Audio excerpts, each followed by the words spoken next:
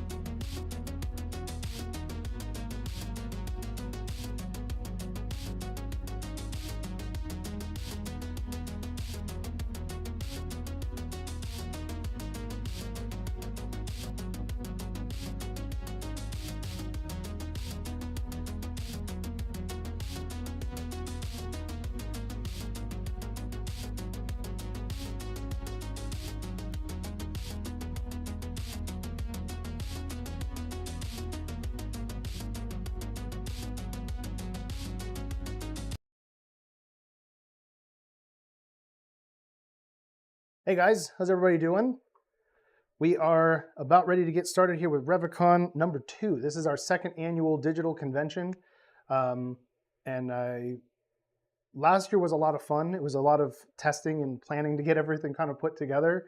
And this year, we actually get to do it while we're in the middle of a Kickstarter, which is doubly cool, at least from my perspective, because we have a lot of new people that are part of the community and joining in and already starting to get into the lore, starting to download like the free Battle Damage Sierra.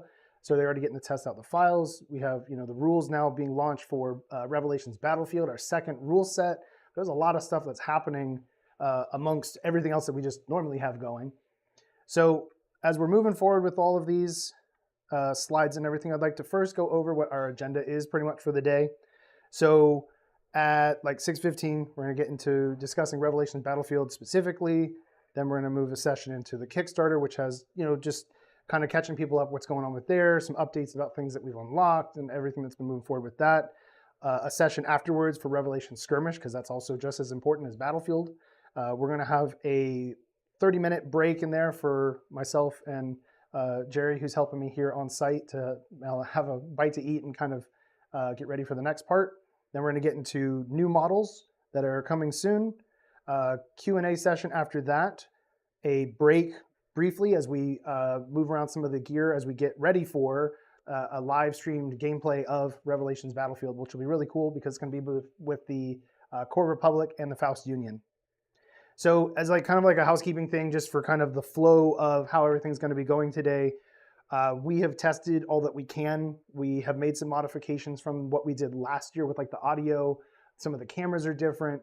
The setup is slightly modified. So we're trying to make things better as we keep going. But if the stream does go down, if something does happen, we will post updates directly on Facebook. And then if whatever reason this fails, we can also do it. We'll also do Discord for updates in case Facebook, but we can also stream on Twitch, which our profile there is Revelations Universe. Last year we didn't have any issues with that, but it's always nice to have like a backup plan. Another thing, as we're going through the day, it's perfectly cool to ask questions. Just go ahead and submit those right now. We have Jerry, and then Kursala or Christopher is also helping with some of that. So we're going to compile those all together in a Google Doc, and then later I'm going to go back to those. As we're moving, some of the sessions may go a little bit quicker than what I was anticipating. And then if they do, we might hit some of those questions early, or we might move into the next session. It's kind of just ebbing and flowing as it feels natural. And we are also recording all the sessions so that we can, this year, break it up into segments to be able to re-upload those for people who maybe you live in Europe. So like right now, it's pretty late. So you can stay for the beginning, but you can't stay for the whole thing. So the replay will be made available so that everyone can kind of see what's going on and broken up into sections because, you know, that's important too. So a big thing that I want to get into before we get into Battlefield, Revelations as of July 1st will now be 4 years going. Revelation Skirmish has been live for coming up on 4 straight years, which for us as a studio is really, really a big deal because we're a very small studio. This is just some illustration artwork that we had commissioned a few years ago, and we're trying to get more art, but kind of just setting the tone for things. So if you don't know, because maybe you're new and you're just coming through Kickstarter or you found us through Facebook, we've been doing a lot of Facebook ads lately. We have a lot of people who've been adding to our Discord and Facebook communities. And my company, I'm the one who started it, I'm Rick Graham. I started White Light Media in 2018, I think it was. But we started doing Revelations a little bit before that. I started writing and I started moving things forward. But my studio is very small. Not the physical space as much, but like the number of people who work on these projects is vastly primarily myself. And then I have freelancers. And then I have people like Kursala who help in like a part-time sense to kind of help fill in for modeling needs that we have. In the 4 years that the game has been live and building up to that 4 years for Revelation Skirmish, we have self-published a number of novels and short stories. We have one short story that wasn't written by myself that is already available through our website. It was actually, or through our shop, was actually done by one of the community members. We have another short story from someone else also in process right now.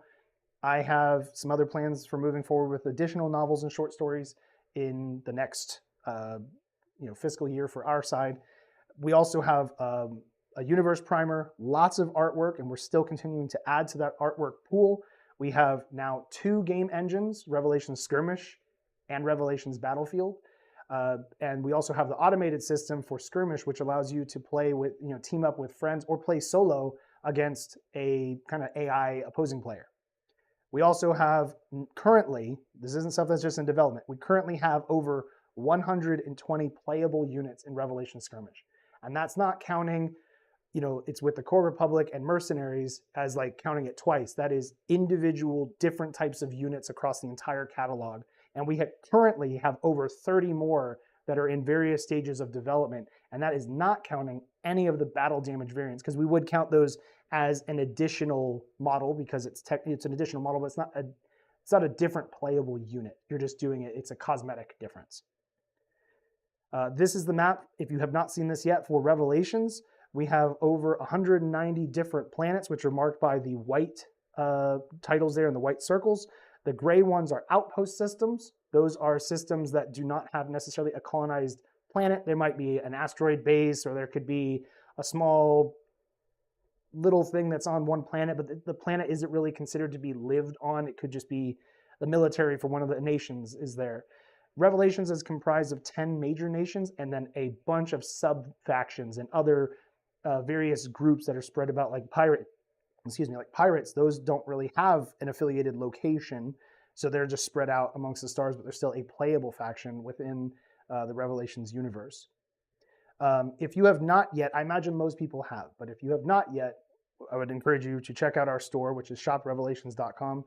We have made it a cornerstone of our business that you can get the Universe Primer, Battlefields rules, Skirmishes rules, and the stats are available for free.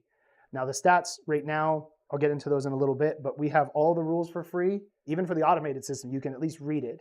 The mechanics you need are found differently, but as far as the rules, we make that available for free. We believe that it is a fundamental thing for us, especially because we're gamers, right? I've been playing wargaming for over 20 years and various different types of games over that time. So I know what it's like to have to buy expensive rule books and then still have to buy whatever other lore mechanic books or other special rules for my units, or it's spread about different eras. Like, I know what that's like to have things all over the place and you have to go and buy all these books and bring it all together.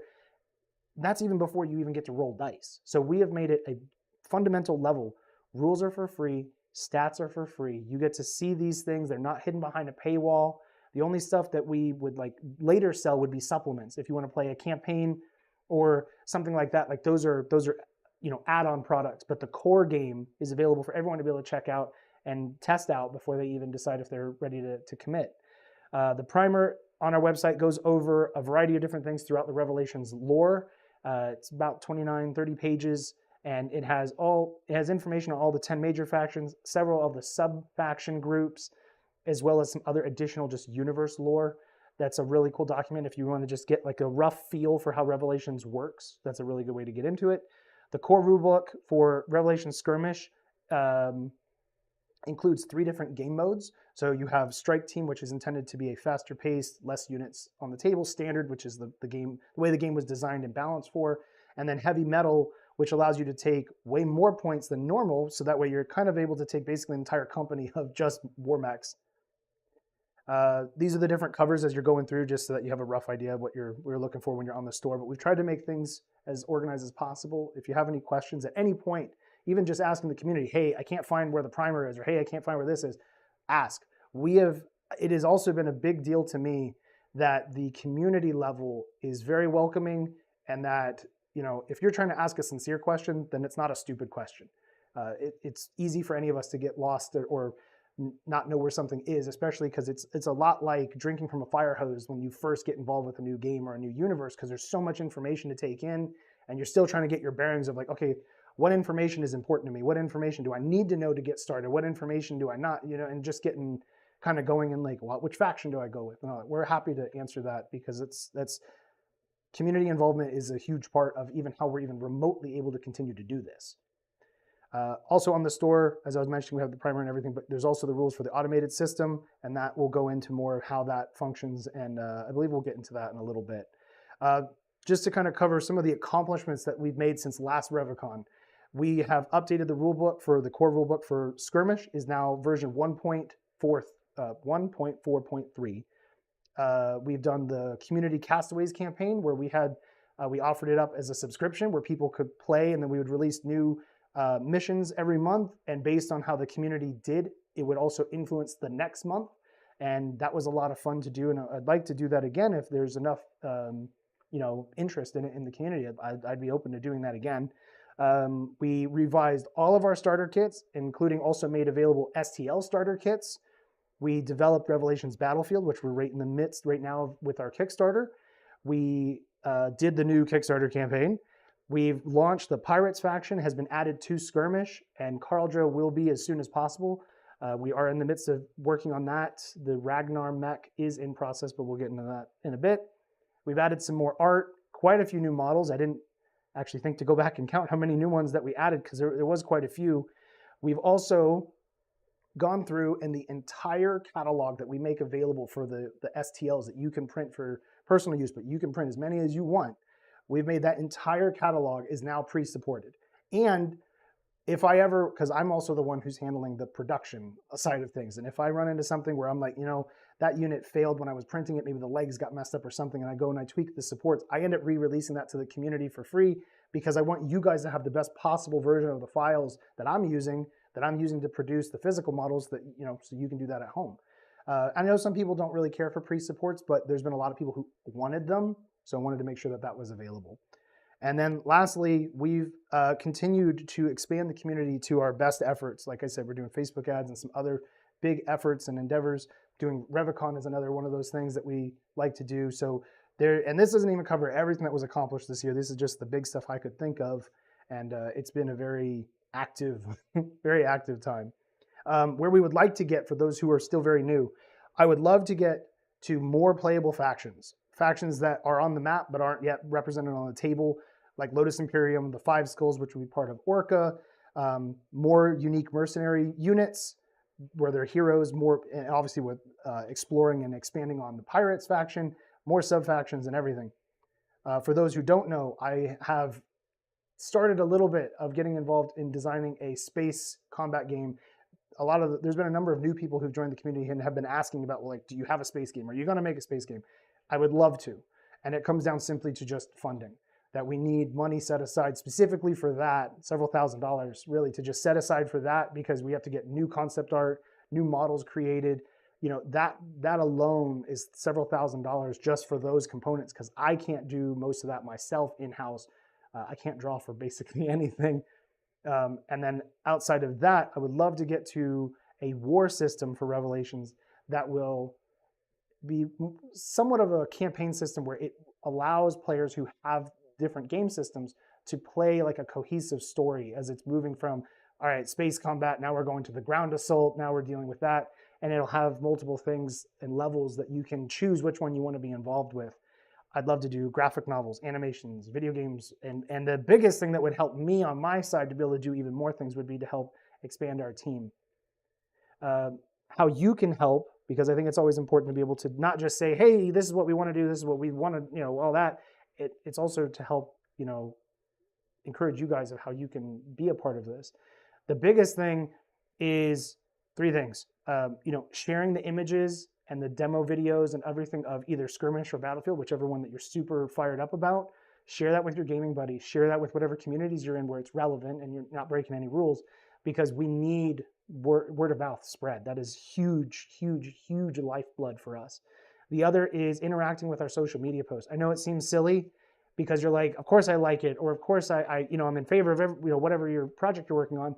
But by you commenting and leaving like a substantive comment, maybe even one that asks a question where people are allowed to answer and other things, it helps the algorithm of whichever platform you're doing that on see that we're important. On Discord, it's not quite the same because there's no organic reach, but like on Facebook and YouTube, that is huge, very huge. Instagram too. So interacting with it, not just hitting like, but interacting with it and sharing that post and stuff is a very big help. And lastly, participate in one of the communities. Because I know it may be like, oh, nobody wants to see my painted picture. I'm terrible at painting. I was not very good when I started painting my models in 2019 as like practicing. At this point, I feel much more confident, and all the images that you see on the shop were all painted by me. And that was just after several years of just working and practice at it. And I was not even as consistent as probably a lot of you are with when you're doing your hobby painting. Being part of the community encourages the rest of the group as well, and then builds, fun relationships and stuff that, as gamers, I think that's one part what we like, is being able to share the hobby that we're into with somebody else who gets it, right? You share it with, your spouse or other friends that don't have any interest in it. It just isn't the same thing. You don't get into it the same way. So being part of the community is a huge thing. This says launch a cult. No, skip that slide. Sorry. That was about, anyway. What we are doing on our side is we're continuing to develop new units. We are growing our communities, because the new units is huge, right? Having new models available, especially for the other factions that need more development. Growing our communities, continuing to explore advertising, which isn't super exciting for anybody else, but for me, it's necessary because it's brought a number of you into our realm in the last 2 weeks. You guys have now joined and been part of that, because I've seen multiple people say, I found you guys through Facebook ads. And I wasn't even doing those very long ago. So that is a recent thing that I really want to explore, because we're reaching people that I had someone who recently contacted me and they backed for the Kickstarter, and they're like, I didn't even know you guys were around. For 4 years, I didn't know you guys were around. And I would have already been part of it if I knew it. And like, that's very encouraging for me that maybe this, the advertising stuff is working. The next thing is, we have to keep pumping out painted images. Gray models and renders are nice, but really at the end of the day, we want to see, sexy painted mechs. It's just better. And then continuing to build out and develop and fully get Revelations Battlefield totally on board and fired up and everything.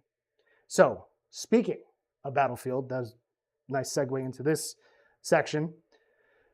For those who don't know, we've launched Revelations Battlefield. It is an entirely alternate rule set. This is just an image that we were using for the cover. Currently, we're on the beta version of the rules, and it's 0.6, where I want to be able to launch the full rules as soon as possible, but we're trying to work out some of the kinks on things and kind of just get more playtesting in and get more community feedback. When I developed Skirmish, I didn't have a community. It was 5 people that followed me, so I had to do all of that on my own. This time, we have way more people. We have hundreds of people, 200 plus people now on Discord alone. We have 1,300 people following us on Facebook now, which has shot up. Just a week ago, we were at 800. So there is a lot more people who can now provide insight and feedback. So obviously, one of the biggest questions that people have if they've been following us with Skirmish is, what is the difference between Skirmish and Battlefield, which is a very fair question. So the quick and dirty kind of different distinctions. Battlefield is an entirely different rule set than Skirmish, entirely different. The gameplay was intended to be faster, simpler, and easier, specifically because the game was designed for people to be in mind of either younger gamers 12 and up, and also people who are maybe not as experienced, or they just want to play something that's more casual and laid back. They don't want to get into the tactical grind of things, because at different times of the week, maybe you have different availability. I got an hour and a half tonight, let's build a list and let's play a quick game. And then other times you're no, let's set aside, a Saturday night. We're going to play a game of Skirmish, and we're going to play it for a couple of hours. So I wanted something that was faster and simpler and more streamlined, so that we had both options. The upside to having these 2 different engines is that we use the exact same models for both engines. So you don't have to buy a new Sierra just because you're playing Battlefield or because you're playing Skirmish, which I feel is a big deal, because a lot of different game engines, they don't use the same models because they changed the scale of the game. So now I have to buy my whole army again in the different scale, and then I have to repaint my whole army. And this way you can jump back and forth to whichever game engine your opponent wants to play, or whatever you're feeling up to. Or maybe you play Battlefield now and you're oh, let's test out Skirmish because the rules are free. And then you can kind of just move into that as when you're ready. You can take as many units in Battlefield as you want, unlike in Skirmish, where you're limited to a cap, depending on if you play strike team or standard or heavy metal, you're at a cap of 12 combat units and 6 drones. In Battlefield, you have your point allotment, spend it however you want. Because the big difference is you can only get, as of the rules today, with Battlefield, you only get to activate 3 units or battle groups per turn. In Skirmish, we're going to go back and forth until every single unit on the table has had an opportunity to be activated in this round. So the games they play out entirely differently, which is what I wanted. The other thing that we have that's a big difference is in Skirmish, the stat profiles vary in size based on how many keywords. Really, it comes down to keywords and the number of weapons that unit has. So if you look at a Serpent hover tank in Skirmish, it's pretty small. And then you go look at a Vega or an Ares for the Union of Stars, and now it's a really big stat profile that almost takes up the entire half a page by itself. In Battlefield, everything fits on a playing card. And there are 2 sides to it, which we'll get to later, but everything fits on a playing card. And that was very important that we made it so that everything was condensed, because it needed to be streamlined, so we couldn't have large stat profiles. But if you want to play something that has more, I want every weapon to have its own thing, I want to have all these different keywords because it changes the way that I'm going to play the game, then that's really, Skirmish is going to be more for you. So here is an example of one of the stat cards up close. On the left side is the front, which you can tell because in the top left corner it says 40 points. That's how many points that takes to be able to field the Sierra. On the right side, it says back in that same box. So that way you would know that that's the back, the other one's the front. The other way to tell is that if you look at the bottom left card, where that black box is. So once the Sierra takes enough damage that it reaches that black box, and assuming it's not immediately removed from play, it will flip over to the back side of the card, which is where you see all the other black boxes on the other side. The difference here is that in skirmish, as you're getting damage, you're losing weapons, you're losing limbs if you're one of the war mechs. Other things are affecting you and taking out your weapons or maybe just negating them. In Battlefield, with it being streamlined, we didn't have the room to do those things. So like even war mechs now have a combined health pool. They don't have it divided about the locations. So all units, drones, infantry, vehicles, and war mechs have a combined health pool for their unit. But to kind of simulate the mech or the vehicle is taking damage and they're getting weaker, you flip the card over and now the stats will change. On some units, they lose weapons or they gain new weapons. They lose keywords, they gain keywords. So this is to kind of simulate that something is changing throughout the battle. They're taking damage. Some factions will have more, maybe more negatives when it comes to the speed. They'll lose more speed, or they'll lose attack value, or they'll lose defense value, whatever. Like it'll ebb and flow. The other thing that you'll see here that's different than like with skirmish, if you, on the left side, I'll just go over the icons just really briefly. The top one is for your movement speed. The next is for how tall you are, because height needs to be very specific, because essentially Battlefield is more like you're playing on a 2D kind of system, and it'll make sense later when we do the actual gameplay, but it's different than skirmish. Skirmish is trying to use all of the 3D elements that you're playing. Battlefield, to streamline it, is like more of a 2D, so you need to know how tall each unit is.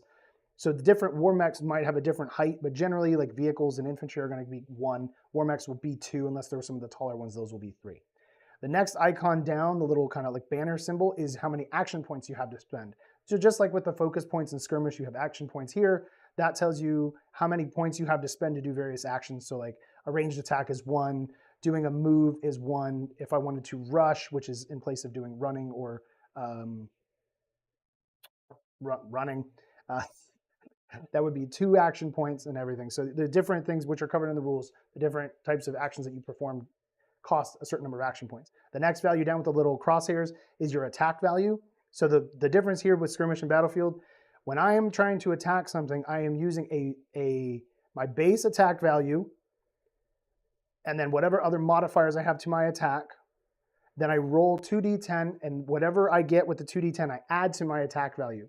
I have to equal or exceed the total defense value of my target. So like if my Sierra was shooting at another Sierra with no other modifiers, I have a 9, so I'd roll 2d10. As long as I roll a 9 or greater and add that, I'd have 18 or more, I would be able to hit another Sierra. So that's the defense is just beneath that. Below that is your base melee damage that you do. Below that is the number of hit points you have. And then as you see at the top middle, you'll see the different types of weapons they have. So the icon will either be like a ballistic or an energy, and then we'll release more weapons later. Then they have the different ranges, how much damage it does, what type of damage it does, and then keywords. The keywords will be listed in the box beneath it. The only ones that are not included in the box is heavy target, which means you can only target everything that's not infantry, and anti-personnel, which is you can only target infantry with that weapon. So that way you only have to memorize 2 keywords right now. All the others that the unit has will be listed on the card. So we can't do as many keywords as what we could in skirmish, but then it helps streamline everything. Another thing that's different is that with infantry, they have a different type of base than they do in skirmish. You use the exact same physical model, but the base size is different. Battle groups is an entirely new mechanic for Battlefield. Because you can only activate 3 units per turn, you can take several of your units, make them adjacent to one another, and now they're considered a battle group, so they move and activate all together, so you're able to get different types of combinations and everything going that can increase the attack value or it can do extra damage. There'll be other mechanics that help tie into just the battle groups themselves, so it kind of supercharges the unit rather than being out by itself like in skirmish. Drones have been entirely reworked. Right now, all drones except for the network drone only affect the battle group that they are a part of. They don't have their zone of influence like they normally do. They have it just themselves. So then that way, drones will play different between the 2 platforms, but it makes it cohesive for the battle group mechanic that they're not out there like drones out there just floating on their own and changing and modifying a bunch of things. Another thing is that the difference between Battlefield and skirmish. In Battlefield, The gameplay is focused on scoring victory points, which we'll get to later. And then there's also, because the way that you would win is whichever player gets the 10 victory points first ends the game. The game will end at that point. But even if you did mostly good, but maybe not as good as your opponent, you still have an opportunity to score bonus points at the very end of the game. So just because someone goes through and they just kind of control all the objectives, like maybe you got some points, but they, kind of dominated, but they took a bunch of casualties. There's ways for you to get bonus points at the end so that it will actually flip to your side. So that way, it's not just one player dominating the other and that the whole game was just an avalanche and just wasn't fun. There's still a chance if you're being careful with your decisions that you could still come out in lead at the end. So here is an image of Battlefield. We just kind of set up a demo, just kind of demonstration for photography, but you'll see that that orange marker in the middle is one of the objectives. In this case, it's the objective is at the very center of the table. There's typically 3, but that one's at the middle. Terrain is set up. So we have included as a free STL pack that you guys can just download and print, 8 different sizes and 3 different types of terrain: blocking, rugged, and woods. We've made these templates available. If you were to print every single template we have and include your army, you're able to fit that all into a pretty small box. So your need of transportation is much easier to do than it is with skirmish, and that's just because you don't necessarily have to have as big of a list or an army in order to be able to play. And in Battlefield, it was really important to me to make a game that had a consideration for those who can't stand. It was something that's changed in my family. I have a family member who is now wheelchair bound, and it was important to me that they would be able to play these kind of games if they wanted to, and that he could see across the table, because if you can't stand, you can't see. So in Battlefield, we include these templates that you can print, but you are allowed to still use 3D terrain.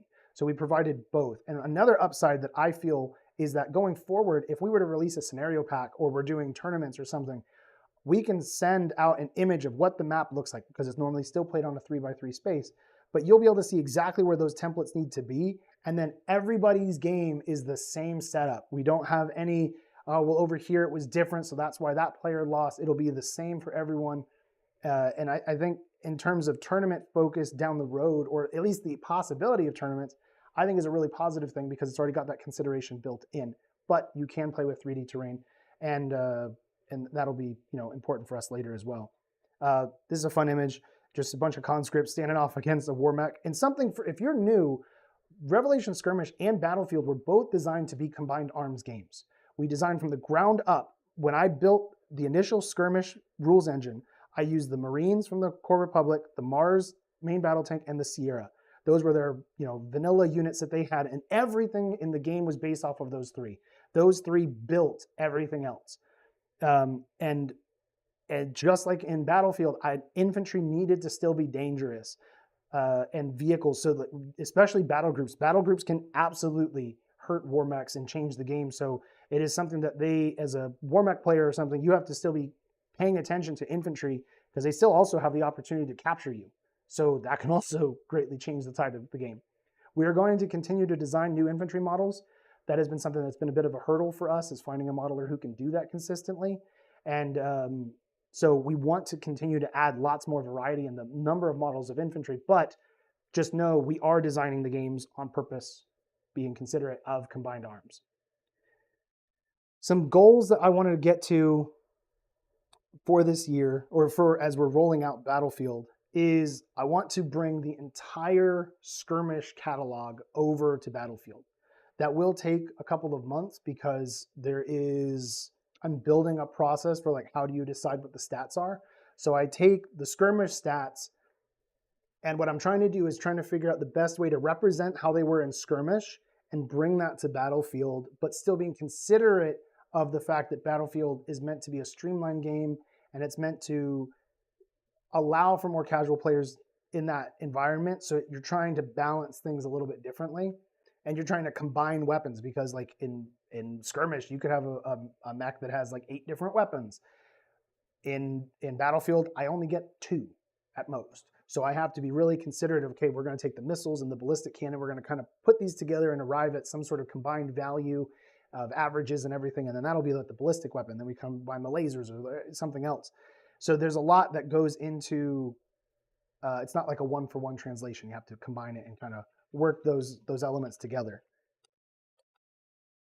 I would like to, this was something that we were doing with the Kickstarter, is to update our free list builder, which is revelationswar.com, where you can go and build your list and print out your stats for skirmish. I want to bring Battlefield to that as well. And then from there, you'd be able to access the entire database of all the stats that are available, and you'll be able to build your list right there and print it out. And then they would just be on, it would be like what I showed you in the preview image, where it would be a long rectangle, and then you fold it in half and you put it in a sleeve, a card sleeve, and now all of a sudden you have something that's basically laminated. You can dry erase, or you could, without that, you could just use pencils or pens or something. But it's something that you can track damage directly. You could also use D6 or something else to kind of track damage as you're going. And then you could also always just reuse the parts. Until we update the stats, it'll be the same stats, right? So you could just print one Mars, and effectively it's all of your Mars that you might use. I also want to develop a variety of different scenarios and mini campaigns specifically for Battlefield. We have quite a few to pick from for Skirmish that are inside of our Across the Verse series. So each of the Planet installments has a mini campaign for Skirmish, and it varies in which units are going to be fighting which factions and such. But I'd like to do the same thing with Battlefield. I haven't decided yet if I'm going to go back and retroactively add a Battlefield campaign to those products. If I do, I'll announce it, and then everyone will just get the update as that releases. But I'd like to design specific scenarios for Battlefield. The difference is, with Skirmish, we have a lot of different game modes. You've got just Kill 'em all, where you're just Annihilation. You've got Breakthrough. You've got all these different types where the objectives are very different. In Battlefield, you kind of don't. Right now, we have just the standard game mode. I know later we'll release more, and the focus for me right now is just building out the rules, building out awareness that exists, building a player base for that, and then migrating stats over, because that is a huge endeavor just in itself, and just launching everything. So I do want to have things that are designed for Battlefield. They go well with Battlefield, and then move that forward. Another big thing for myself for goals throughout the rest of the year is to create more YouTube videos. I know people had been asking for those for Skirmish. We found out recently, someone was talking to me the other day, a community member, and I started laying out all the different job titles, right? The job positions that I have as the owner and operator of everything here.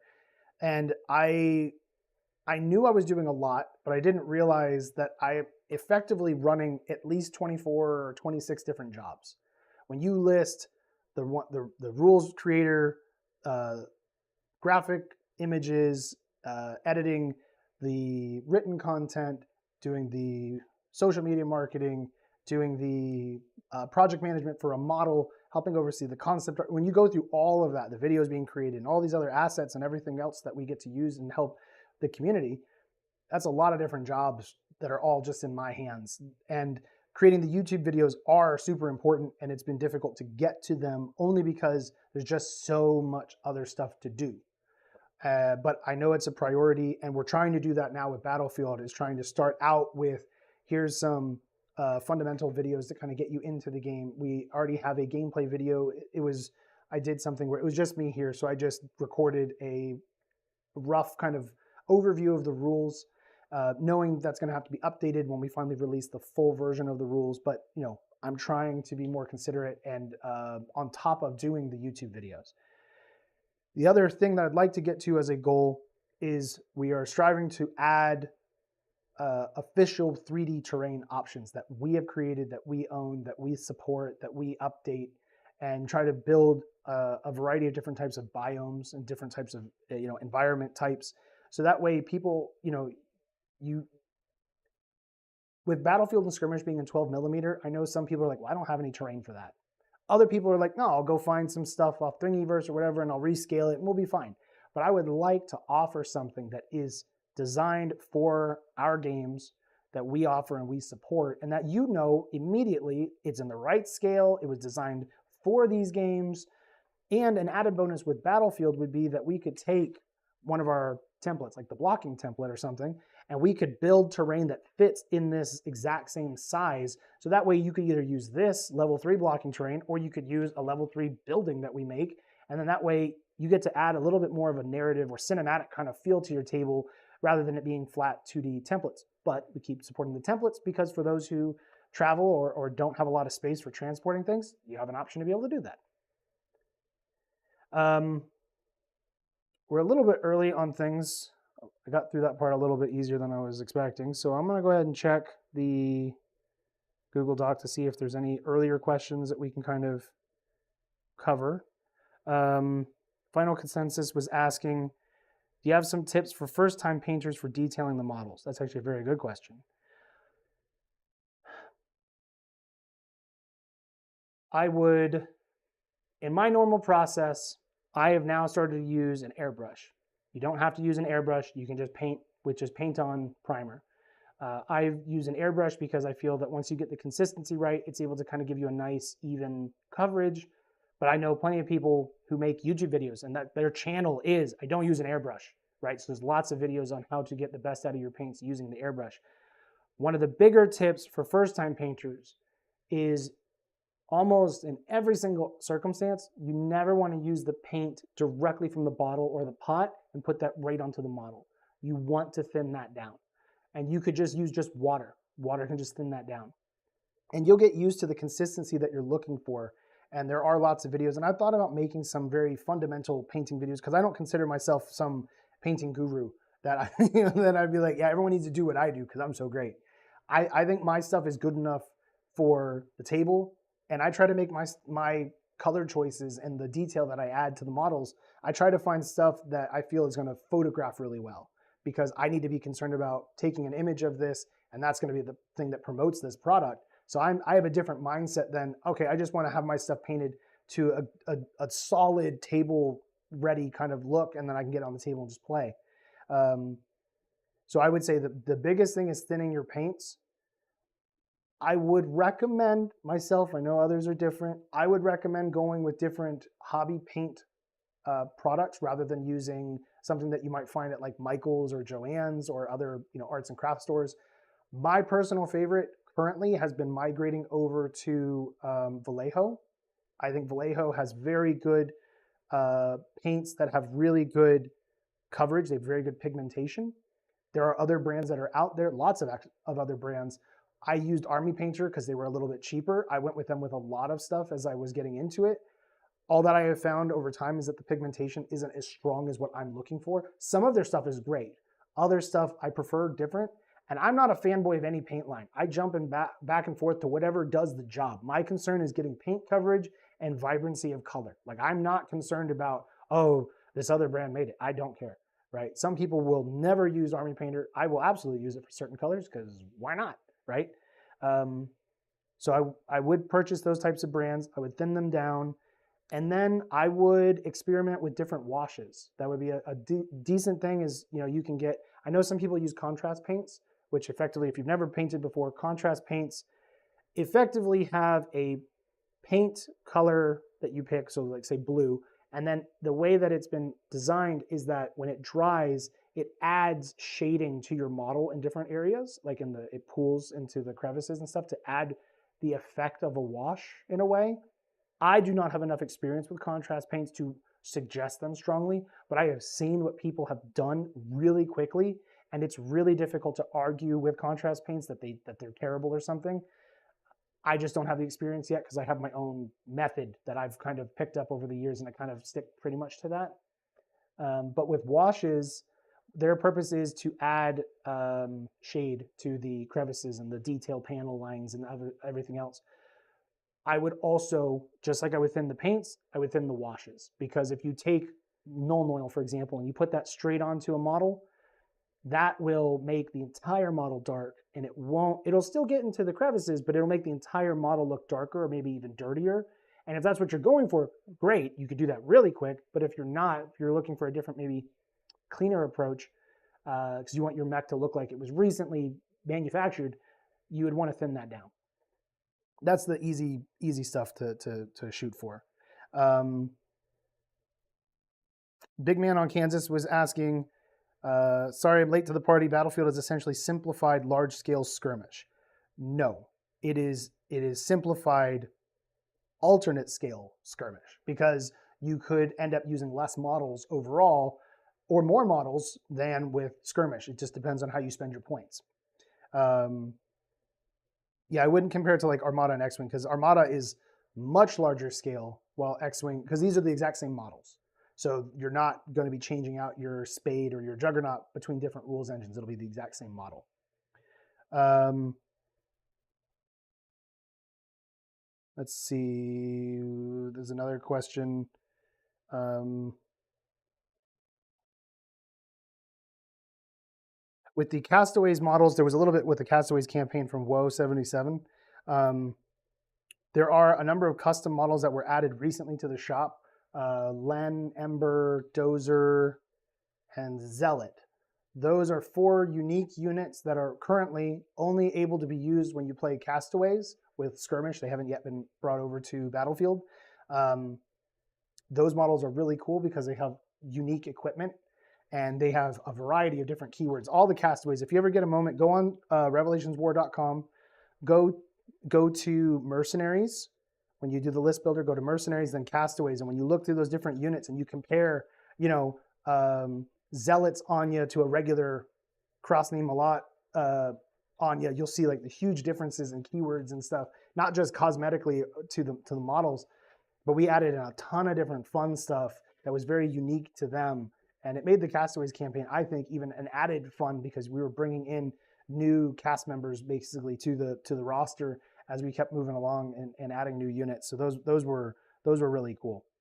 So what we're going to do now, we're going to go ahead and switch on over to the next section, which is to discuss the Kickstarter, which last I checked was just under $7,500. And I want to 100% thank you guys for everyone who has supported either financially or by sharing the link to spread the word. I'm going to get into in a little bit how important Kickstarter has been for us, but I want to stop and make sure I'm very clear that I am incredibly thankful and grateful for how far we have gotten already. I believe we are going to unlock a couple more stretch goals. It would be awesome if we got up a little bit, 15 or 20K, but even where we are now, I am very, very thankful. And I don't take that for granted that a bunch of people around the world thought it was important enough and believed enough in Battlefield to actually put money on the table to help us do what we're doing. So I'm going to go over the tiers because if you haven't checked, I'm just going to briefly go through the tiers. So the first tier that we have on there for the rewards is for STL starter kits. So what you would do is you would pick between one of these different starter kits at the end when you get your survey. You would specify which of the starter kits that you would like. You get everything that is in that little rectangular image. Those are going to be all the STLs that you will get. Now with the drones, you'll get, it depends, 8 to 10 drones, depends on the faction. But you'll get, 2 mechs, 2 vehicles, 1 infantry type, and then all the drones that go with that faction. And $25, the value of that ranges between 37 and 51 depending on the faction.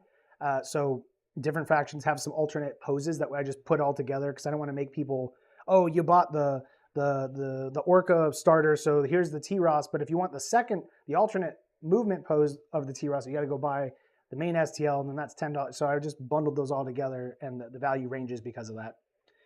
This is our physical starter kit. You would be getting it unpainted, unassembled, of course, but these are the contents that are in it. You get effectively half of an army for either the Faust Union and the Core Republic. It comes with the different tokens that you would need. There are less tokens needed for this game than there are in Skirmish. Just 2d10 because everything works off of a 2d10 system, a flexible measuring tape, and then also it would be a physical, basically it's a measurement tool. It's for convenience. It has between 1 and 4 inches. Measuring 4 inches sometimes is really vital in Battlefield, so we figured it's better to include this tool because it'll help expedite setting up where's my deployment zone, and everything else. It'll help move that all along. This kit is $80 on Kickstarter. It will be a little bit more when we take it to the shop, and we're trying to evaluate what is the best way because we need the starter kit to get people into the game. So it's always difficult when it's pricing things because we're trying to keep things affordable, and not to mention economically right now, a lot of people are struggling. My family has its own challenges. Doing all of this stuff is not cheap, and getting into creating tabletop games generally doesn't make you super wealthy. At least not yet in my experience. So we're trying to price things in a way that, we're profitable, but also we're being considerate that there are lots of gamers who want to get into a game, but only have so much disposable income to spend on a hobby. So we're trying to find that balance between that. There is a different tier that is in here that you can't see that is $100. It's our Mega STL bundle. It is effectively our entire current live catalog all together. All the STL versions, all pre-supported. $100, you get the entire bundle. Plus, you're going to get all the other digital STL stretch goals that we unlock as we move through the campaign. And that is worth, I think if you don't own any of our other models, its value is like $680-ish, because there's also going to be battle damage variants that haven't been created yet. So if you go to Kickstarter, you look at our listing, as you're looking at that giant mega bundle and you're just scrolling because it's pretty long, you'll see like Sierra plus BD. That means battle damage. So you're going to get the regular Sierra, and then you're going to get the battle damage Sierra. You're going to get the Sierra E2 and the battle damage, right? And all those are marked appropriately for which ones are automatically included in the Mega STL bundle. The other level that we created was only the battle damage STLs. The point of this one, some people had requested, I just want the battle damage ones. I don't want everything else because different value. We've made this tier. It's like $50. You get all of the battle damage STLs that are currently going to be included in the campaign. I believe it does not include the stretch goals. I think that was how I set it up, because the stretch goals are all going to cost lots of time to finish. So at the moment, if you backed us in the last Kickstarter for the Mega Bundle, and then you're doing the Mega STL Bundle this time, the difference in value that we've already included with the battle damage and all the other new units that we included is like a $200 difference for $100. So even if you backed us in the last campaign and you wanted to do the other $100 tier this time, you're already getting, without stretch goals, $200 in value for $100. So, but we made this tier for those who were specifically wanting to request it, so it is available. Now I think we should go ahead and start discussing a couple of the different Kickstarter, well, the stretch goals that we've unlocked. So the very first one that we got, the campaign is successful. We've already reached that, past that threshold, almost 300%, and we're already there. So if you are, hey, someone just backed for $100 on Kickstarter. That's awesome, thank you. We've already made it, right? So we're already successful. And if you don't know, Kickstarter doesn't charge you unless the campaign is either successful or it reaches the end. So if you knew, well, I don't have the $100 today, but I'm gonna have it in like 3 days, you know, you could still go in today and you're not gonna be charged until Kickstarter is all the way done with the campaign and then they begin the billing process. So the first stretch goal that we've already unlocked was for $4,000 was for the Sparrow variant. So the Sparrow came out with the Pirates in the last Kickstarter. It is a small mech that is basically a retrofitted industrial mech. And we actually have begun working on it and pretty much have it at this point ready to start doing print testing. So this is an alternate Sparrow. It doesn't have a name yet, but it is a Sparrow that can be used by pirates and mercenaries. Obviously, you notice that giant chainsaw that's on there, which is wicked cool. It has the machine guns from the Sparrow. The other cosmetic difference between this and the other one is that the cockpit is the kind of like the industrial version. So it's got glass instead of having the combat kind of shielding. And that also comes with a scattergun as a weapon. Now, what's really cool about the Sparrow and / the Mite, because the Mite is the name of the industrial version, we are going to release a lot of variants for this down the road, and we'd like to do other industrial mechs as well, because I know some people come from another universe that did something similar, and they don't really like that. I personally like that, the option of that, because especially pirates or very low-class mercenaries that are just getting started with their business, they don't have access to spades and trolls and Ares and juggernauts. What do they have access to? They have Sierras, because those are super abundant, maybe some goblins, tanks, and then, you know, other little mechs. Well, the Sparrow is perfect for that. And we're able to retrofit it with a bunch of different types of weapons down the road, and it'll allow us to have a lot of fun and create a lot of cool different types of variants that maybe don't even really make a lot of sense, but if you're playing as mercenaries or pirates, they have machines that don't make a lot of sense, right? Because they got to cobble things together with what they have access to. The other thing we'd like to do, which I haven't really announced yet, is I'd like to end up coming up with some sort of sub-faction or its own faction, really, that is kind of like either militia, kind of in the sense that it's a group of people who live on a planet and are tired of the pirates raiding them and decide to pool some resources together to build their own kind of combat force. Or it could be something fun to do later in the future, for the Core Republic to have to deal with, as there's a minor insurrection of these cobbled together forces that are trying to fight back against the government or something, which would allow us also to have an enemy directly for the Keepers of Peace as they roll out as a sub-faction, hopefully in the future. The next stretch goal that we unlocked was printable stats on the list builder. So we've already got the funding to do that. We have not begun that yet because we have to wait until we get the funding from Kickstarter. Even though technically we're already blown past it and we should have it, sometimes people go back through and they lower their pledges and such. So I don't feel confident until I have the money in the bank and then I know, okay, we have it, let's start. Because when I work with a modeler, I do not like working if I know I don't have a way to pay them. I don't like to ever start a project without knowing funding is covered, you're good, let's do this. Because as a freelancer myself for video work, I don't want to work for someone and find out they can't pay me. That sucks. Nobody wants that. So we're going to be moving forward with this. And like I mentioned, it'll be on revelationswar.com and all the stats will be available for everyone to access for free. The next stretch goal that we have unlocked is Captain Serena Willow. This model is, well, Captain Willow was the very first named character in all of Revelations, at least for the playable units, that made it official. And she is like an ace pilot for the Core Republic. She's an awesome unit, a very cool character that I hope we get to add very distinctly to the lore and to novels or short stories down the road. But her E2S, her Sierra E2S, it'll be available in two forms. We're going to have one where it is basically undamaged, unmarked, while she stands on top of a destroyed Faust Union D70 tank. But we're also going to include a battle damage version. So that is a super cool unit that this is an in-progress render. We're going to make some final tweaks and then add the battle damage and such. But this is going to be a really cool model. I'm really excited for. And it's only an alternate E2S. So you could use her at that exact model as your own E2S, or because they're STLs and everything, you can swap out those other arms and the other shoulder weapons, and you can build a different type of Sierra loadout while still using her as a base. So there's a lot of opportunity here for customization. And here's a better render of her standing on top of the destroyed tank.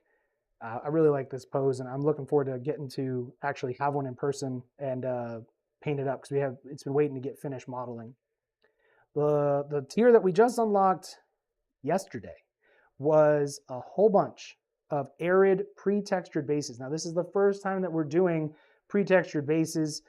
This is something that I'm handling myself, and we have a whole bunch here as an image. Here's a bunch that I've begun work on. I've started to test them. These are only the Warmech bases. There will be bases for all the unit types, and each unit type will have 4 different types of bases.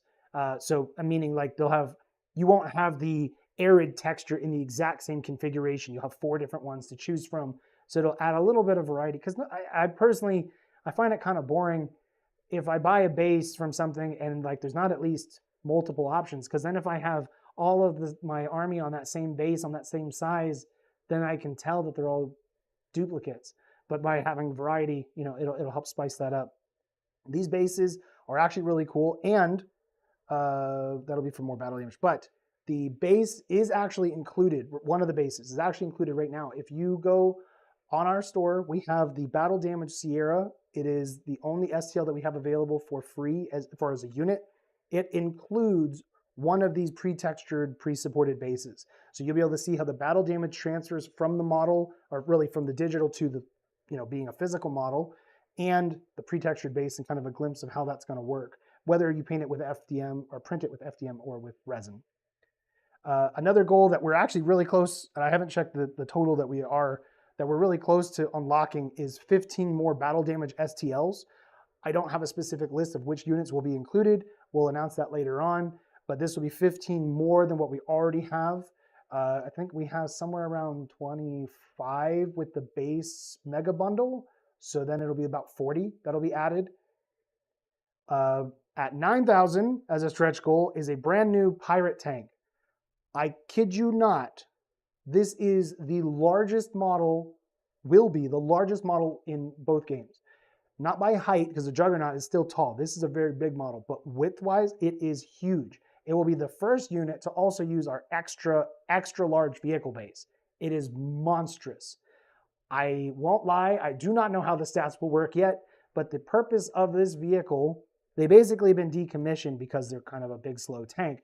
But the purpose of this thing was to use those missiles to strike a continent away from wherever it's positioned. So these are an extremely long-ranged unit that has various machine gun turrets on it for protection. But this will be something I think that will be fun, especially in scenario games where, if you're a mercenary assaulting some sort of Orca planet, or maybe pirates got their hands on one of these, because the pirates, you don't think of pirates in the sense of just some ragtag goofballs that just have like 2 sticks and a thing of duct tape to put together to fight with. Some of the pirates are veteran soldiers that have kind of crossed into not full mercenary, because they still go out and do their own raiding and stuff, but they're very skilled and they're very well equipped and they're almost like a private military in a way. So pirates having a tank like this, and as we add more sub-factions to pirates, it'll be more clear, because there'll be some that stand out among the others in terms of just how deadly they are. But that'll add to it. And this is a really cool stretch goal that I can't wait to get to, that hopefully we're able to reach. I wanted to show some of the battle damage units I've already started to work on for the campaign. This is a Sierra E2. This one has not been printed yet, but I'm using the same technique that I used with the Sierra and transferring that over. So this is, with each battle damage unit, I try to give a rough idea of like, what did it fight, right? And I don't want them to be so mangled that they don't make sense of like, why would this even be standing? I want it to look like it's had like plate damage, but not severe damage. And the added bonus is that you could choose to use these as your mercenary forces, because when you look on the list builder for Revelation Skirmish, there are 3 different types of mercenaries. There are M-, M, and M+. M is just your standard mercenary unit. M+ is typically a mercenary veteran, so it's someone who's very skilled. But the M- is a mercenary unit that is not at full strength. It has typically it has less health points than normal. So you could use one of these, or you could use it as your veteran forces for the Core Republic or something else. But you could just use it as your M- forces, and then that'll be really cool on the table. Next is the Sierra H3V. This one was recently covered in some battle damage. There's some right there on the center plate. I tried to go through and make sure that the missile launchers had a little bit of scratching. This one didn't get as much big damage like as the E2 had. This one had, there'll be lots of places to do, you can paint it dark and then add a little bit of silver to it and stuff so it'll look like it's been scratched up. And this was a fun project, and we're going to keep going through more of these. And as more of these are finished, I'll be updating and letting everybody know what they look like. This was the Sierra model that I have available for free that you can go download right now. This is one that I painted, that's the pre-textured base that it's on top of. I did glue those rocks on and painted them to match, but and obviously the grass tufts. But if you see the big damage on the center torso, the right arm, those bullet holes on the right leg, and then there's other points of damage like on the shin of the left leg. Those are damage points that I modeled onto it, that translated from being 3D printed. I didn't do any physical damage to these models, to this one. All I did was I just painted where it was. I made it look dirty, but all of the damage was on the model. This was an experiment to see if we could do battle damage and how hard was it, to pull it off. So I wanted to have it, and then we made it available because I wanted to show you guys, because some people might be thinking, well, is it just really shallow? Is it stupid or whatever? Download it and see. It's really cool. I'm super excited for the potential for doing this. Obviously, we made it as part of the Kickstarter this time to be able to have that available for everything else going forward. Briefly, because we're kind of already at the 7 o'clock, we're supposed to move to Skirmish. I want to talk about what we did with the funds from the last campaign for Kickstarter and then from this campaign. So the last campaign, some of you probably don't know this, I was still working part-time for a different client and then doing Revelations as I could on the side, and still doing freelance video work as that popped up. My main source of income was from that other client, went away at the end of December. So going into this year, I have had a little bit of freelance work, but it has been Revelation Skirmish that has carried my family, right? And so we used a majority of those funds in order to allow me to go full time, so that I was able to continue this work and to try to do a bunch of other new things, which ended up being how I was able to design the Battlefield rules engine. All of that money is gone. The last bit of it is left to allocate towards getting the last 3 models made. But after that, like that money's already spent. The funds from this campaign are primarily for me to continue to do full time, to be honest. Unlike in the last campaign, I was very careful this time to only choose projects that I felt I could do. Until we get like way up into like the 30,000, 40,000, 50,000 stretch goals, I tried to pick things that I could do. I learned how to do enough modeling to do the battle damage. I'm doing that. I know how to do the pre-supports for all this stuff. I was the one who designed the templates. Kursala has helped me here and there, and I still use him in that part-time sense, but I am doing the 95% of the work, 90% of the work on all of the projects. So then that way we don't run into the hurdles that we've run into on the last Kickstarter. We have had, the reason that Karldra is not ready is because we have had different modelers come along who said they could do it, then couldn't. We had other people who came along and had a legitimate life emergency kind of stuff happen, and they had to step away. And we've run into other hurdles with other types of models. So it has been something that we have continuously had as a barrier for new projects, is just the modeling process. Because I myself am not a modeler. I've done some stuff, so you could say, well, Rick, you're more of a modeler than me. Maybe, but I'm still not to the point where I'd say I can design an entire mech. As an example, I did learn enough. The Berserker infantry that I'll be showing later here was designed by me completely. I got concept art created, but I couldn't find anybody to do the model, so I went and did it. And we're gonna be doing the print testing on that to make sure that it wasn't bad, but if it is, I have to rework it. So I'm saying that the funds from this campaign are for me to continue to do full-time. Primarily, that's what it's primarily there for. We have to take out a sizable portion, like $2,000, immediately come out to pay for the upgrade to the website for Battlefield. Just web development is expensive. And we're going to put some other updates into the website too, so it just kind of bundled it all together in like one big wave of updates.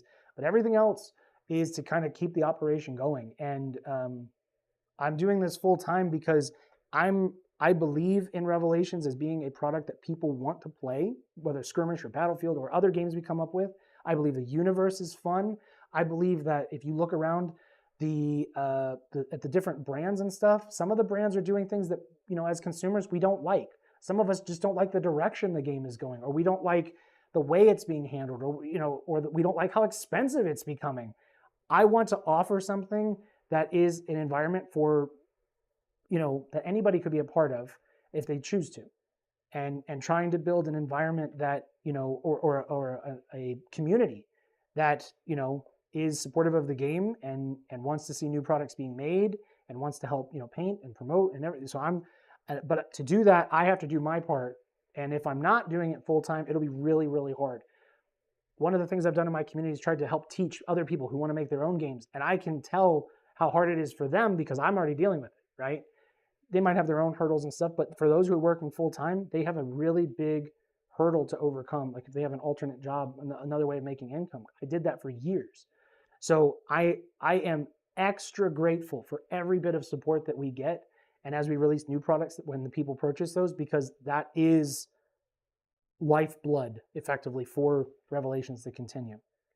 I will say, because there was some concern when I launched this campaign, that every 6 months or a year, Rick's going to be launching a new campaign for Revelations, and he's just going to use the same STLs over and over and over. I get that as a concern. We are not going to be doing that. I can say absolutely that this campaign was a Hail Mary of sorts to make me be able to stay full-time for however many months that we got in funding, and to also make new projects and products for everybody to enjoy. That was the thing.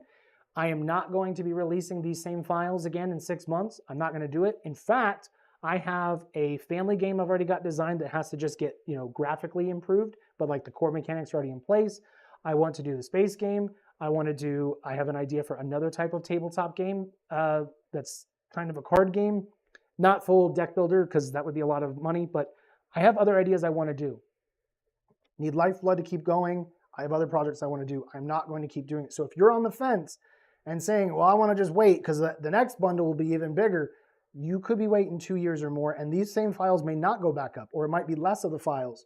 Whatever the combination, I can't speak to how in 2 years what I'll be doing, but rest assured, we will not be doing this same campaign again for however long in the future. So if you're on the fence and you want to support, but you're kind of waiting to see where you can get a better deal, this is the better deal. Because after that is retail, which our files are still very, very reasonably priced, typically $7 to $10, which the $10 either includes an alternate variant or an alternate pose. So everything's pre-supported, right? And we continue to support that as we continue to go on.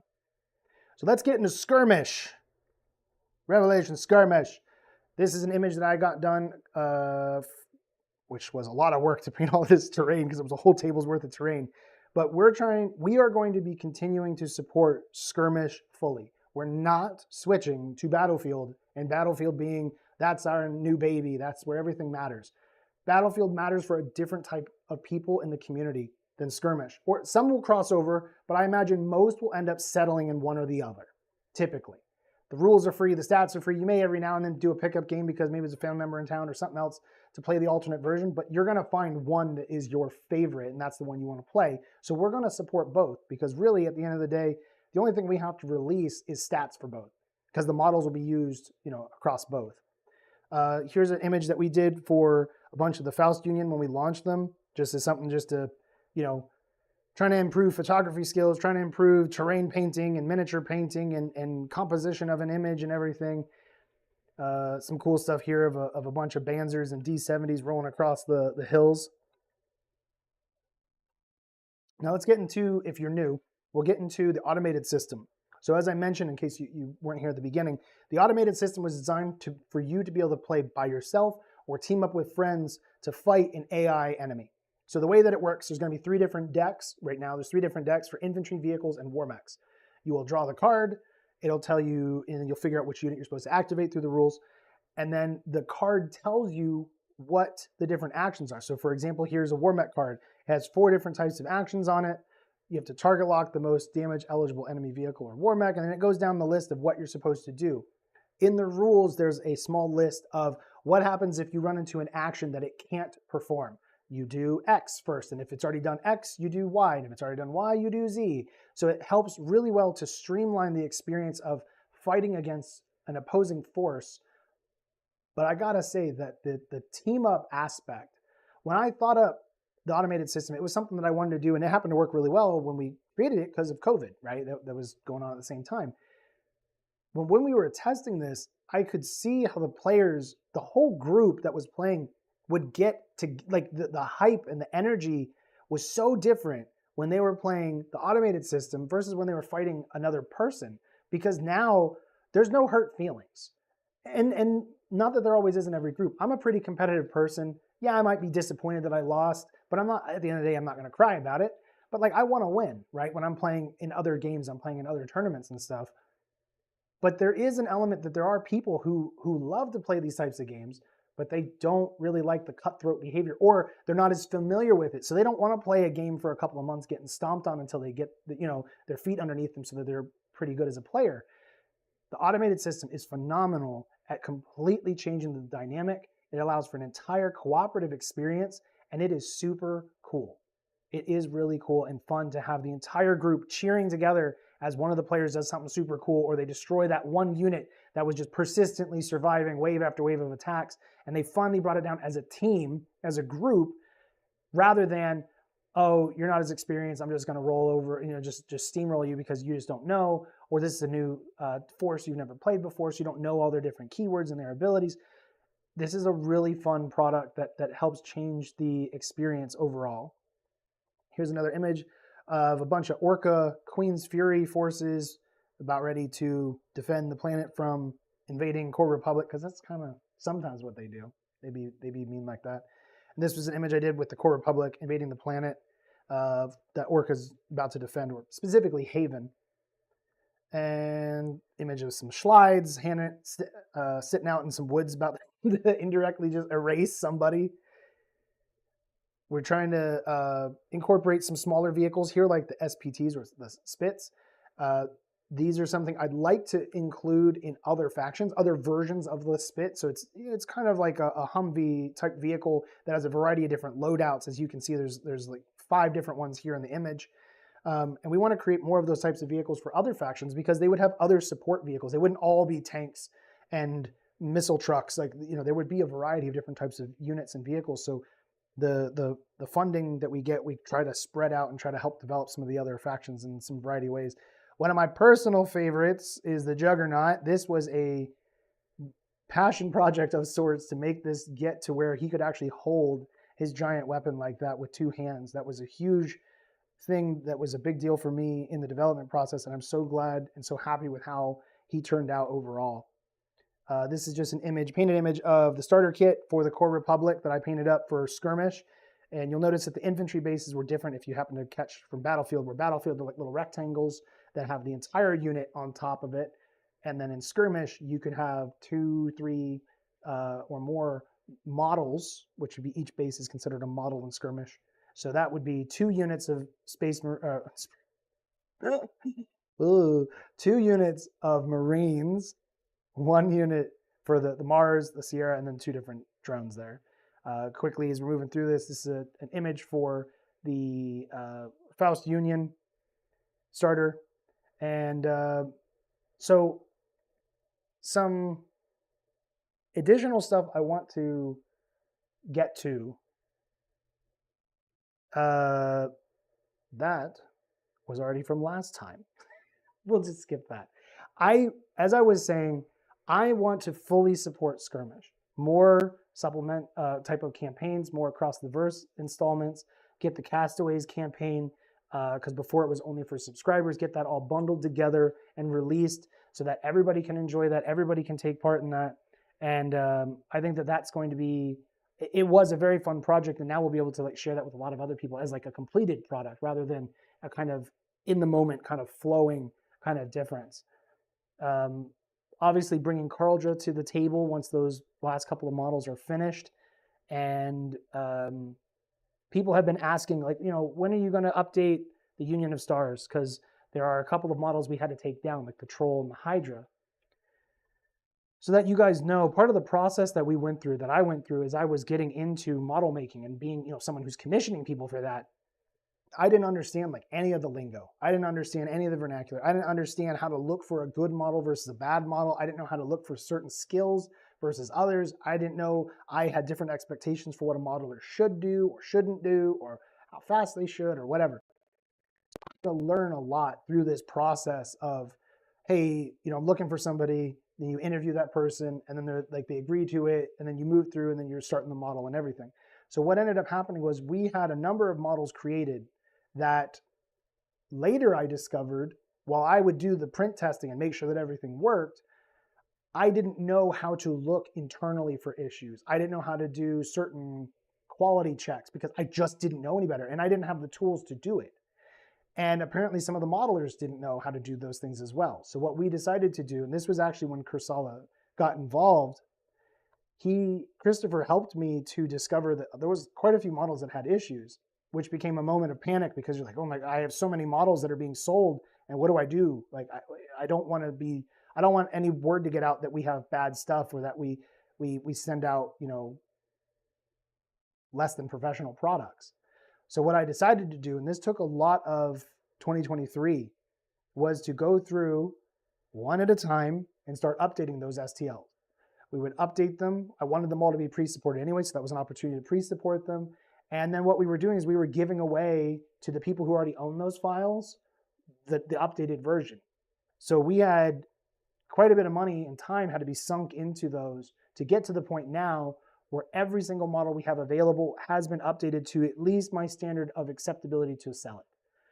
When it comes to the Union of Stars, we still have 3 models left that we took down. The Vanquisher hover tank, the Troll Warmech, and also the Hydra Warmech. Those 3 units have not yet had their opportunity to be examined and approved for re-release. They also don't have pre-supported files. The other thing that we did is we were updating the actual model itself for the Sierra, the Hunter, the Ares, a bunch of them, the Spade, was we were updating them visually and aesthetically so that way they matched the faction language. It's very important to me that each faction feels like its own. And we're still going through that phase with some of the factions because it takes time to release a new model and then to eventually go back to it to fix it and improve it. Just the development and investment cycle of that. And it was a huge hurdle to update the Republic because the core Republic didn't have that cohesive language. The same with the Union of Stars. So we've had to go through and update those at times, and some of those are more difficult projects than others. They take more time, but other times we just do some cosmetic changes, but it doesn't take that much. Other times it's basically you're rebuilding the entire model. Most of it is just you can't use it the way that it is. It's going to take more time or just as much time to fix the part as it is to just rebuild it. So it makes more sense to just rebuild it, and then we know it's all fresh geometry and everything will be a very solid product on the other side of that. So the Union of Stars is kind of in that limbo where we still had to keep designing the Faust Union. We still had to roll out Orca. We've had to move on with some other factions. So like the Union of Stars is not being ignored. We are going to update those. We've actually made it as stretch goals for the Troll and the Hydra to be on there. I set them as higher goals because those are ones that are out of my hands. I cannot do the modeling to update those. I need someone else to do that. Yes, I will oversee it. I'll spend a lot of time doing that, but I am not physically moving the mouse, or the stylus to design those. So I wanted to move those higher up so that way when we got to those, there was plenty of money to pay someone to do that fully and then have that completely be able to be done without it creating a road bump for somebody else's turn or other products or other stats or just updating, with more lore and everything else that I need to do. So I do want to get to those. They are really important to me to get to those. We just haven't been able to do that yet. We will when we can. And I would love to do it this year if we could have a modeler who could do that type of style that we're going for, like with the Goblin or with the Brigand and the Ares, and then try to move that along. So, but one of the things that's really important is with the aesthetic of every model that's being designed, we're trying to fit it through like, okay, what faction is it part of? How does it need to look? So we put it through a filter of like it's Core Republic. It needs to have these types of, angled panels and such. It needs to feel like it's related to somebody there, right? And we're trying to do that with all of them. We haven't nailed it on everything to the standard that I would like, and sometimes we just have to just move forward because it's the way things are. Because like I said, we're a really small studio, and there's only so much we can do. Everything else, I want to do more infantry. I want to do lots more support vehicles. We put VTOLs on there as stretch goals because I know a lot of people have been asking about VTOLs, and they've been something I kind of held off on, but I would like to. So, there's lots of room for the potential for that and everything else going forward. So I think I'm going to look and see if we have some other questions that might be relevant. You know what? I don't think I put anything in here for Wartop. So we got 10 minutes. So why don't we talk about that? So I don't have it as a slide. I did forget to put that in. Wartop is a sort of competitor to Tabletop Simulator available through Steam, where you can play a variety right now. And they're going to continue to add a bunch more tabletop war games to Wartop. So unlike Tabletop Simulator, where it's a lot more like community supported and there's not really any like official support anymore, Wartop is actively being designed by its developer. It's actively being worked on. They actually are very responsive and trying to fix bugs and everything. Wartop itself launched very recently, and Revelation Skirmish is now available on there. So we have included, when you buy Wartop, there is a free starter included to play the Core Republic. It's not the entire catalog of the Core Republic, but it's enough. It's a lot like the STL bundle for the starter, where it's like the Spade, the Sierra, the Mars Mark III, the Serpent, Marines, and drones. So it's a lot like that. And it has a live connection to our website. So it's pulling the stats from the site. So if I go to the site, update it, it takes a little bit of time to migrate over, but they're the same stats that you would find when printing them from Skirmish or from revelationswar.com. Wartop is something that is continuing to get refined in terms of we'll just say the user interface. They are actively working on a lot of things to make it smoother, but it is a really cool experience because you are able to play with a live person somewhere else in the world. So if you love Skirmish or love Revelations but don't have anybody to play, this is a really, really cool way to be able to do that. Right now we have 2 DLCs that are available, they're paid DLCs. There's a starter for the Faust Union and then another starter for Orca. My goal is to eventually migrate over in DLC kind of like bundle packs the entire catalog over to specifically to Wartop. And I would love to see Battlefield also make it over there. I want to get Skirmish kind of fully launched, and then we can discuss with them about doing Battlefield, because they're doing lots of other games from lots of other developers, some very small studios like mine, and others from some bigger ones that they're working on as well. So I think Wartop is going to be a really cool platform going forward. And I'm excited because now I'm able to play with people, people in the community that I can't play with, right? They live out of state or out of the country. Going forward, I don't have a definitive, clear-cut plan, but I do absolutely want to encourage community engagement with playing Wartop. So we are going to, in the near future, start announcing plans of what that kind of event will look like. I think it might be possible. Definitely we could support it, but I mean through Discord and other things. But I think I want to help participate like once a month, that I can commit to, that I will play a game or two like every single month. And it doesn't mean I wouldn't do pickup games and such, but I'm very busy. As an aside, I'm married and I have 3 little ones. So outside of just this and everything else that I have to do with Wartop and with developing Skirmish and Battlefield and everything, I have a very busy schedule just in general. But I want to see this be something, and if we could make it some sort of community event, where it's a way for you to find, we'll just say like it's on Saturdays, that there's other people that want to play on that Saturday and are making their schedule available to get some games in, and I think it'll be a really cool time. We'll probably, I don't want to overly commit, but we will probably make some how to play videos that are specific for Wartop. My concern with doing them too quickly is that they're going to keep updating the interface, and then it will start really dating those videos, because I have no control over when they update their interface or they add new features or change features. So I don't really want to spend a bunch of time making a bunch of videos and then next week they're already out of date. So I'm kind of waiting to kind of see they get to a place where like, okay, this is probably how it's going to stay for a while, and then be like, okay, let's add some content for people, because having some tutorial stuff will definitely help. There's a little bit of a learning curve to it, but we already have channels on our Discord specifically for Wartop where you can search for a game. Just say, hey guys, I want to play. Is anybody available? Or you could ask in advance. I'll be available at such and such time in my time zone. Is anybody available?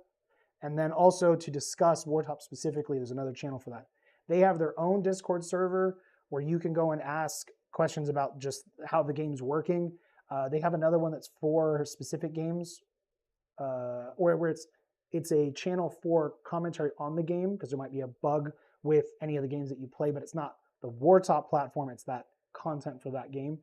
But it's a really cool idea, and I'm thrilled that they asked us as one of the very first studios to be involved with, that we were able to be part of that, and they're supporting us and added in unique coding and stuff, because Skirmish isn't like other games, because you have to have access to the live stat updates, and you have to the list building is different than in other games, and the way that the units work and the turns work is different than a lot of other games. So it was.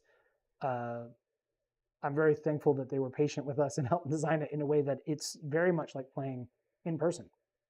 It really is, and it's really, really cool. And I can't wait to add more stuff there, because then it will give people more opportunity for more types of units and more list building and everything, and whatnot. So I'll answer one quick question before we go to the food break for us here. Final Consensus asks, when are we getting a Varius infantry model? Varius was the main character from Rise of the Inquisitor. The Inquisitors for the Core Republic are, basically they get to make on-the-spot determinations that you're guilty, and whatever method they arrive to for dealing with that as punishment. And as a main character, he had this crazy journey, and it was the first novel that I wrote, and it was a lot of fun. And I think it's a pretty good read myself, but I don't know.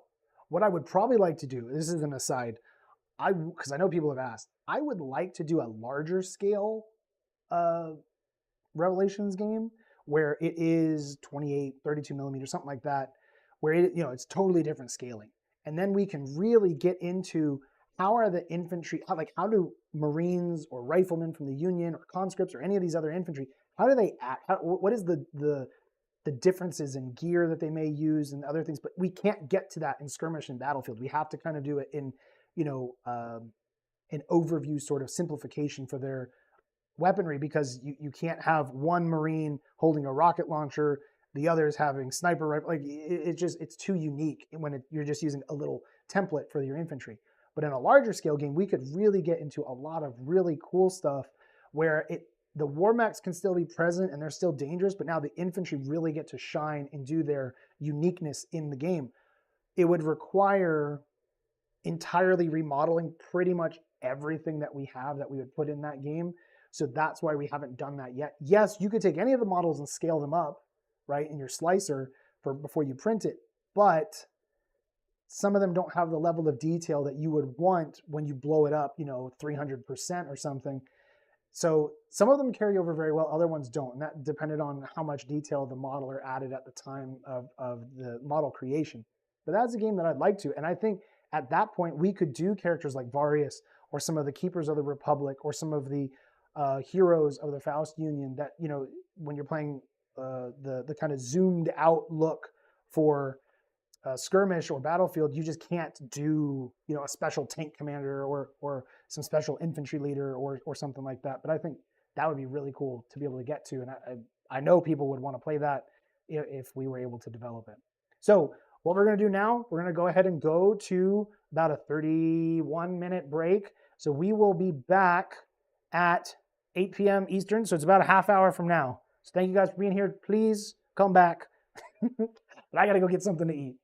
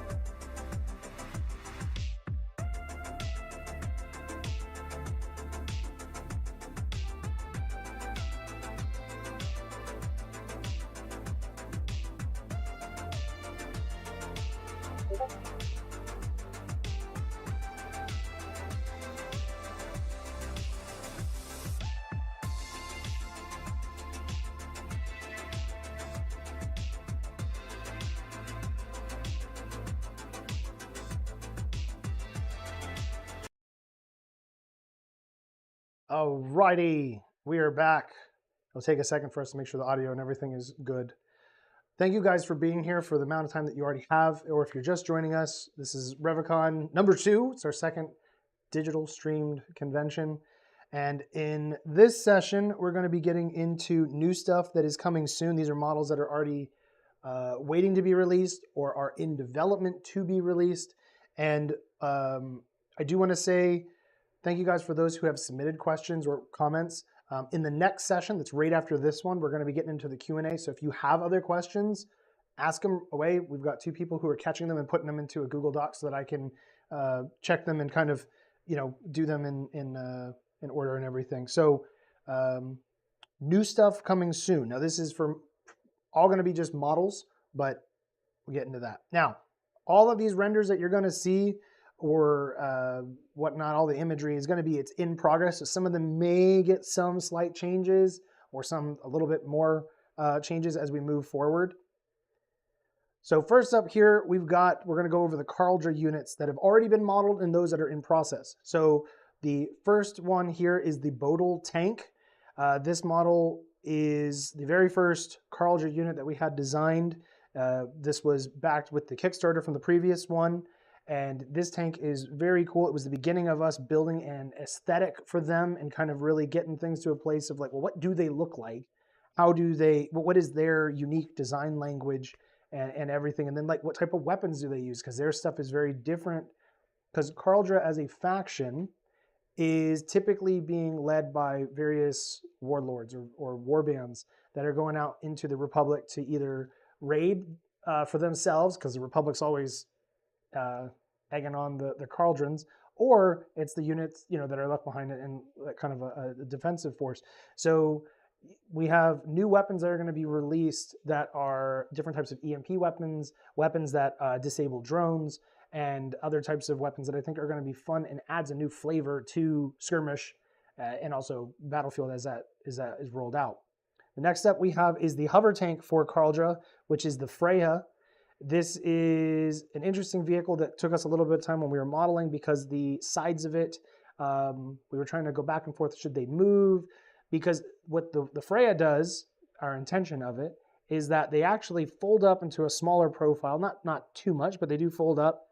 And the purpose of that is that they can be dropped by one of their other war mechs into combat. So Karldra's whole, like one of their big things is that they rely on hot dropping and like hit and run tactics, guerrilla warfare. Like they're the ambushers and quick strike. They're not interested in a prolonged engagement, especially if they're fighting someone like the Core Republic, who has a wide military array and lots of assets to throw at you. So they have to figure out ways to strike and get out of there before, doing whatever they wanted to accomplish, but before they get destroyed. So the Freya is meant to be carried on the back of one of the war mechs that will be able to be deployed. So it'll be an interesting mechanic brought into skirmish that like nobody else has that yet. That is not a thing that anybody else has.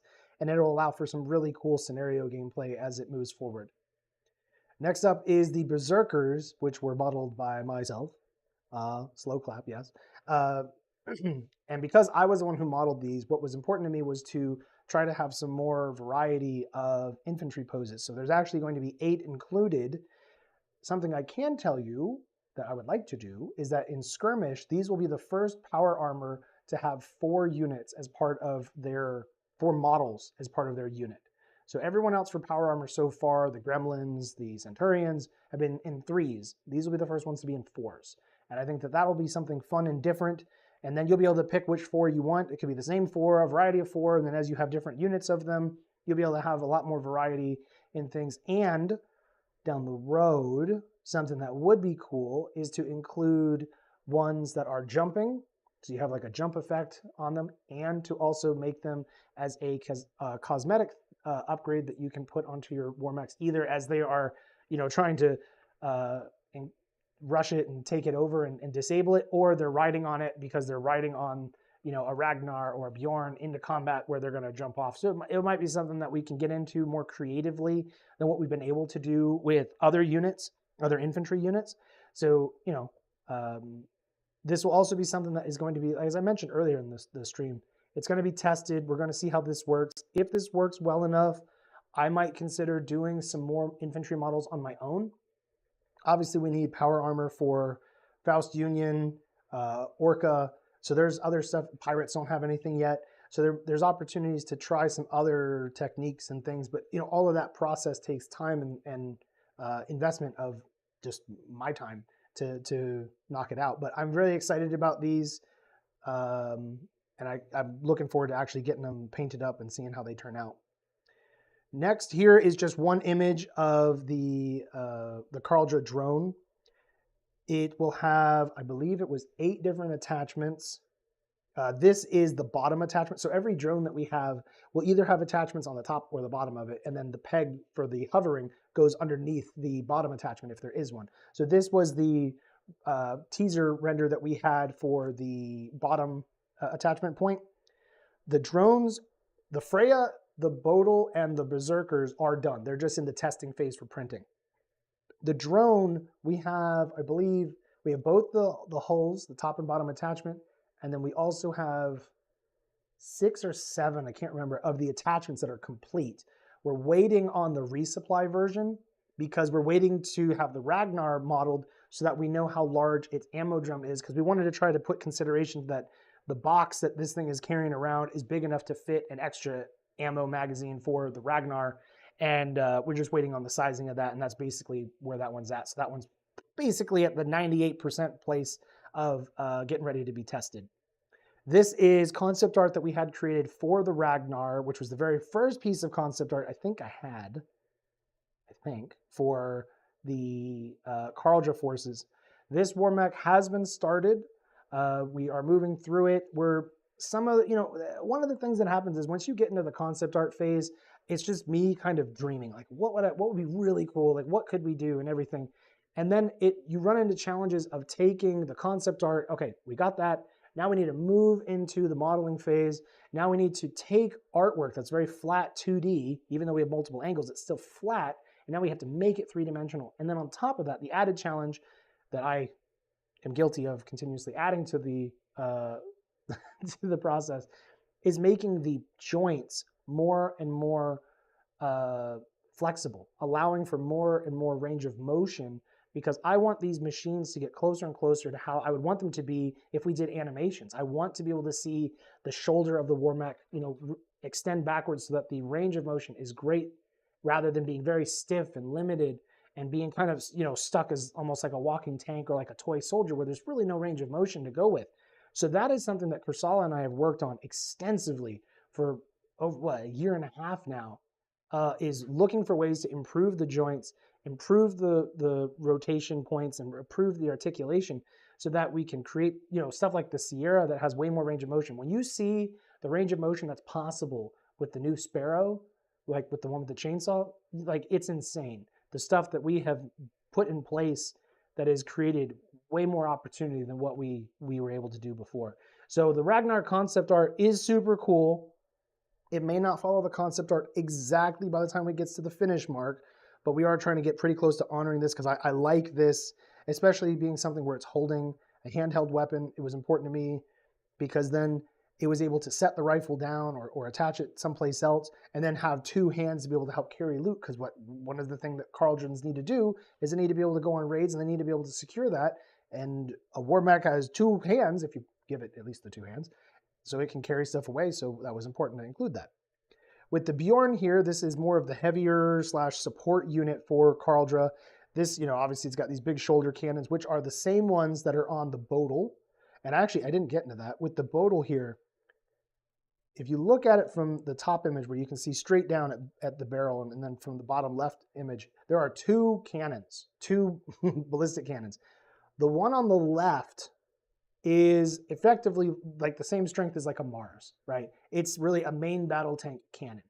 That big centerline cannon is absolutely massive and is more of a tank destroyer kind of caliber. So on the Bjorn here, we gave it two of those.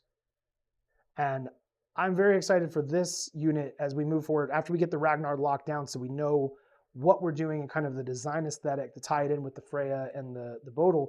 But then we'll be able to get to the Bjorn and be able to create, this heavier Ragnar effectively, and be able to give it like ballistic cannons and maybe later be able to do lasers or missiles or other things. But it's another mech that has two manipulator hands. It's got heavier armor, even has the shield there on its left forearm so it can deal with incoming units. And I'm very excited for the mobility range and the type of units that we're going to be doing going forward. This here is the Goliath. It is a heavy tank for the Faust Union. We have shown this off slightly before, but at this point it is pretty much waiting on me to do the pre-supports to be able to get this big boy released. And it is a very large tank. It doesn't fall into the extra large bases, but it is a very large piece considering, it's just being a regular main battle tank with smoke launchers and machine guns and a mortar, two main cannons. This is going to be a really fun unit for the Sturmhammers specifically. So with the Faust Union, with Revelation Skirmish, you have two different sub-factions. When you are building your list, you can mix sub-factions because they're part of the same parent faction.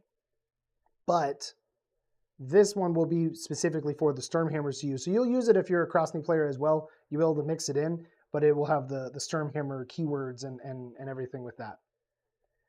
Here is another Faust Union tank. This is a more long-range missile platform that's built onto the Panzer and the Schlide, chassis. This is probably going to be a little bit more of a situational use unit. I don't want to go so far as to say it's going to be only good for scenarios, but it's definitely something that it may not get fielded in every type of mission that you do, because it's not going to be a frontline tank. It's going to have those 3 shots, and that's basically what it has, and then 1 machine gun. So it's not really intended for, okay, I'm going to go drive right up into the enemy's front line and try to take them out. It's going to be something hiding in the back, shooting the missile over and doing some serious damage. But it comes cheaper because it's on a tank platform, as opposed to something like the Arbalest, where you got to really dedicate some points towards it. Here is an assault tank that is in the Panzer family. This one is covered in reactive armor plates and has 4 machine guns, and then the main cannon, not to mention a bunch of smoke launchers. This tank is going to be a very cool Sturmhammer unit. We'll probably also release this one for the Krosny, but it obviously will shine more with the Sturmhammers and their dedication to big things that make other things go boom. This is the big missile tank that we were talking about earlier that hopefully, actually, right before we came back, I checked on Kickstarter, and we are already up to 7,700. So we are 300 away from unlocking the extra 15 battle damage units added to the roster. And on top of that, we're only 1,300 away from unlocking this big bad boy too for all the digital Mega Bundle backers. So this is like I mentioned earlier in the stream, a very, very large unit. You would consider it to be, it's going to do a lot of damage. It's going to be expensive to field. So it won't be used in like strike team. It won't probably be used most of the time in a standard game mode. It'll be more likely for heavy metal or for scenario play. But as we move things forward, we have community members who are like, hey, I really want artillery. Hey, I really want VTOLs. Hey, I really want like specialty use units. And we were so concerned in the beginning. I was so concerned in the beginning with designing stuff that was just like, everyone will want this, right? Sierras, Anyas, Juggernauts, Spades, right? Everybody wants that unit because it's your standard frontline kind of unit. As we're moving through the catalog, it allows us to then kind of be like, okay, let's add some fan kind of requested kind of stuff and try to incorporate other types of units that maybe, no, not everyone's going to want to use this unit, or you're not going to use it in every game you play, but it's something that's still very fun and helps to, add variety to the game and create opportunities for new keywords and new special abilities and other things that we wouldn't ever, be able to get to. So there was some conversation about, making sure that I mentioned, that I do listen to community feedback. And that's why we're doing a Q&A session after we do this one, because to me, there is no game without you guys. Like the community is, if I don't have players, it's me in an office just doing a hobby, right? It's an expensive hobby in that regard because there's no return on investment. But I know, I see other game companies, and I've been a player at plenty of these other companies, and I see how they treat players or how they don't treat players. And I want to create an environment where it's not like that, where I feel we are trying to listen to the player base, make adjustments to certain things. We're very concerned about balance.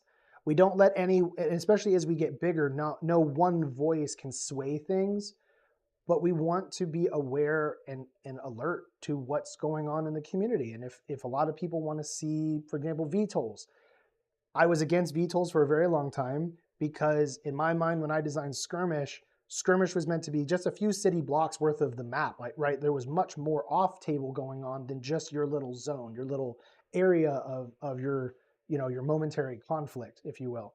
So that VTOLs and other things, they would be off table. They'd be shooting into that zone rather than being part of that zone in most instances. So I was very hesitant with VTOLs because I'm like, they don't really make sense. If something's flying, it's taking up space on the table because you have to have a physical base. You can't just let it hover there and whatnot. But a lot of people have requested them, so I added them as a stretch goal. It's not something that I have set up yet. We don't have concept art for those, but if it's something that people really want, I wanted to put a route to get there, and we'll be able to revisit it later if a stretch goal, isn't hit. So we're trying to be aware of that and trying to move things, based off of community input and add more variants or, do other things to expand on sub-factions and heroes and, everything. So your involvement does actually matter here. Next up, we have one of the Core Republic's units. This is the Sentry Mark II. So we currently have a Sentry. That Sentry will continue to exist and be sold even after we release this. Originally, we were going to just replace the Sentry with the Mark II, and it was just going to be, this is just the Sentry. But in the lore, there is the original Sentry was released to the military to be used, and it wasn't a very good platform. Basically, my description of it was a money pit of a project, and it didn't totally fail, but it failed in almost every category that really meant anything, and it just wasn't, it didn't excel at anything. So in the lore, like in Rise of the Inquisitor, there's a remark about the Sentry, and it's not a very good machine. So this is the Core Republic's response. They went and they built a different one. They got someone else to build it, and they built it better than what it was before. So now you have the Mark II that's going to be released soon. It has very similar weaponry to the Sentry, but it's going to have additional armor. It's also jump capable, which is a big difference from the original. So the Republic likes to have most of their units to have a type of mobility to them. So that way they're able to reposition. Because if you're new to Revelations, war mechs for us are not the king of the table. They're not the king of the battlefield. They are a tool in the commander's toolbox. Not every situation is best resolved by using a company of war mechs. Sometimes it's better to send in a bunch of infantry or do an airstrike, artillery strike, whatever. War mechs are a piece of the system, of the entire machine of the military that they serve, or the mercenaries company. They are not meant to resolve everything. So the Republic likes to use a lot of jump capable because it helps them to reposition, because they're very much like, if we're invading a planet, we need it to be able to respond and reallocate resources as needed. We don't want everything just having to walk everywhere and then kind of be stuck, because mechs typically are going to excel in dense environments where there's a lot of cover, there's a lot of obstacles, or it could be in an urban situation. You don't want war mechs running across a huge, miles worth of basically flat terrain, because you're going to see them coming from very far away, and you're going to hit them with lasers or missiles or airstrikes, and the mechs are kind of just stuck, just trying to run across the surface. So this is the standard Sentry Mark II, and then afterwards, here is a loadout that has dual starbeam cannons, which, if you played for the Republic, the starbeam cannons are a nasty weapon, and having two of them usually makes you happy. And that I'm very excited about this loadout, and I think it's going to be a lot of fun for players because it has a lot of damage potential. The last loadout that's going to be released here soon is another loadout. It's similar to like the R6 for the Sentry, the original Sentry. But this one has a ton of repeaters. So this is not the one that you want to send in to fight a bunch of tanks and war mechs.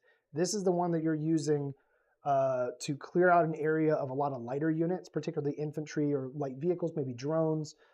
So this is more or less a support unit. It still has the missiles, the Seeker missiles, but it is mostly intended to fight larger gatherings of light units. And this one, will end up probably excelling quite a bit when it gets into battlefield because of its arsenal dealing with, it'll probably have some sort of keyword to affect battle groups. Next up is the T-Ross. This is right now it's codenamed T-Ross C. This one has a lot of missiles. All those are like little tiny rockets for the arms. It's got a new type of loadout for the missile launcher on the top of the head. It's got an AMS turret as well as smoke launchers. So this is a support sort of T-Ross. This wouldn't be the one at the very front. He'd be helping to weaken some things or helping to just swarm them with missiles and be able to finish them off after something else has already kind of softened them up. Here we have an energy variant of the T-Ross. So it has the lasers from the Vega. It has the regular missile launcher in the antenna assembly that the standard T-Ross has, as well as the smoke grenade launcher. So this is more of a precision sort of attack unit, and it is going to come with that damaged chariot as some fun that you can put on your base, and it's already got like a cutout for the T-Ross foot to fit in. Here we have something that if you looked at our stretch goals for the Kickstarter, you'll see that this is one of the units is one of the stretch goals.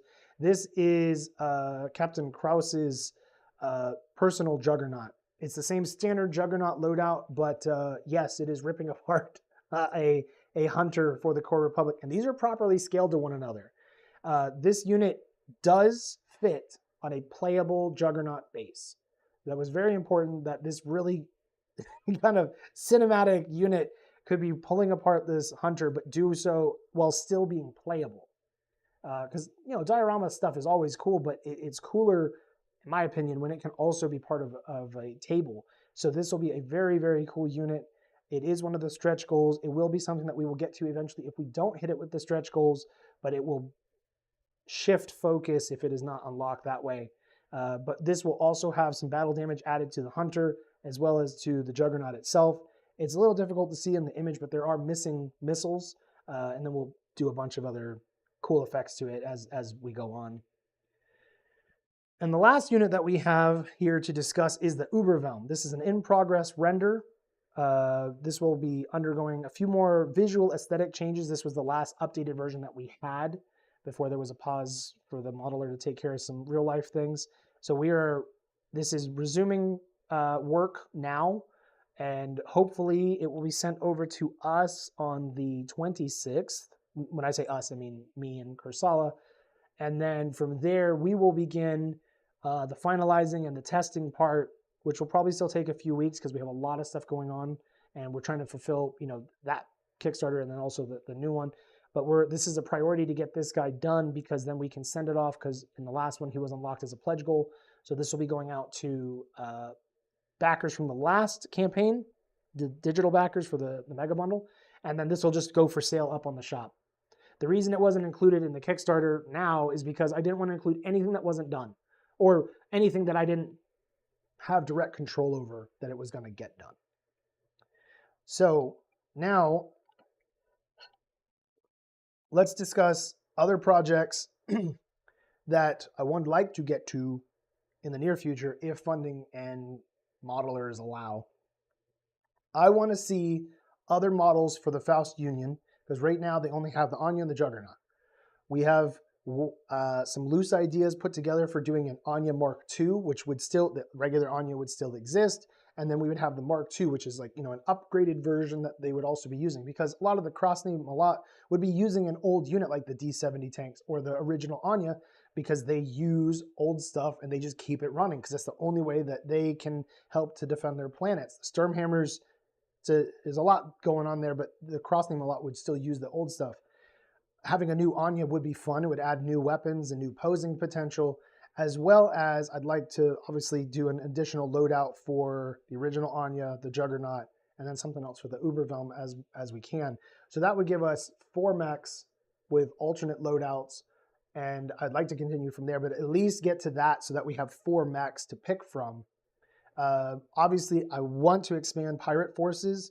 I have some artwork done for logos to be able to start doing their sub-factions with, for a couple of them. And I just need to spend the time to build that lore out and then get that released and start showing images of like what they look like and everything painted. But I do want to expand the Pirates. I think the Pirates is a really cool opportunity as a studio because, one, I think players are excited for them. Pirates can be a lot of fun. And 2, it allows us to be able to have a whole bunch of new stuff that can be combined from other things, and then we have a new unit to be able to play with. Because, at the end of the day, as gamers, like the more unit variety, I think you can overdo it, but we're not anywhere near overdoing the unit potential. As I mentioned earlier in the stream, we want to remake the Troll and the Hydra to be updated with the current aesthetic for the Union of Stars and to also just improve those models overall. Warlord projects. So if you don't know, if you back on Kickstarter, I can't believe I didn't cover that. They're in the Kickstarter part. My goodness. There is a Warlord tier where you back for, it's $400. You get the entire Mega Bundle, all the stretch goals that would go along with the Mega Bundle. You get to name a playable character that will be included in both Battlefield and in Skirmish. And you get to help us design a brand new loadout for any of the war mechs that already exist. So any of the models that we have currently available, which is a lot of different mech platforms to choose from, we would build, we would discuss with you and then build weaponry and a pose that would go along with something that you were looking for. And if you have any questions about that, reach out. We currently, last I checked, before I started the stream, we have 4 of the 5 warlord spots already filled. If we do fill all 5, I'm going to be opening up for more warlords, but instead of the 400, which was kind of like the early bird kind of, thank you for helping us kind of thing, we're going to be going back up to the full price, which was going to be 500 for the other people, those people who already got their 400, like they're locked in. So we have 1 spot left at 400, and then we'll open up 5 more at 500. The Warlord projects are obviously going to be priority once we get done with the Kickstarter campaign. I've already started talking to 2 of them about what type of unit they'd like to see, and we're going to be moving forward with getting those variants designed and then posed, and got to go through a whole pre-support process and everything to be able to get those released. And I think those are going to be very cool projects. I'm very excited to work on those.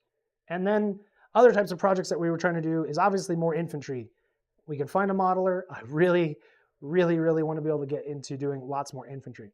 So speaking of infantry and just in general, we are looking right now for artists, and that is illustrators, concept artists, and that concept art doesn't have to just be new machines. It can be infantry, it can be just scenery in general to kind of build up, like, what does Revelations look like on a bunch of these different planets. Illustrators and modelers. Modelers, whether they're organic for like infantry or for mechanical, because I've wanted to do one of the other sub-factions for Orca, the Ethereal Kingdom. So if you don't know, Orca is comprised of 4 different sub-factions that make up basically their entire military, right? The units that they would have coming from 4 different sub-factions. You have Haven, which is the current Orca, the green ones that you see everywhere. 5 Skulls, which are basically pseudo-pirates that control a couple of different planets within Orca. You have the Ethereal Kingdom, which is Space Knights, basically.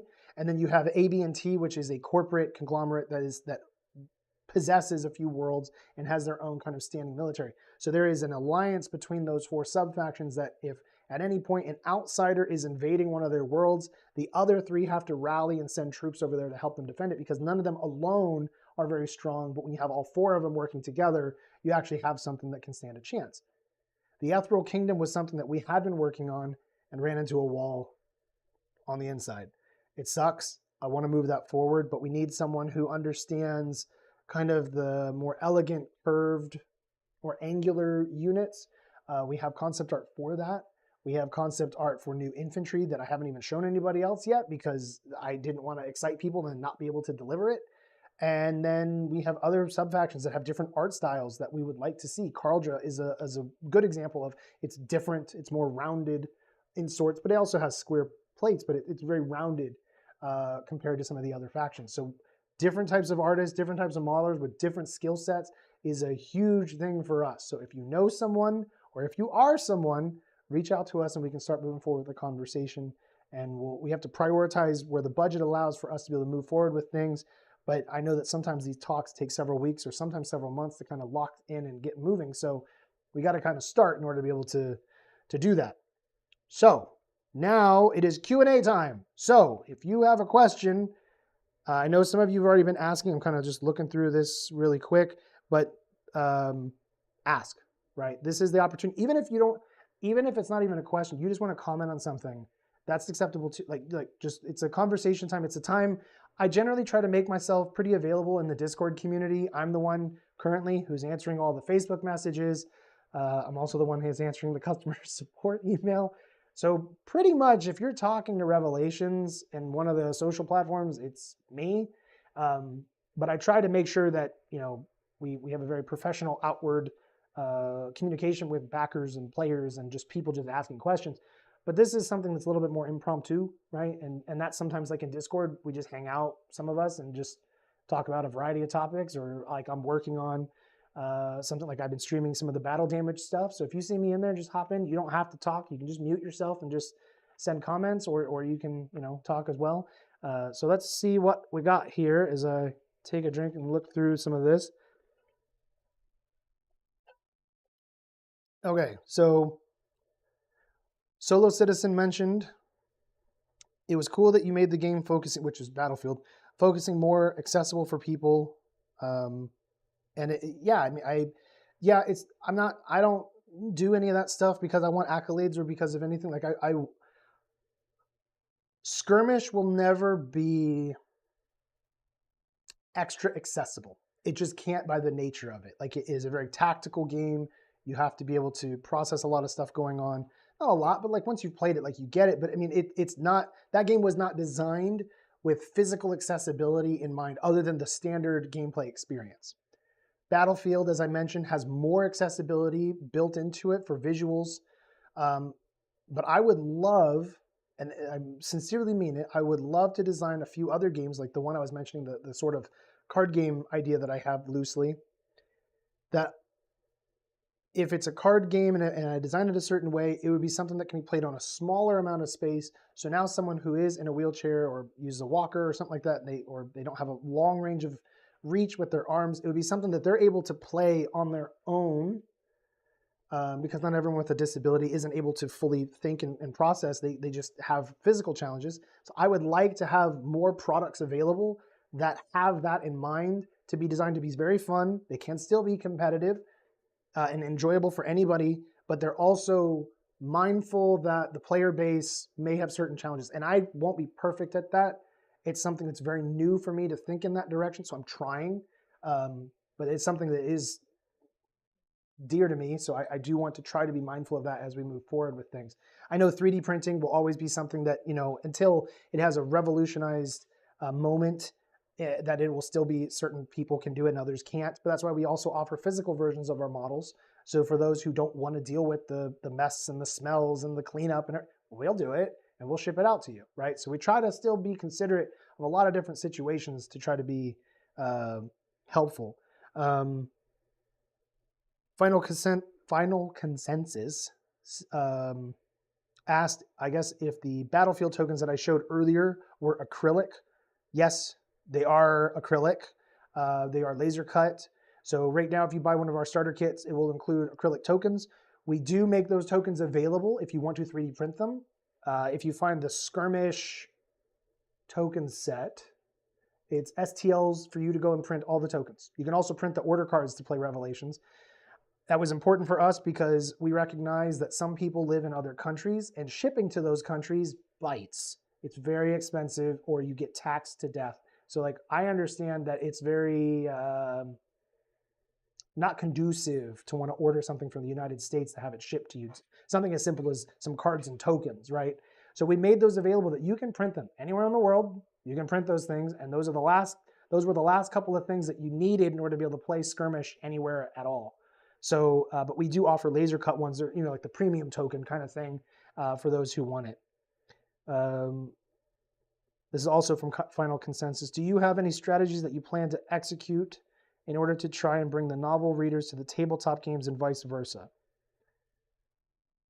I don't know. Probably not off the top of my head, because I recognize that as a reader, of different stories and novels, they may be part of a universe that has a game that I don't have interest in, or I don't have the money or the time to play, or they don't have one at all.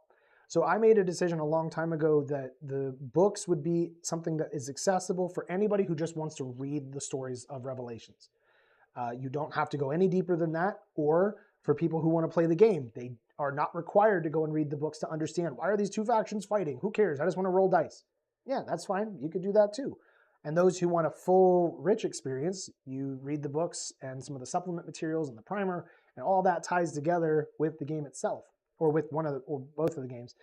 I don't really know if there's a strategy to bring people on other than showcasing models throughout, like at the back of the book or something, to kind of say like, hey, we make a game for this, because a lot of people don't know still. And maybe some of those people who read one of the novels can be brought over to the game itself. And then what I've done to try to encourage the game players that we have books is another thing I spent a lot of time doing last year was updating all of the digital products, at least as many as I could catch, to have links to our list builder, have links to the shop, have links to the starter kit, have links to the Discord and Facebook communities and all this, and trying to have links going out to all these other places, and then those links to come back to those other products. Because in my mind, if you come to the shop, I have no idea what will be the first product that you either purchase or download, which when you download them for free, it's still like purchase, but you're downloading it for free, right? There's no money exchange. But I have no idea which one you're going to get first. None at all. So I've tried to make all of those have a web connection of pointing to each other so that it will keep driving you through to find, hopefully to find the thing that you're actually looking for, or to just show you there's so much more than just, a couple of cool mechs. We have a whole range of models now. We have 2 game engines, automated systems, supplements, novels. So that's more of a business thing to try to get people, but it's also, I might only get one opportunity to talk to you, right? You go to my shop one single time, and I have to hope that you downloaded the right product that you're interested in, and then I hope that I have the right links there to keep you going, right? And that doesn't work with most people. There's a small percentage that converts and then starts looking in and starts getting involved and buying and everything, but that's just the nature of online business. So I'm going to continue to do that as it moves forward. Solo Citizen was asking about a Lasonia campaign for Skirmish when, and I've discussed that. I want to do that. Originally, that was for what some of the models were going to be released with. I thought of doing that as a community event, another subscription community event that would then result in like a full-fledged campaign, but all the players are affecting the campaign. So like all the players are participating effectively in the way the campaign plays out. And I thought about doing that for Lasonia, like what we did with the Castaways. I wasn't certain of how well that was received overall. Like everyone was positive, but I don't know if I said, hey, let's do another one, those same people would say, absolutely, I'm in. Or if it was too many missions or too much information. I get very analytical and I start overthinking some things. That is just a tendency of mine in general. And if you're hanging out in the community long enough, you'll run into that with me. So I don't know. I would love to do it. I thought of making it a stretch goal for this campaign. But I know that for me to sit down and say, okay, I'm going to do it, and we're going to do it to the best of my ability, it would probably take, because I'd be working on a bunch of other projects at the same time, it would probably take 2 to 3 months of development. And at the end of it, I've got a PDF to sell. I could sell it for $4 or $4.99 or $9.99. I haven't decided. Like it depends on how many missions are in it and everything. And it's like at the end of it, I don't know how many people are going to buy it. I've tried to think of a way to more or less say like, hey, community, like what do you guys want for these other things? Because like the models are fun, the games are fun, but I know, having campaigns and stuff is a cool way to experience a different level of depth, especially with the automated system, because you could just pick one side in the campaign and just play them all the way through, and then you can always play it again from the other side's perspective and just see how it's different. But I don't know the best way to move forward with that. If someone has a suggestion, I'm very open to it. If a bunch of people who watch this or watch this later, or somebody else starts a conversation, we can see how many people are interested in something like that. I am absolutely down with that and want to provide it if there is interest. So I don't have a set timeline because right now my concern primarily is like keeping the lights on and fulfilling the Kickstarter campaigns. Afterwards, don't know. Let's see, try to pick someone who I haven't answered something with. Ian Earl asked, where should my little gaming group start out with Revelations Universe, Skirmish or Battlefield? I would say it depends a lot on the type of gaming group you have. Like if you're coming from experience with classic Battletech, Warhammer 40K, Star Wars Legion, they're more equipped to play a game like Skirmish. If they're coming from board games or card games, they're not very like wargaming experience yet, Battlefield would be like an ease into the door of getting used to assembling models, painting if you want. because you don't have to paint them. It's cooler if you do, but not everyone has the time or they don't feel as comfortable doing that. So Battlefield, it comes down to does your players want to play something more tactical and simulation of Revelations brought to the table, or do they want to play something that's faster paced, streamlined, and just like, look, we got an hour and a half, let's play something, right? Let's blow something up. That'd be Battlefield.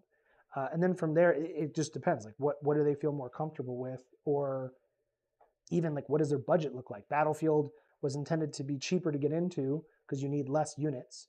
I mean, you could decide to take a bunch of like low cost units and then you need more of them, but you don't have to do that. So it kind of just depends in that way. And if you have a follow up question or follow up information, I can provide something maybe a little bit better of an answer. Jabba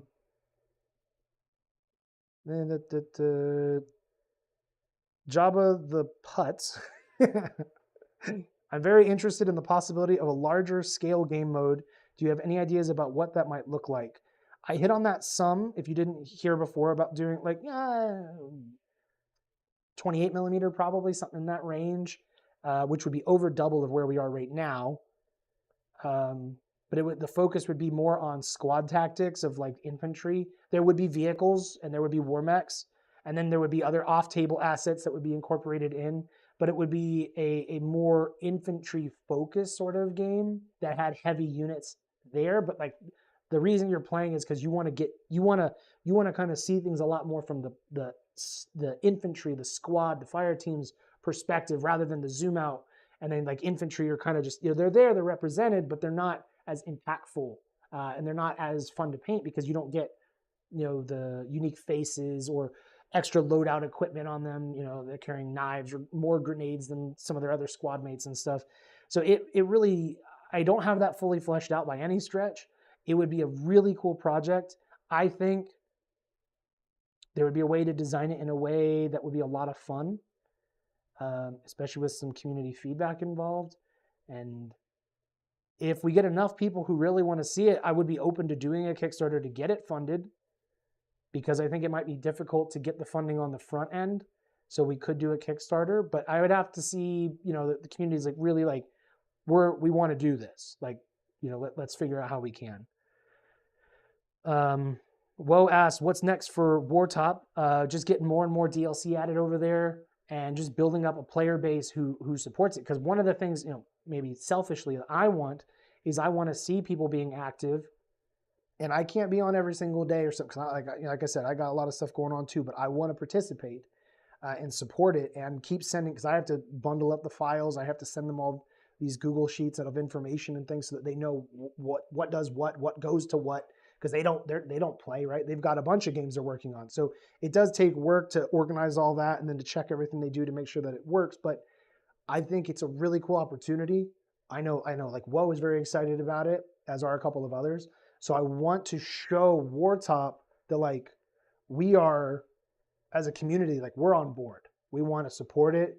We want to see it grow. We want to see it get better, right? And that we're one of the more, I would like to see us be one of the most active groups there to show them, because then it helps them to be prioritized in a way to be like, oh, we want to keep making sure that Revelation stuff gets updated quickly, right? Because they have players that are purchasing DLC, that they have people who are active that are participating in gameplay and stuff and everything. So I think doing that will help show them that we're serious, and it would probably also encourage them to want to bring on Battlefield. And then with Battlefield, we would just do it where the models that you've already bought for Skirmish are already ready for Battlefield. Like whatever bundle you got would carry over. So you would just be playing another rule set. So it's not like you'd have to purchase, the Faust Union starter kit twice, because that nobody would be happy with that. So that would be something that would be really cool to move with down the road. This is from Quinn Hislop. Hope I'm pronouncing that correctly. Not a question, but as a non-American backer, I just want to say I love how accessible this game is and why I backed it at Warlord for all those goodies. And I really appreciate that, Quinn, because, one of the things I see where a bunch of the people are downloading the rules, right? We've had people, a lot more with the Kickstarter. A lot of people have been sent to the store and they've downloaded the rules and such. So I see that there's people from all over the world, Spain, Portugal, Norway, Ukraine. There's been some that are out in Japan, Mexico, some of the other South American countries, Canada, obviously like Germany and the UK. So like I see there's players all over the world that are possibly interested in Revelations, and that's why it was important. And I appreciate you acknowledging that it is accessible, because it it's already one thing to try to get everybody's attention and say, hey, look over here, we have this really cool war game, you need to come check it out. It's another thing for them to disseminate enough of the information to be like, oh, not only is it 3D supported, they've made the other assets I need to be able to play this available, so I don't need to buy anything from the States, right? I can print it here. Yes, it's better having one of our order cards as opposed to printing it yourself, in probably most instances. But it may not be financially feasible or make sense, right? Or you want to try the game first before you decide to go spend the money for the shipping and then the taxes you got to pay to get it over to you.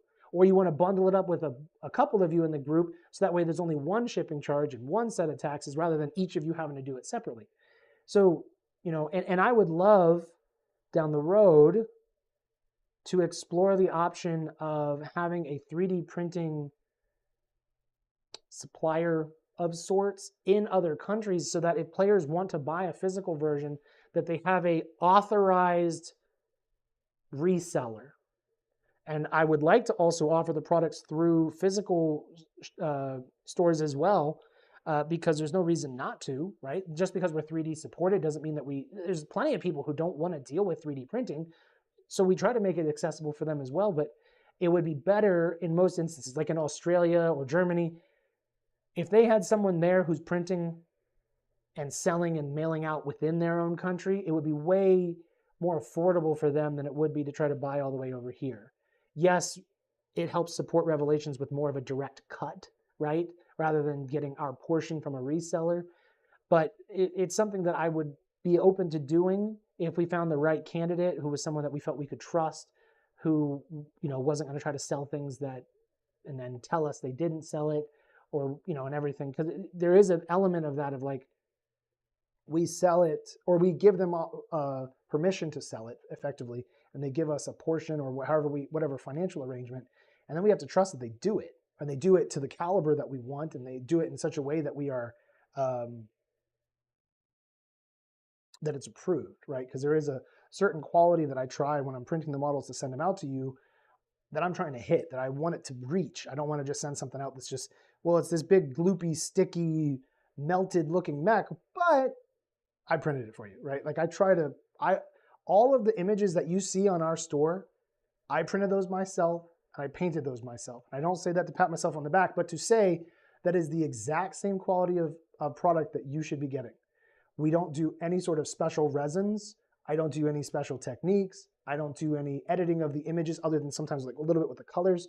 I don't do anything to modify them to make them look better for my personal collection versus what you get. Your models are printed on the same printers as mine, with the same settings as mine, with the same resin as mine.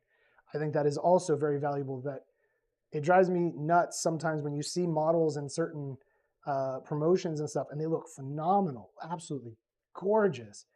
And then it's like, yeah, but they sunk a ton of hours into making it look different than what it was when they received it. I don't want that. I want you guys to feel like you can trust that whatever I'm using is what you get. Ian Earl also asked, do you intend to move the novels over to audiobooks? I drive a lot and it would make more study much easier, reading much easier. I want to, Ian. A lot of guys have mentioned over the years, it's because it's usually men who have mentioned or brought up and asked whether or not we're going to do that, and I want to. The entire thing hinges on cost. It will cost us at least $1,000 to convert one of our novels that I've already written, that's already published, into an audiobook. And in the scheme of things, not even counting the cost of the writing the book part, but just in that investment, for that $1,000, if I'm selling it, like I'm going to need dozens and dozens of people to download it and pay for it for me to get that money back. And it's kind of, it's kind of a two-edged sword. Like I really want to do it. I see value in it. I see people who want it, but the cost of it is so high on the front end that I just haven't been able to approach it. And that's literally the only thing holding it back is just the cost. So uh, it's possible down the road. I want to. We will at some point, God willing, but it's something out of my reach at the moment.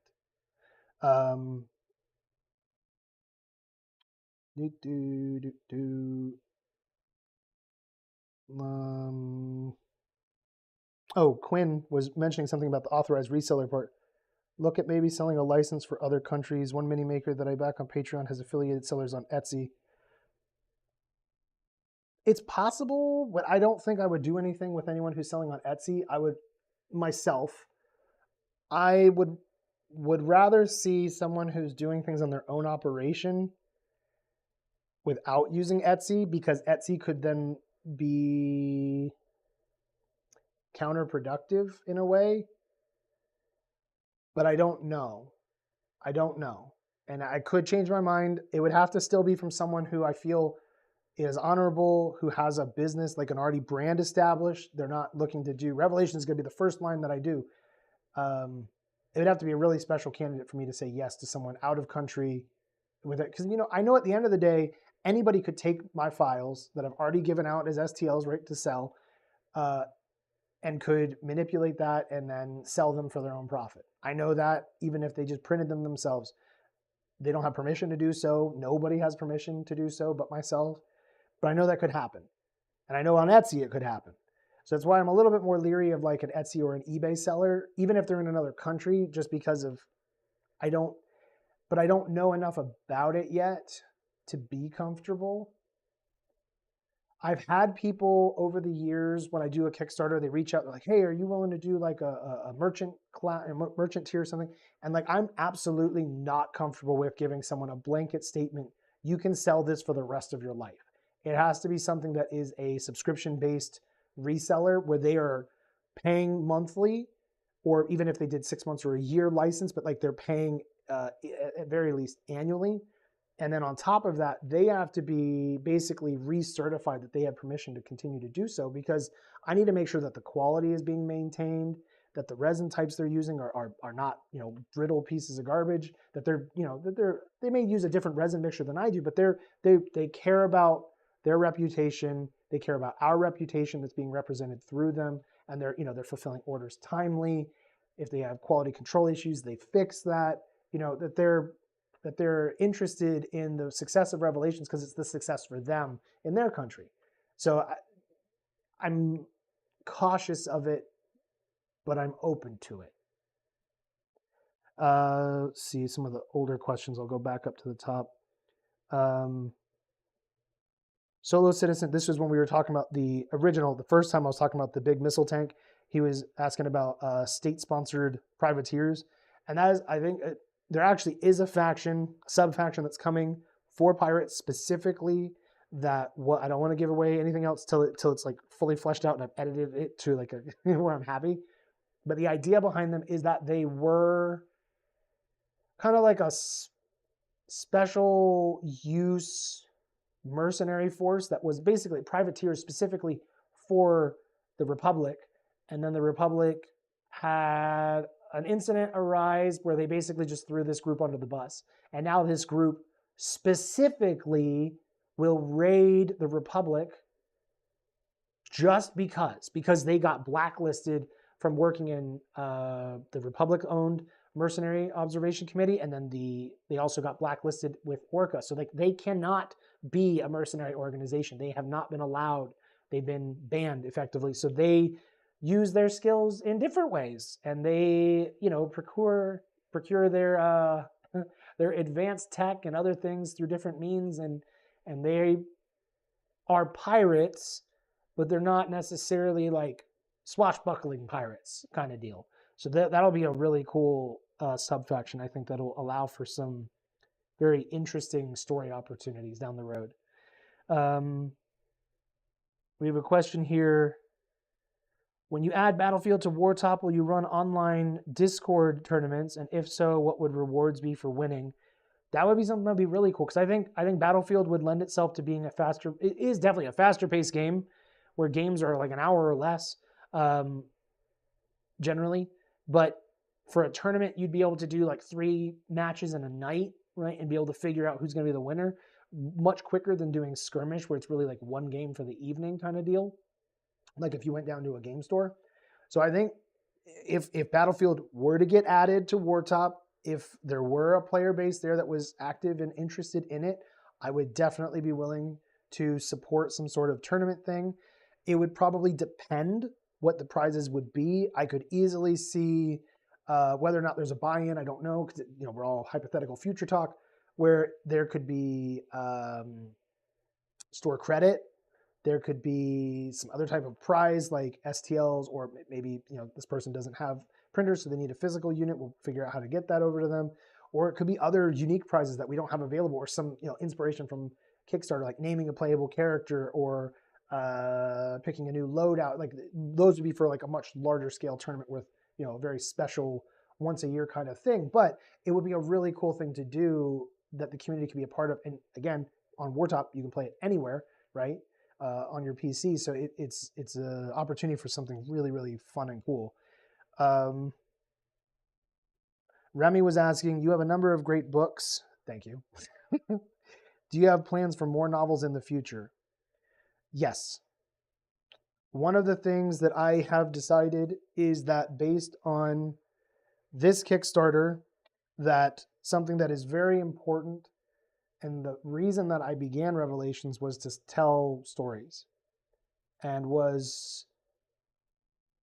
it's become exceedingly more important to me as I watch IPs and brands like Star Wars. Star Wars, even if you're not upset by the type of stories they're telling, like maybe you're a fan of them or not, I think it's very fair to say that Star Wars is not Star Wars anymore. It's not what we grew up with. And some people will be good with that. Whatever, that's fine. I feel a lot like Star Wars when you listen to some of these directors talk about things, and they let some of the actors say things that are completely lore inaccurate. I think they don't care about themselves anymore. I don't think they're serious about caring for their brand anymore and their fans anymore. They want new fans. They want new blood. They don't care about the fans that got them here. They want other types of fans.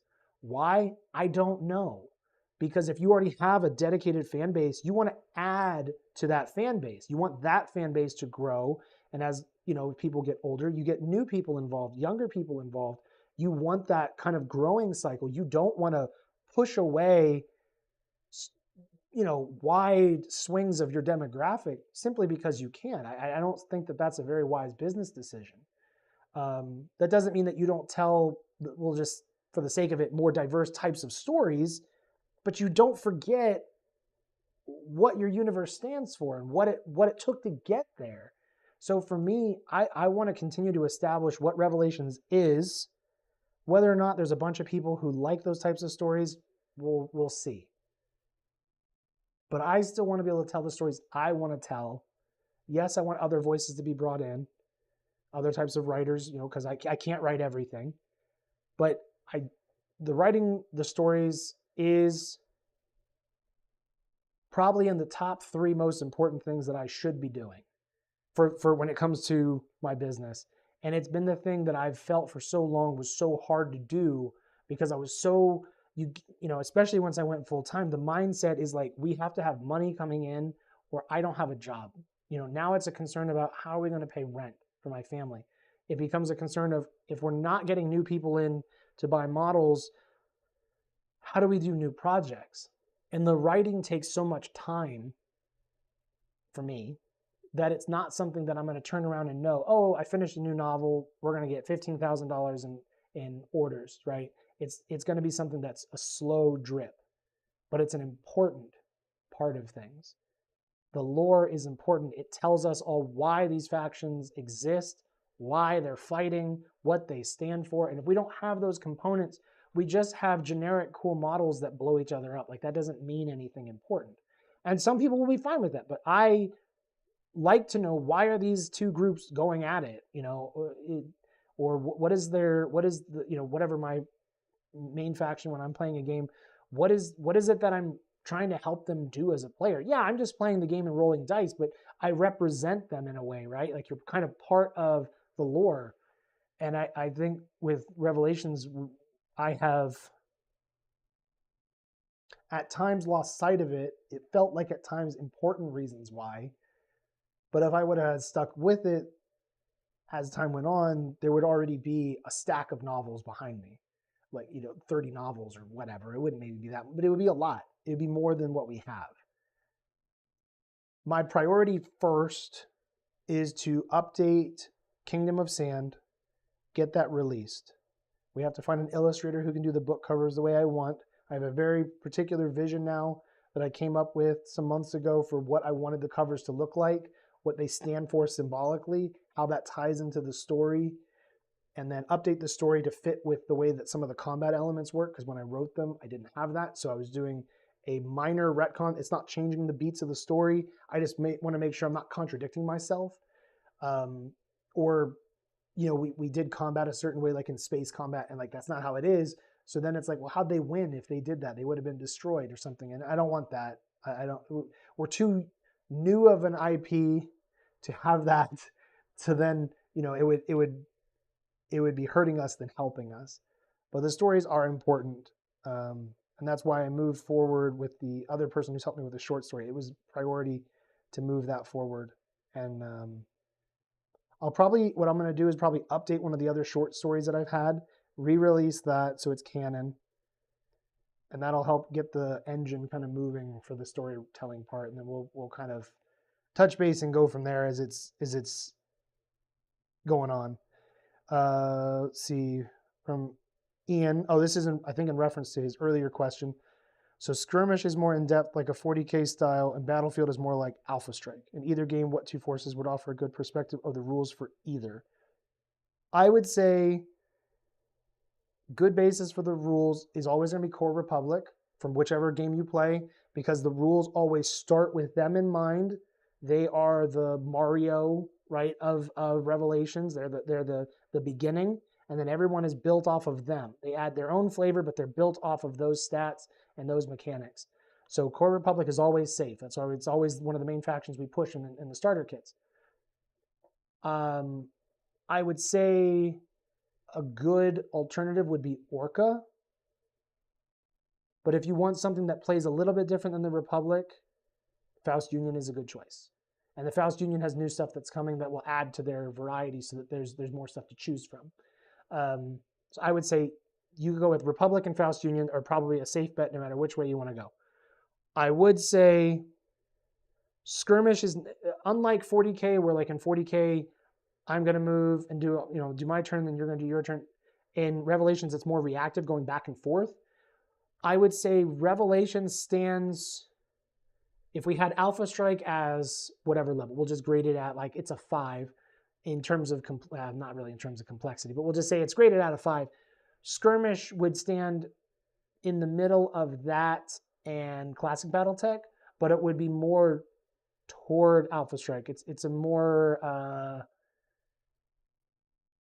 it has more mechanics than Alpha Strike does, but the game still flows very well.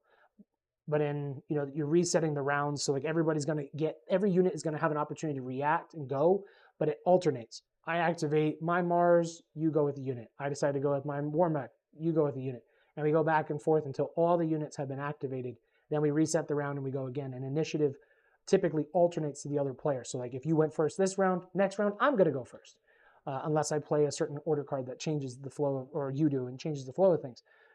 But that's more of that. So it has more nuance in the sense that there's like hit locations on the war mechs, but you just roll a d6 to decide where they go, and there's a little chart on every single war mech, so it's super easy. So it's I would say if you compared it to any game, it would be sort of like a mixture of Alpha Strike and Star Wars Legion would be Skirmish. Battlefield is different than Alpha Strike because you're only going with a certain number of units per turn, and then it's my opponent's turn, they go with theirs, and now I get to go with some more. And that'll make more sense as we get into the gameplay part later on this evening. yeah, so none of them are really like 40K in the sense, and definitely not where you don't need supplementary books or other rules. Like everything for Revelation Skirmish, all other keywords are on their stat profile. There is nothing you have to memorize. Everything you have to know the rules, but no mechanical like keywords or abilities. All of that is listed on their card. With Battlefield, they're also on the card, but there's less keywords in the game.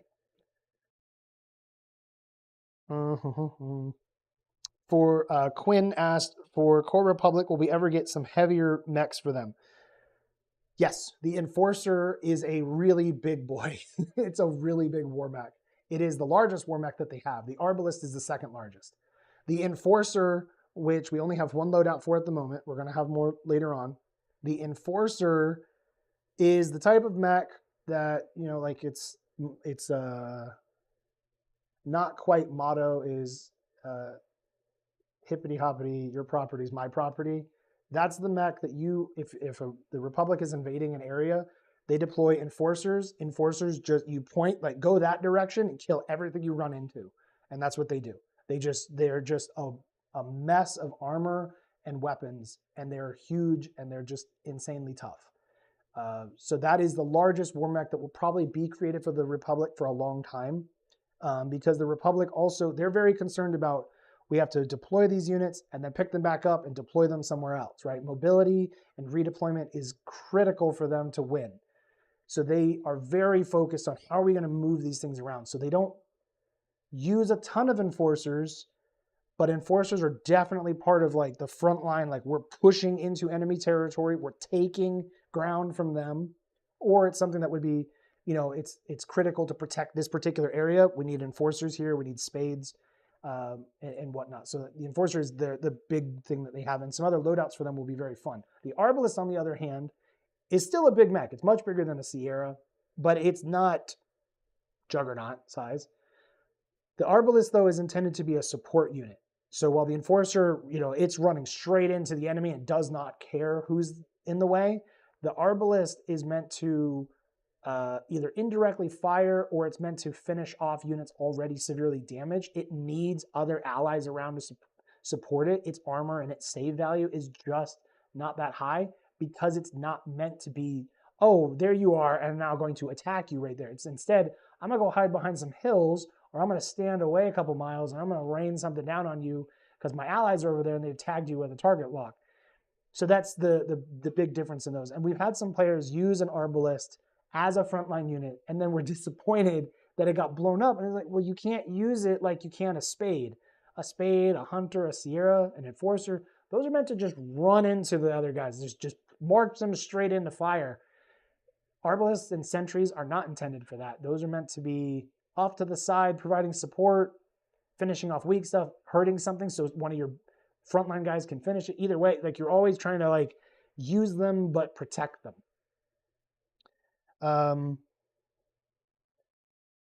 This is a good question from Ian. And what would you say is your greatest influence for the lore of Revelations? That's a really good question. I don't know if anyone has ever asked me that question. Huh.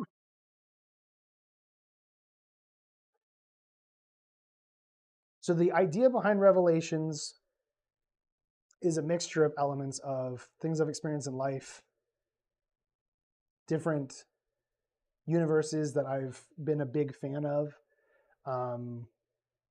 While I equate the war mechs to being a mixture of like Titanfall Titans and Battletech's war mechs, like you take the firepower from Battletech and the mobility of Titans and you like put that together, then you got war mechs from Revelations. For the lore and other components, I like stories that are about good and evil, but where they're not always as clear or on the surface of which side is the good one and which side is the bad one. But at the end of the day, there is one that I would say is more right than the other, and one that is more bad than the other. Star Wars was a huge influence in my life growing up, and I'm very sad to see where it is now for just the disrespect of it. Like not even the stories that are being told, just the disrespect that the creators have toward it, the contempt they have for the fan base. It's painful. right? As a Star Wars fan, to watch that.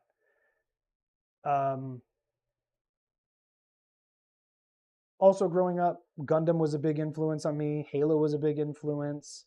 BattleTech was a huge influence on on my mech journey. I mean, if it wasn't for BattleTech and Mech Warrior, like I don't even know what I'd be doing now. Like that, it had such an impact on me growing up as a 12-year-old through my teenage years and early adulthood that I mean, it was huge.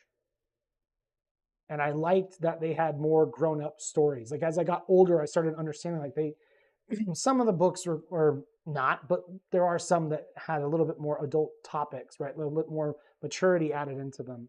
And I want that with Revelations. I want to have, like Dune. I hadn't read Dune until a year and a half ago. I saw the first movie and that got me excited, and then I wanted to read it. And I was blown away that Dune from so long ago had a very serious setting. It felt real, it felt gritty, it felt dirty, it felt lived in. It wasn't everything's polished and everybody's perfect, or it's just super clear of right and wrong. Like it felt very much like, yes, it's very fantastical and advanced in tech and other things where it looks like magic and such, but it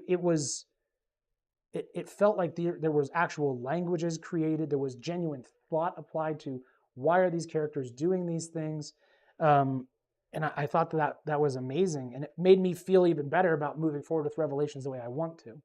I also, whether it's a hot topic thing or not, I mean, my personal faith is a part of the decision of how I write some of these stories and how at the end of the day, I want more grown up stories. I'm tired of seeing so many of the very popular franchises and brands be done by high schoolers.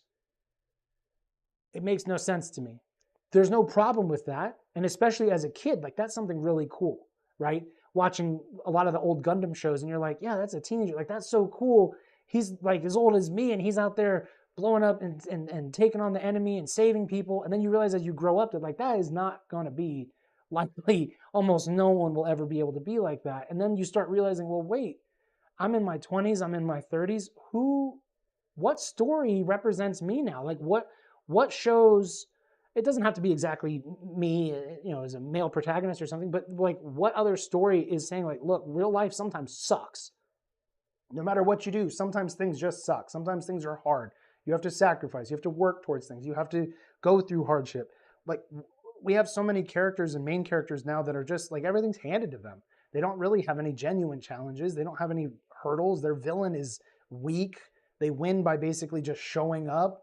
Like I want to see stuff that is more not necessarily a one-to-one reflection of the real world, because that could be boring if you're mixing in political climate and cultural climate and some of that. I mean, sometimes that's helpful as a sci-fi author, but other times it's too much of a trope.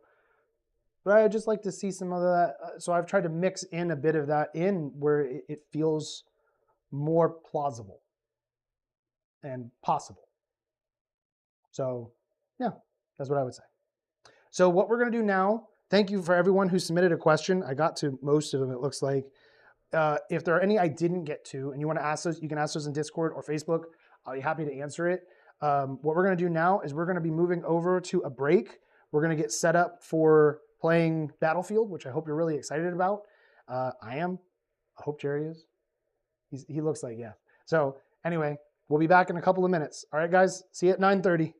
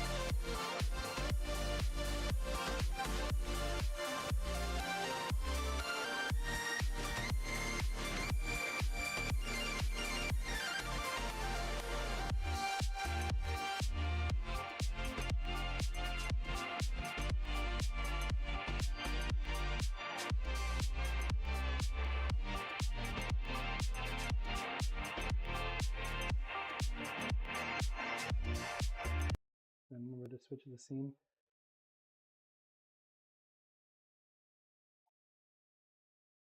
Okay. Hey everyone, welcome back. We're getting the final adjustment. So one of the things that we had to do once we had this part set up was a bit different than last time. We tried not to move the camera, but we still had to tilt up and zoom out. And there's some other things that are a little funky with these new cameras. So we actually have 3 cameras plus a dice cam that's right off screen from where you are. You can go ahead and zoom out a bit more so if you can see some of the table with me. There you go, and tilt down so it's not to the moon with my headspace.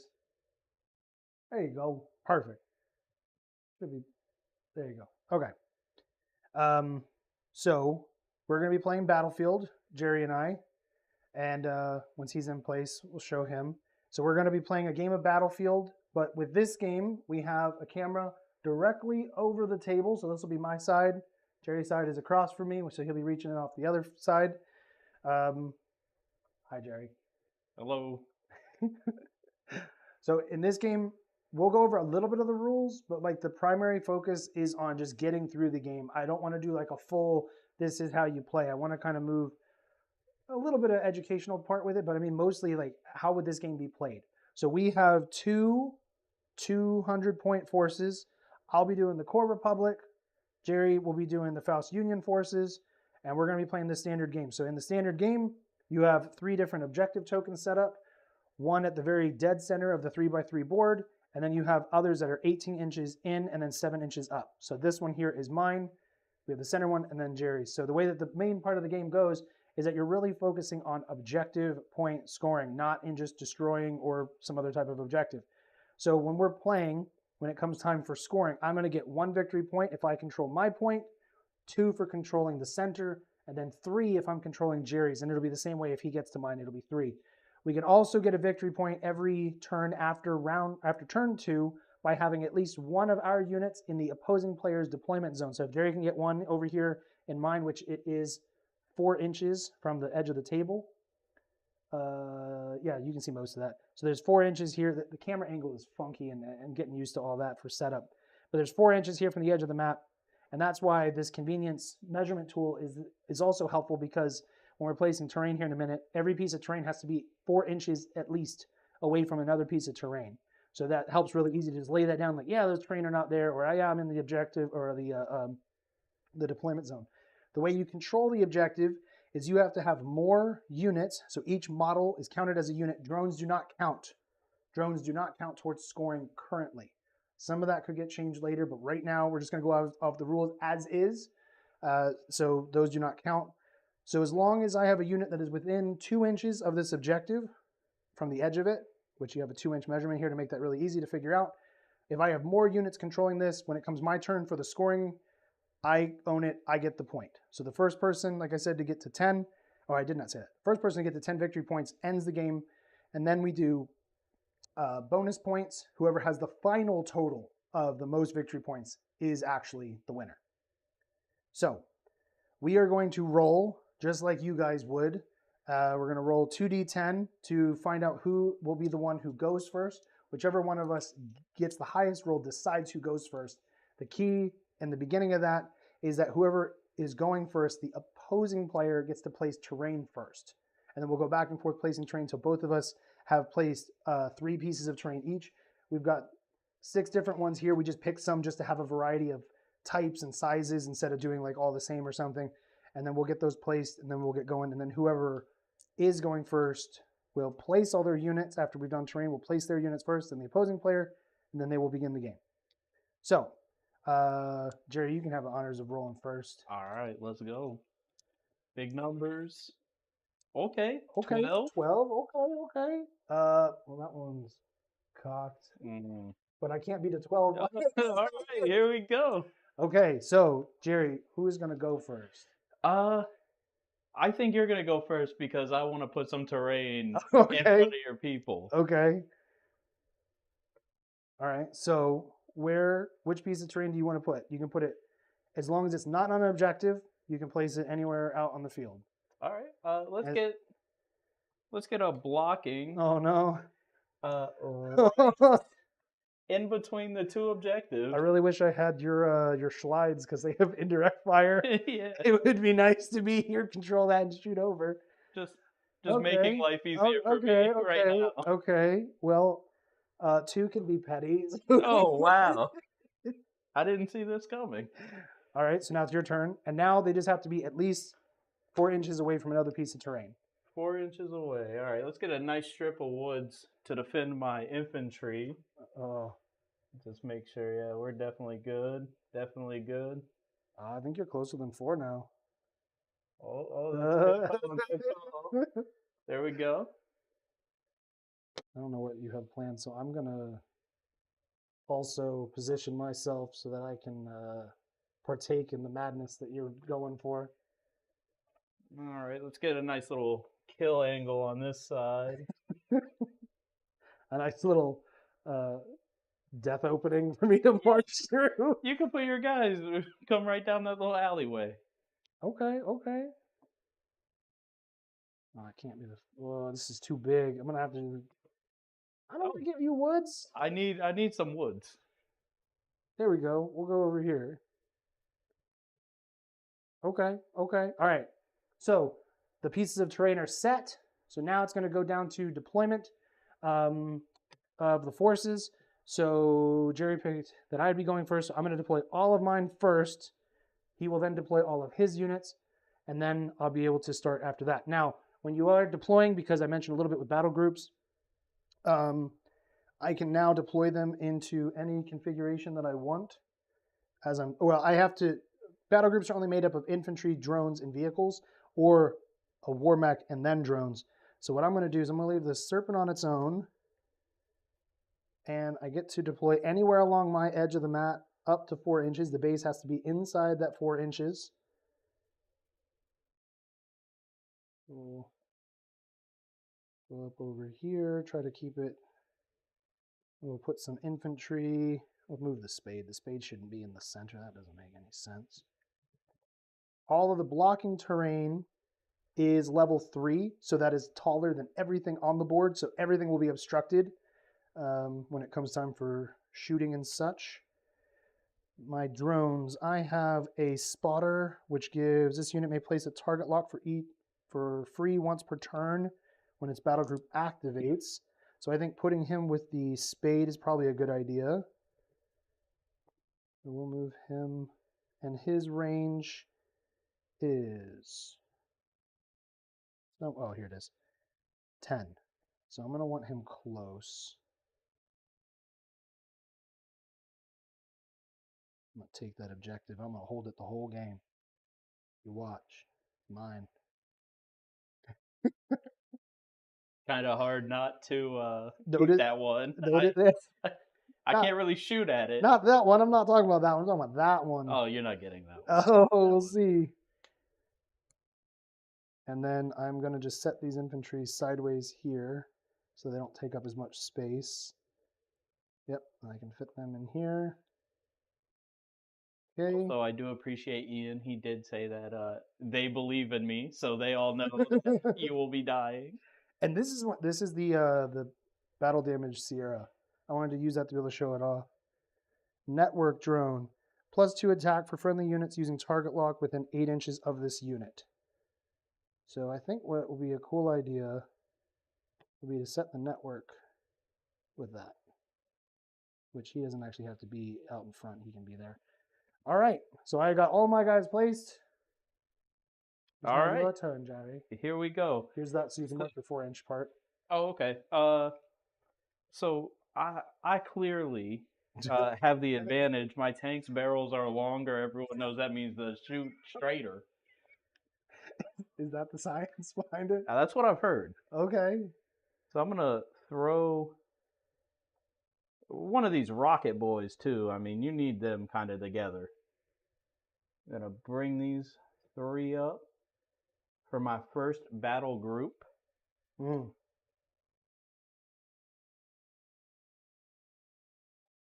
Get another sharpshooter over here. Okay. Put them a little bit more this way. Bring them back just a little bit.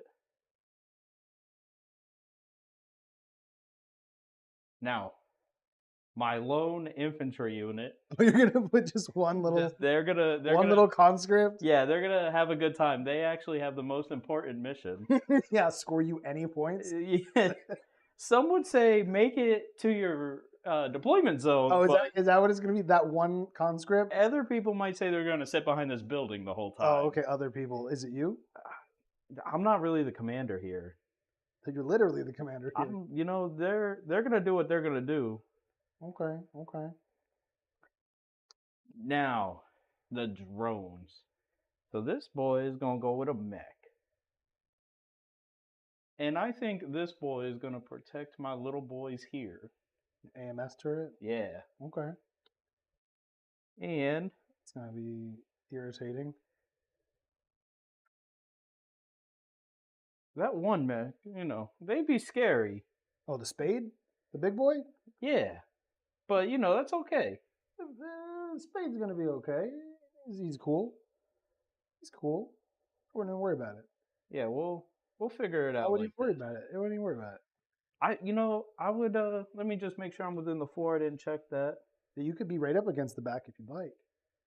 Yeah, that would be that would not be ideal, but All right. okay. I think I'm good. If you're happy with this placement. Okay.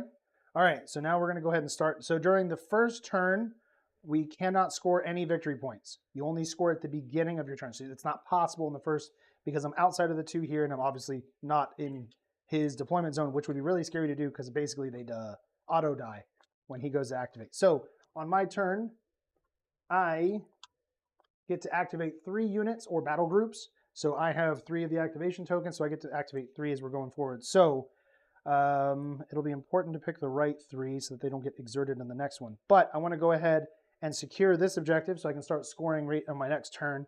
So we're going to go ahead and go with these Marines here. They get to go 6 inches, up to 6 inches, and then that's only for 1 action point. So what I'm going to do is I'm going to bring them up to be within the 2 inches. But what I don't want is to move them too close because then it's that much closer that Jerry just has to get to be able to shoot at me. As long as I'm at the 2, I'm going to move back a touch so that I'm just a little bit harder to hit. And then for their second action, they are going to entrench, which will now give them a defense bonus until they move. So they will have that permanently until they make a move. So I'm going to place an activation token on them. They are all set for this turn. Let's move Spade. Or this, let's do the Mars. I made a nice hole for him right here. Yeah, I You see wanna that. Run him that way. Yeah, I might. I heard you won't, but I don't know who said that. Oh, did you? You heard that? Came in from high command. All right, I'm going to move up there. And then what I'm going to do is perform an evade with this battle group. So then that way, the evade token will give them a defense bonus of +1 until the beginning of my next turn. Only infantry are allowed to entrench. That's the important distinction. And I don't really want to just get shot immediately. Who would just start shooting you? Yeah, it's crazy. Yeah. Who would do such a thing? It's not like we're at war. It's not like that at all, right? I'm going to move my Sierra right here, bring along that little network drone, and then I'm going to do I'm going to measure for a long range shot, which would be 24 inches. So if you could, Yeah, got you. if you could hold that, What you aiming at here? anything that I can reach, but it doesn't look like I can reach any. Oh, I could reach the infantry, I guess. Yeah. Okay. Yeah, you So were well if within you the could you hold that one more time to make sure? I want to see if it's on the right one. right one. It looks like you wouldn't have if you put it over like the center of it. Got you. It looks like it's what you. I don't think that's over the building. No. Okay, so you won't get the rain or the cover from this. However, you will get a +2 defense for making a long ranged attack. So my attack is 9. Your defense is My defense for these guys is 15. plus the 2, so 17.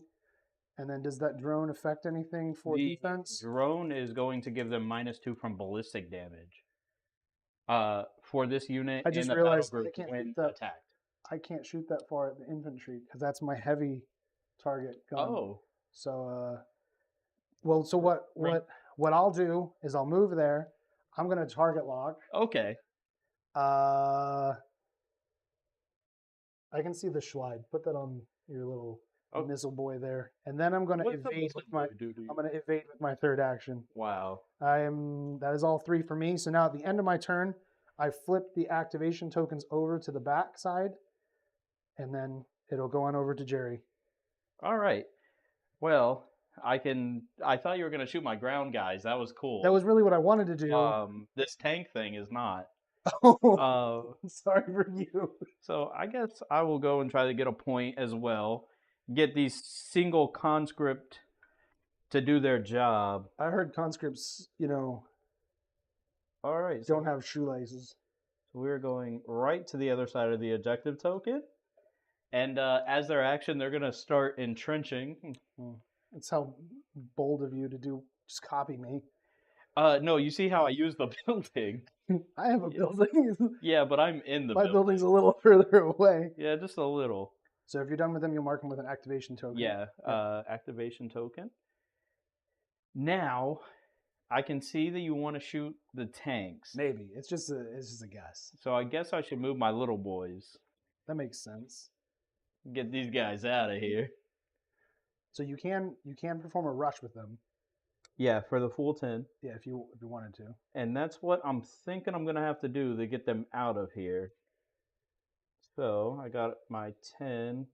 Going to move this group here. Oh my God! Good thing, good thing. All right, let's move them back without the tape. No, you did move them back. That was the problem. Hold on, hold on. Okay, get this away. Gonna have to reformation these guys here just a little bit.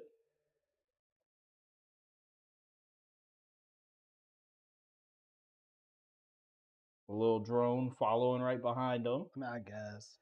And that's an activation here. Yep. All right, so I don't think I could hit you. No, you just rushed. You used both your actions. Oh, that's fair. Yeah. That's fair. Yeah, you can shake your little rifle fist at me, but that's all you can do. I wanted to think about it. My Sierra's going to shake the fist back because he couldn't shoot at them. All right, we might as well move. We're going to move in. You knew this was coming. You shouldn't target locked. I needed to do something with the action. Now that I let go of him, I had to play him where he was. And this boy is going to follow with him. He is still target locked. And yeah, we're going to go ahead and both of them are going to shoot. Oh, that's not cool. Yeah, so we got both of their main guns. So who's the main attacker?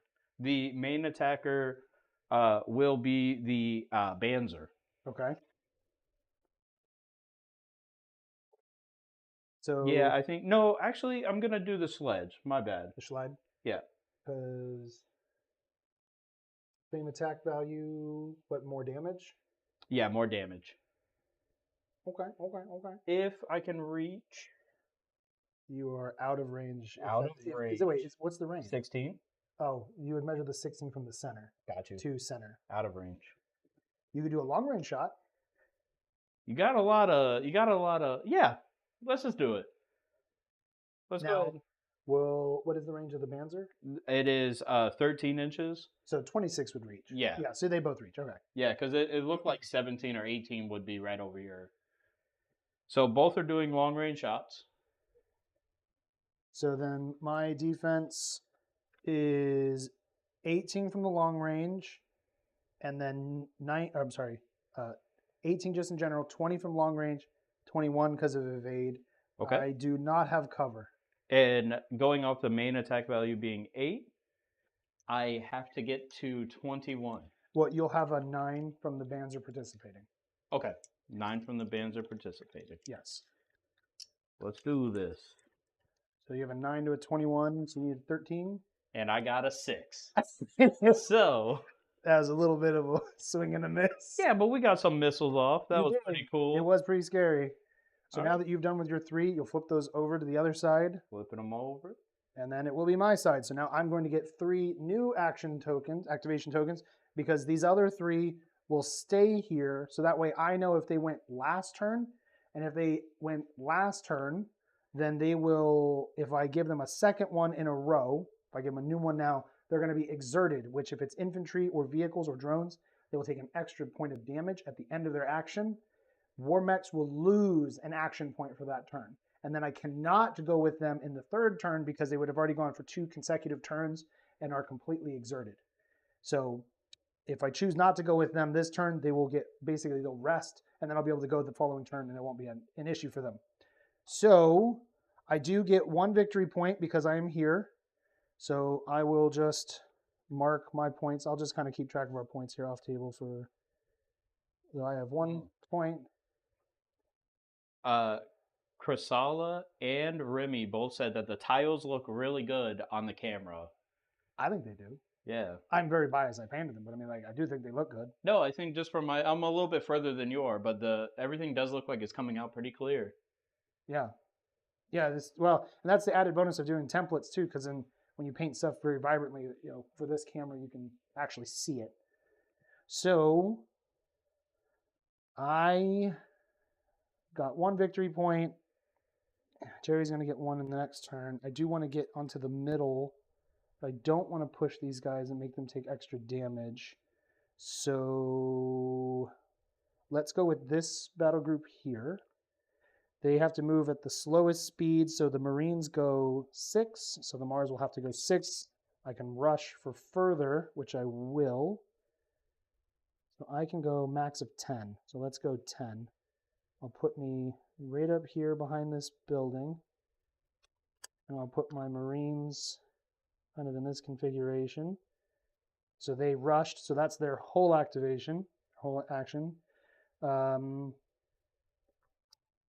Spade. He can run 14 inches. He can jump 7. So I am going to move.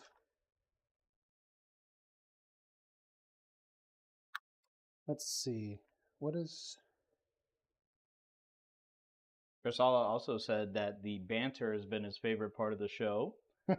And Woe said that's the best part of any war game. Yeah.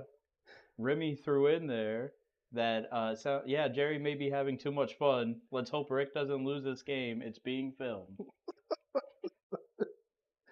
I might. I don't want to, but I might. So if I move 9 inches with the Sierra, I have to be 8 inches away. I should be fine if I go up there. Yeah, I didn't think I would lose, but then you told me I couldn't use my magnetic dice, so that was kind of saddening when. All right.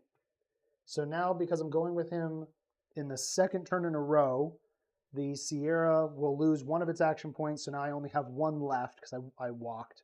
So I'm actually going to fire into that group of infantry over there. Was a ballistic weapon? How much health does your drone have? The drone. The drone is 5 health. I don't like that question. You know what's a problem though is like I wanted to shoot at those infantry, but if he's gonna AMS my my bullets, my spray literally doesn't work. Which is the whole point of doing this. Yeah, it's the whole point of doing the drone thing. I agree. Oh. Yeah. Well, we're living where it's resting. Yeah, I mean, you could try to shoot. Well, I'm gonna shoot at the Schlide.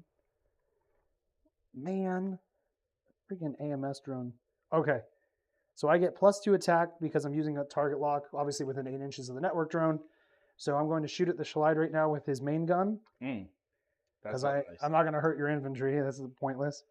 So I'm definitely within 12 inches. Absolutely.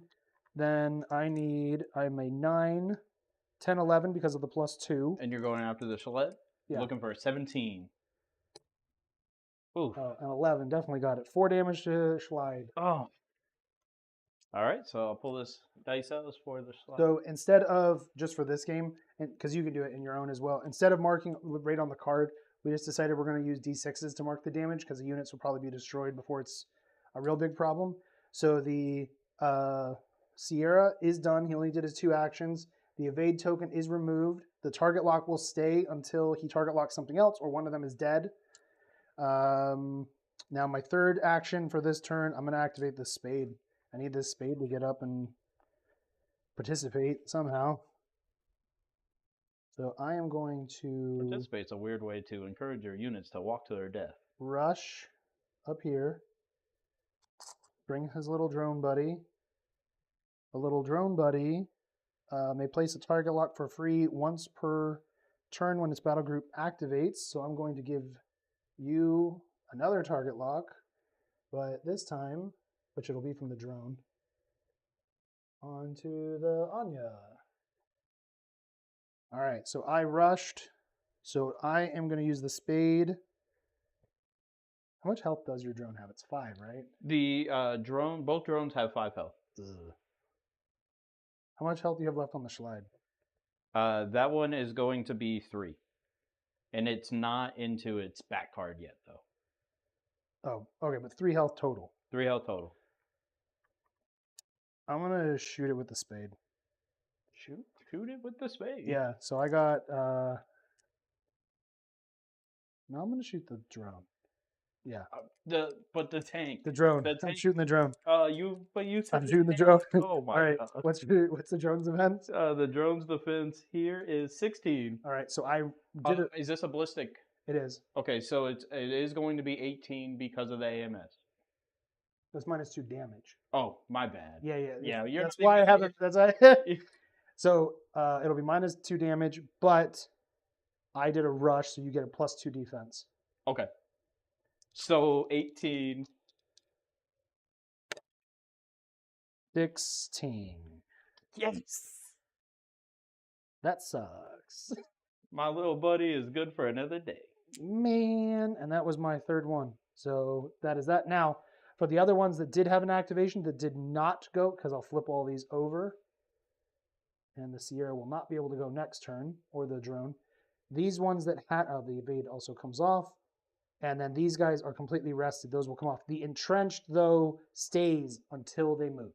So now, yes. The drone would also get a damage, right, for exerting? Yeah, All I'll take one of those.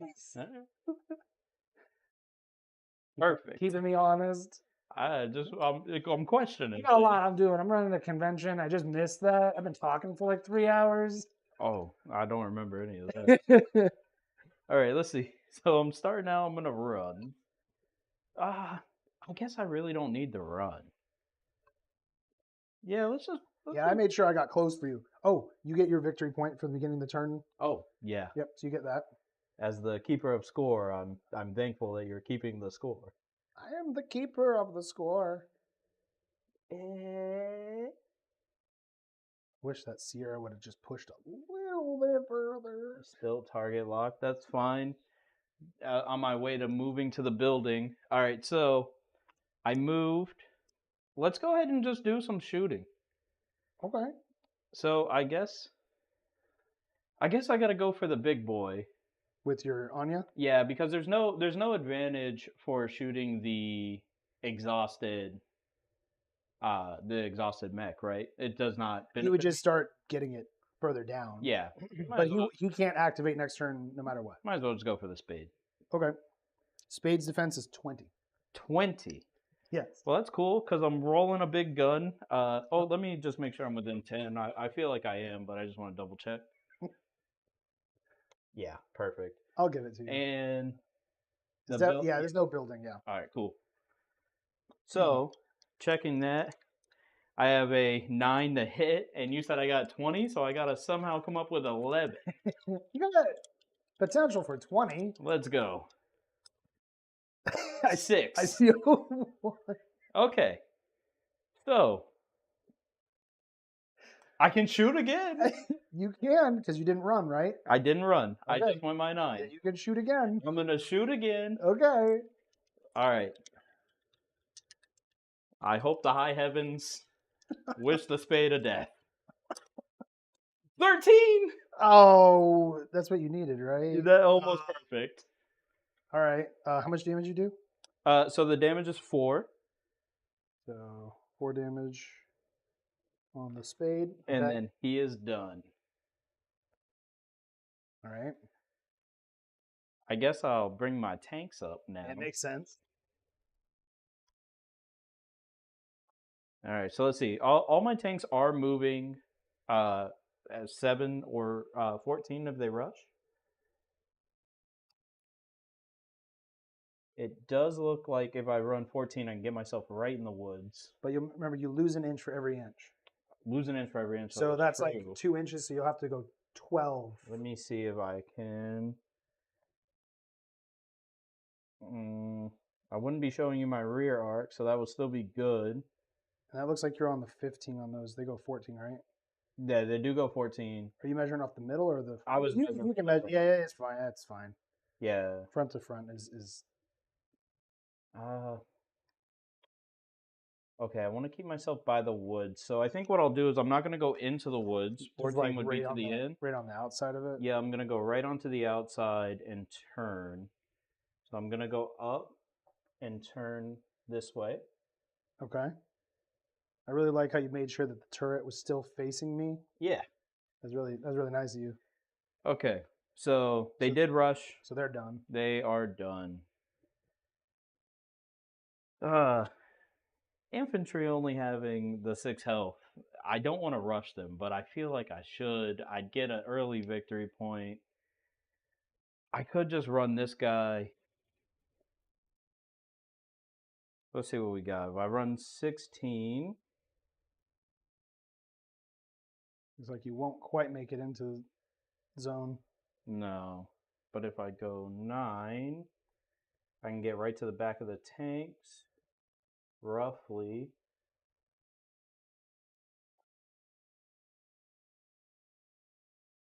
Run here. I feel like the Faust has a lot of forces. The Spade's going to be hard to kill, but you have a lot of stuff to kill. And, okay, so I went my 9. I have 2 more actions. I could long range shoot your drone. Yeah, easy. What, this drone, the network? Yeah. Okay. So, yeah, and let's. because the mech is taller than the vehicles, he's able to shoot over. In this case, yeah. Yeah, for Yeah. people at home. Yeah, so that the height changes, right? Because Yeah. each unit type can shoot over the smaller types. That's what I was thinking. All right, Yeah. cool. Yeah. Okay, yeah, so I will go ahead and shoot.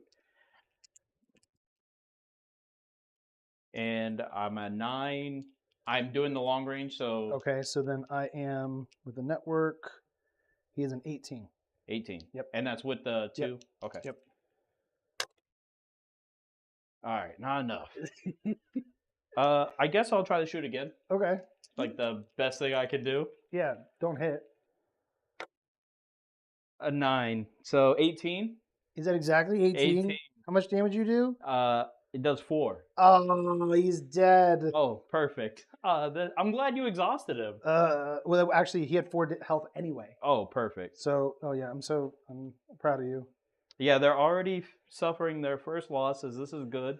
Let's get these exhausted tokens out of here. And then flip over your other ones. Yep. And then it's my turn. So I get another victory point for just being alive. Let's see what everyone's saying. Ugh, that was not great. Not great at all.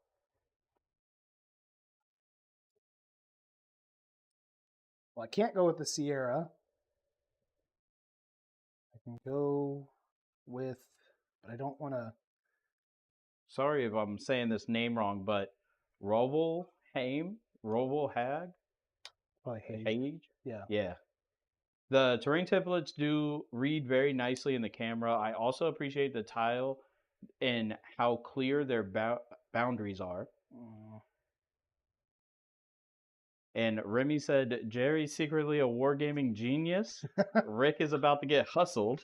Oh, great. And Woe77 said, let's be real, Jerry's even willing to play because he knows his games. All right. How much health do your Banzers have? Oh, Banzers, we're looking at 8? Yeah, 8. All right. I'm going to fire with this Mars by himself. Okay. He's just going to shoot. So now you're separating him Yeah, so from the they group. can still activate while they're in a battle group. They can still activate independently. And because he hasn't moved away, he'll still be... it was this Mars. Sorry, I didn't move the camera. This Mars is going to shoot, but because he hasn't moved away, they're still in formation. They're still in a battle group. But only one is going to shoot. Correct. So that will be one action specifically just for him. Okay. So Mars has a 7. Your defense, Going to an 18 and then 19. with the woods. Yep. So I'm going to fire my cannon.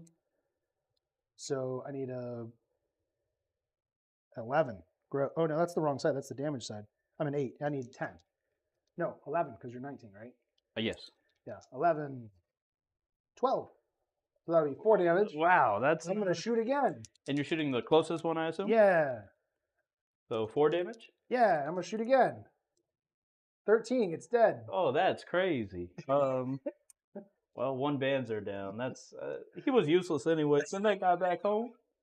What's the defense of your slide? The defense, you're looking at 17. Oh, that's crazy. That's even less, right? Yeah, that is. Yeah. I'm going to go with this Mars. No way you do it twice. No way you do it twice. Scoop. You will be getting indirect fire for this. You won't be alive. It won't matter. That's real crazy. Okay, here we go. So I need a 10 this time instead of 11 because he's one less. Yeah. Bro, you just needed a 10. Come on. Second shot. 19. Oh, So that's 4 damage. that does look like 4 damage. So he actually only has 3 health left. And he flips. And he Right? does not flip. Oh, no, he has to go to 5 to flip yeah, over. has to Okay. go to 5. So these two are done. Do I want to go with the spade? Yes. Spade's going to go. Only the spade, not the spotter. Okay. Spade is going to, so he'll get 2 actions. I'm going to shoot that drone. Okay. So I'm a 10 to what, 16? For the drone, sorry. The drone is 16. Yep, so I need a 6. Don't. Oh my God, he did it again. Hey, shoot him again. Shoot him again. I'm going to shoot one more time. It's because the drone is a zippy boy. 17. Oh I my definitely hit. God. So it would do 6, but you're -2, so it'll be 4. Okay, so Oh, 4. Actually, does it say reduce damage? Yeah, so -2 damage from ballistic weapons for this unit and the battle group when attacked. Damage from this attack cannot be reduced. All right, so 6? Yeah. That homie's gone. This is why you don't bring drones, also. Oh, is this why you don't bring drones? I never liked the robots, you know? So it should always be driven by a human. All right, so I'm going to clear this here because he can't go. The spade went, and his is marked. They got theirs. And They got now theirs. he is shut down. He will not be able to go next turn. The spotter could, Okay. but he cannot go. Okay. And everyone else is cleared. So, your turn. All right. I get a point. Yep. Automatic. You're at 2. I'm at 2. All right, Some let's get damage on the table finally. my boys out here. These are flesh and blood humans, so you know they're gonna get the job done. They're gonna get a job. Oh, I can run right Oh man. onto that token. I will take this whole group, do something like that. Well, you control that. There's And- not really any way to prevent that. And Is the back unit also in there? Yeah, you have 4 units in there, I believe. 100%. They just all make it. So you have, Heck. yeah, that's pretty controlled. all right, so So they just walk. they just walked. Yep. And now all of them are going to shoot this the little rifle, zappy gun. little zappy gun. Yeah. Little pew pew. I'm trying to read the firing line. This unit may attempt a second ranged attack against the same target for free, but the target receives a +2 defense for this attack. So I will be shooting twice. Okay. What are you going to shoot at? The back mech is already damaged, but the he is he would get obstructed. covered. Yeah, I would. So I'm just gonna shoot the front one. All right. So the Sierra. The all right, Sierra So is his going down. defense is 18. Doesn't matter which because they're all the same, but you'd pick one and then you get +1 for each of the others. Okay, So you'll end up with so +3 for, I'll just say he's shooting Sure. and then +3 to the roll. Yep. And I'm at 18. And you're at 18, and Yep. they're starting at 6. So let's see, So you need a 9. 6. All right. You can shoot They again, are going to fire line shoot again. but I get +2 defense. Yep, So now you need an 11. a 6. All right, they're scared, and that's okay. Humans do this. This is why I'm phasing them out. Oh, you're hazing them out. More drones next time. Spoken like a true Sturmhammer officer. We just need more health in them things. All right. So they're activated. They are activated. Let me get a token before I cheat you. All right. Now, I guess the tank group, they're out in the open. They don't really have anywhere to go. You could hide them behind that building. Why move them? You know what I mean? That means like you could. You could like, where you go over there? I could go forward. It's safer over there. Yeah. Let's just move 7. Ugh. We'll just get closer to the building. Remember, you have a minimum range too. I do have a minimum range of 2. Just so you don't accidentally get too close. So I am gonna move them up here. Turn them like so. Okay. Turn a little face. Uh-oh. And then the target lock and the damage on the slide. Yep. I don't want you forgetting and trying to. I would He never was forget. full of health the whole time, Rick. I remember him not getting hit. Wait, you remember him not getting hit? All right, and we're gonna shoot at the spade. Lucky me. So I'm gonna do again. I'm definitely The slide, yeah. within 2, or I'm Greater outside than of 2, yeah, 2. yeah. So I will be doing the slide Okay. and going for So slide Banzer's helping. Banzer's helping. So So I'm at an +1. 8 native. Yep. So and defense Is 20. 20. Okay, so I need 11. Ooh, that's a big roll. Yes. All right. This is So how much damage? You do 5? It does 5. Okay, so it's. So I will be. Do you need another dice? I'm just going to put it over here on the spade. So I'm at 9. Okay. And then I take an extra point of damage because you get +1 from the Banzer helping. Okay. So I'm at 10 damage, which I'm not yet to the flip point. That's crazy. But he is, he hurt. And that is these guys. He notices 10 points of damage. He's aware of that. So I guess I will exhaust. Exert. Yeah, exert. Uh-oh. Uh-oh. Yeah, let's just get this Anya out of here. Uh-oh. Get him in a little bit of a safer spot. Or I can shoot 3 times. Let's shoot 3 times. Let's shoot 3 times. That's crazy, right? It's crazy. Well, Target. no, actually, you only can shoot. Is he exerting? He will be. So you only get 2 actions. 2 actions. It's even better that I didn't move. Right. And I didn't say this last time, but rapid fire target has -1 defense for this attack. Is that from the machine gun or from the cannon? What weapon? Oh, it is the machine gun thing. Yo, my bad. What's your other keyword? If the target has been damaged from a previous attack, the weapon gets +1 damage and the target gets -1 defense. So I'm at 19. Okay.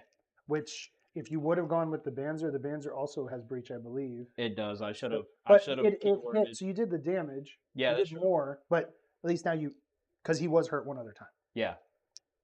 All right. Let's do this. So So I'm a 19. and I'm 9 natively. I am gonna get +1 damage. You're -1 defense, which got you a 19. So I need 10. And I got a 10. Okay, so you do 4 damage, right? Yep. Or no, it's +1 damage now. It is gonna be 5 damage total. Okay, so give me another dice. Yep. So add 2 to make this 6, 3. So now he's at 15, which will make it flip over. And I'm gonna shoot again. My defense is now 18 natively. Okay. So I'm So looking for a it's- 17. Yes. Let's go. We got this. That's a 7, 8. Okay, I'm at 17. I'm 17. Or I said 8. This is 9.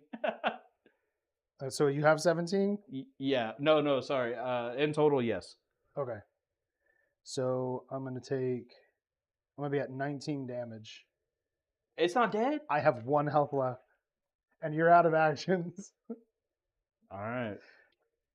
That's a big play. All right, so then you clear those guys because they rested. Yep. Rested. Oh, my poor Spade, and he can't even activate this turn. All right, 1 point for holding this objective. Normally, someone's already moved on the 2 prior to this moment. Yeah. So normally, it's not as slow on my side. So, okay. So, I'm going to use the Sierra and change the tide of the game. So, the Sierra is going to fire his secondary weapon at the same guy that shot at him, because that's funny. Okay. And if he hits, it has spray, which when attacking a battle group with a ranged attack, do an additional 2 points of damage to all infantry units. Okay. Okay. So I have a 9 to your what defense? Their defense is 15. So I need a 6. Which is your favorite number. You missed. No! While you're groveling in sadness, No! Second attack. Remy asks how many units have been knocked off. So far, 2 drones, one for Rick and one for me. And I also lost a Banzer. And then Rob also said, what about the third shot with the Anya? And the Anya couldn't because I exerted him, so he lost 1 action. Yeah, so for that activation, he only had 2. Normally you would have 3. All right, so I'm going to keep shooting. Second attack. Remy did just say, Yes. let's hope you don't critically fail. All right, an 11. So they all take 2 damage. Okay, that's fine. That's easy. Man. Flesh and Blood is ready to get shot. That's why we got it. Fire again. 16. They all take 2 more. All right, I'm getting close to death numbers. So, But I missed the first shot. So for the card on them, it will be flipped.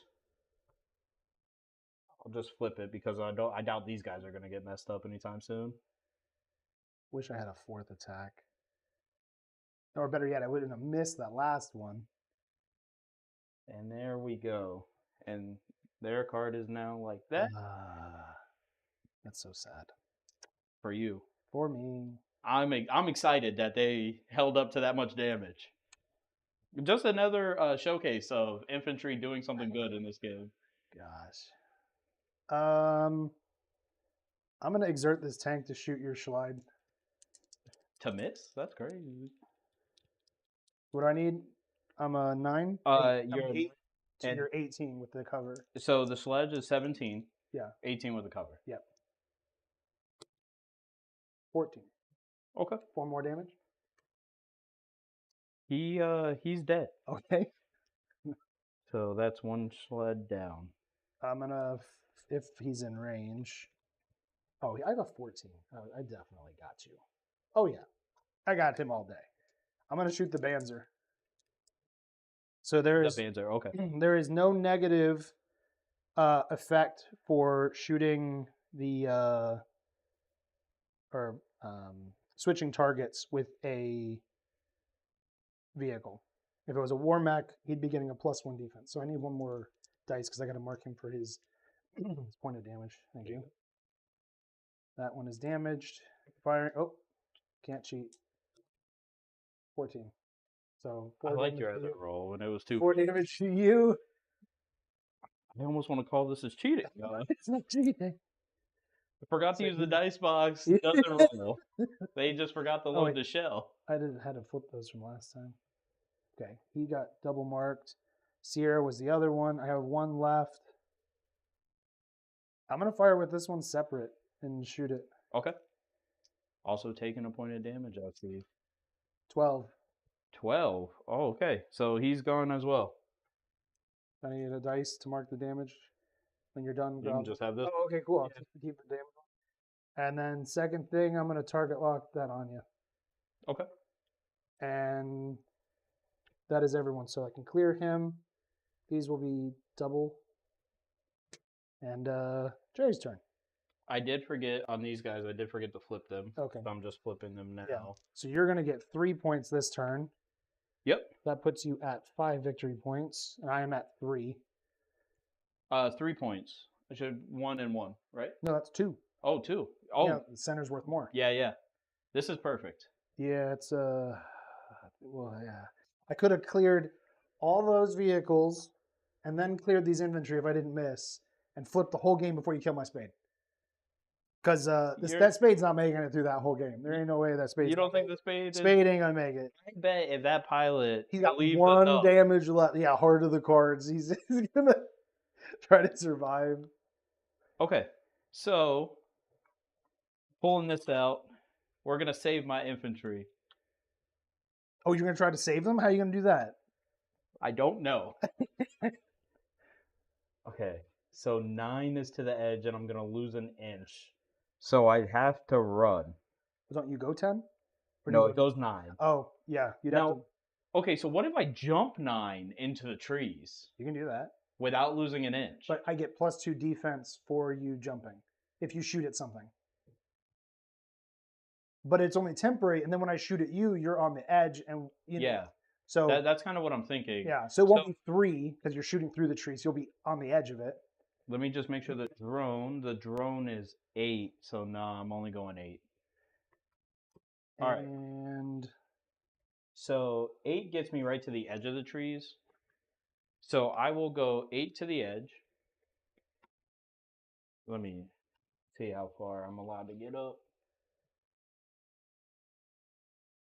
Oh, I can go all the way to the corner like I want. Perfect. So I will go here. So now I will take 2 shots at the Sierra. okay, Sierra will not get cover because he is way out in the open. But he's not damaged though. Upside. That is an upside. And it is going to have breach. He's not damaged though. Or he is damaged? No. No, the Sierra wasn't. Yeah, I forgot. The mechs don't get the damage from being exerted. Saved him. But he'll be damaged after this one. All right. Shooting 9. Well, 19. Yeah, I think you got it. I need some more dice. Damage dice. And so it's going to be 4. 4 on the Sierra. Okay. And I am shooting him again, so he does have -1 defense now. Yes. So now he is a 17. Now he's a 17. All right, perfect. 3. All right, that is a horrible miss. Sorry for you. All right, well he is done. There we go. Now I When you don't use one, we'll just clear it off and you'll have tokens. okay, So you can't go with this on you. You could just take those. got you. They're gonna take a damage. The infantry? Yeah, that's And then really they'll be at 5. yeah. Okay, but your gun does 2 anyways, right? No, this is perfect. Activate them. It might do 2. It might do 2 to everybody. Activate them. They're Oh, all gonna take a damage. So no, I'll do it don't after. do this. They're gonna all entrench. So all of them are entrenched, and then they're all gonna shoot. This is perfect. So they are all entrenched. I'm gonna go ahead and just move them to 5. Man. And now they get to shoot. Oh, I'm so happy for you. The benefit shooting entrenched? Nothing happens for being entrenched. Okay. It's only a defensive perk. All right. So let's see. So my defense is still 18 for them because they don't have breach. That's true. But they do have firing line, so they're shooting Yep. twice. And you are what, 9 with the 3 extras? Yeah. Yeah. Because 6 base, 3 extra for 9. Yep. And I'm going for 17? 18 because 18. Oh my gosh. So that's a good hit for 1 damage. No, it's 4. You got 4 guys. Oh, that's true. Yes, I need 4 another damage. dice because now I'm sitting here at 8 damage. And they're gonna shoot again. You get +2 to your defense. Yep, so I'm now a wait, let me see. 1, 2. Oh, he flips. Okay, we're on the back. Now he's a pocket now. 17, so he's a 19 with your firing line. All right. We got this. That's a big oof. Oh my gosh. Oh man. Okay, so we are looking Another- at 14 plus my He has 2 health left. plus my 9. 2 health left. 2 health left. Oh man, we're doing good. Do you need more dice? No, not yet. I had enough. Thank you. Wow, infantry's really getting it. Oh, I'm so happy for you. You're gonna lose both your mechs, and all I did was lose a dumb drone. No, you lost Forget tanks. the tanks; they were never on the list. Are you done making me sad? They're done. Oh, you have one more action? I have one more, but I don't know who to exert. Well, you can't do the Anya. So you only have them, or you just do something with that, or you do nothing. Okay. Tactical decision time. Yeah, I'm gonna exert. Oh. I'm just gonna exert this whole battle group. Okay. Yeah, let's just do that whole battle group. I'm so happy. The Banzer is going to shoot the spade. So there's a Schlide helping, or just the Banzer? I'm gonna say the slide is helping. Okay. Because I do think that's gonna be the best. So his defense naturally is 18, Okay. but it's 17 because of your breach, Yep. and then you have a +1 with your attack for the Schlide helping. So I'm at a 9 for my attack. to a 17. Okay. So I only need 8. That's it. And I Son of got a it. Gun. So Let me get that out of the way for you real quick, and Nice. that stays because that wasn't the Yeah, it's from the drone. wow spade. So is that's the, one spade that down. spade didn't do basically anything but eat damage. That sounds like most of the Core Republic. Oh my god, do your damage to both of those. Oh, okay. I'm not gonna let you skip on that. All right, are you done? Yeah. Yeah, I can't Okay. do anything else. You can flip your tokens. I'm gonna take my 1 VP that I keep getting from my very dedicated boys way at the back. So I can't go with the Mars. These Mars are done. I don't have a spade who just rested. Thank you. All right. I'm going to go with the Sierra. He is going to shoot at this guy. The infantry? So he is an 8. Okay. And then your defense now. The defense flipped is a 14. And they are entrenched. So there's 16. So I need 8s. 7. Oh my god. I have to fire a second time. I have to kill them. 8. Oh, just barely. That wipes them. Okay, so they're wiped out. 2 damage to everyone in that I'm battle sure group. you feel proud of yourself. I do. Killed a bunch of meat bags and a big robot. You were about to get another 3 victory points. And drones don't take objectives, so I can't even move this guy to help me. I'm going to do something that's a big brain move.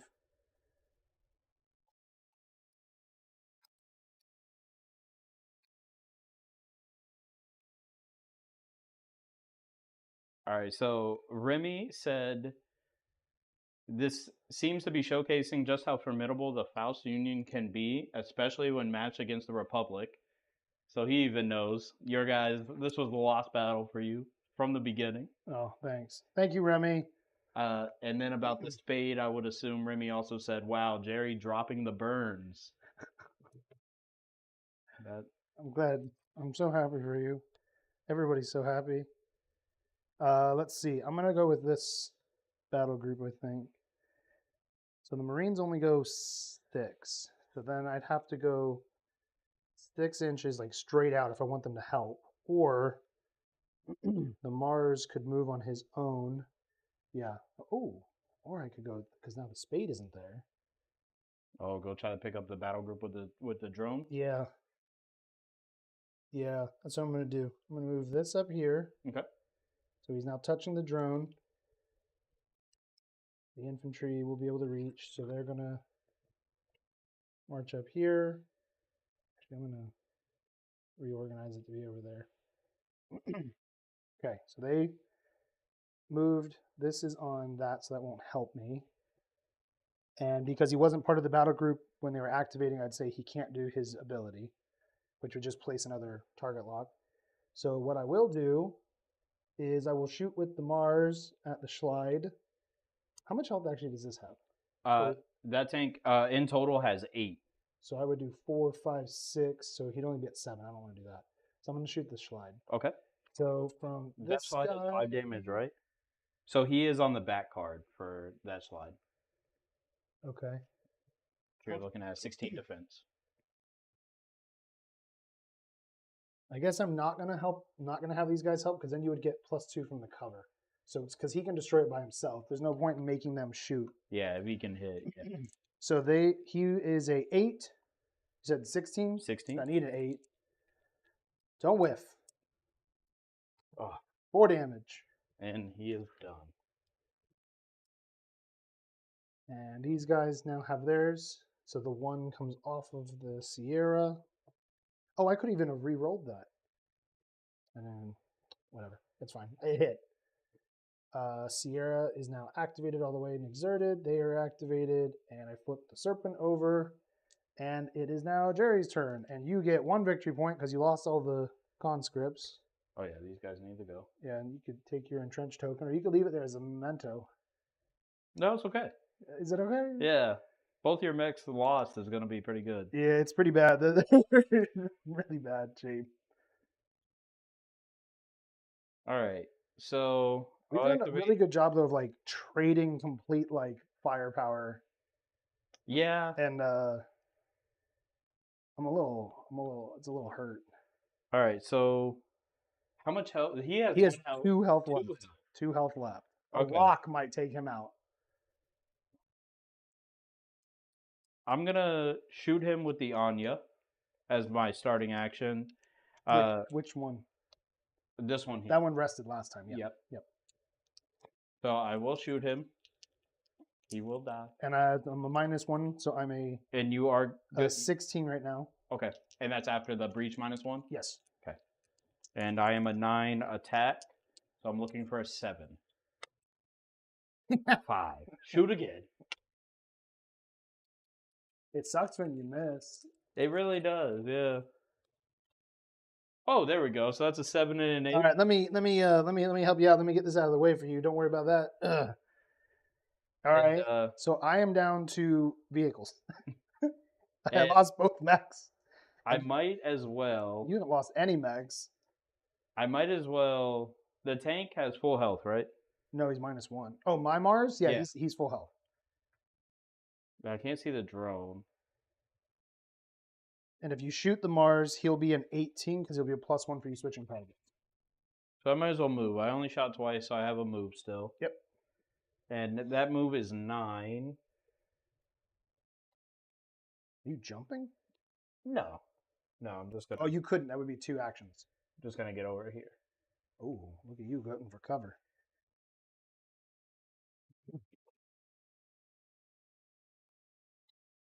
So I'm gonna put that there. Okay.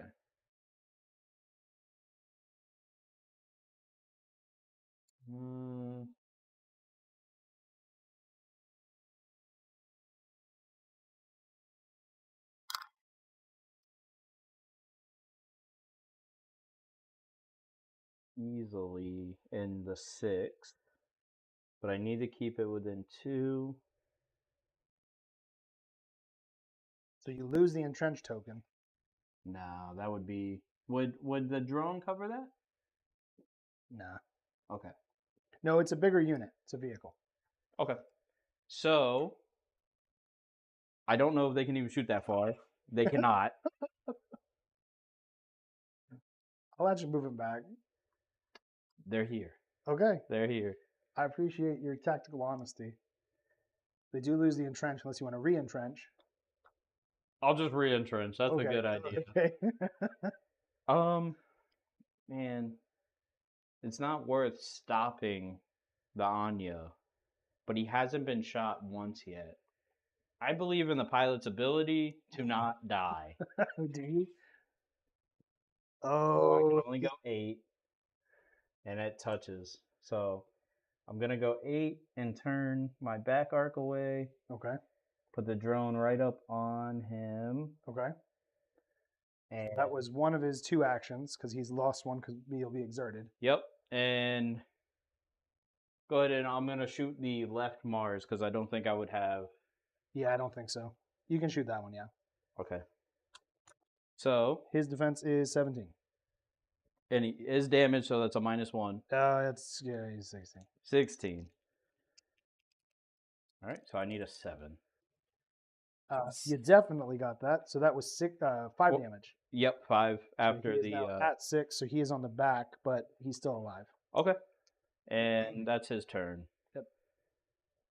And All right. Make sure all these clear. Yep. And then those others just flip. I'm now at 5 VP. So, situation that I'm at is deciding what to activate because now without the mechs, I've lost a lot of the big punch. If I go with them, with this battle group over here, I'm gonna be down and I'm gonna be taking a damage. These ones can attack. That'll be exerted. So I am going to go 18 away. Could you straighten that out for me, por favor? And then just yeah, just move that and turn it all the way up. Keep going, keep going. all the way, as far as he can go. And then he will be taking a damage, and he is doubled because he exerted. Okay. Okay. And we'll see if that's a big brain move or a small brain in a minute. You haven't taken any damage, and you can repair, but you won't be able to repair for a while because you're already exerted.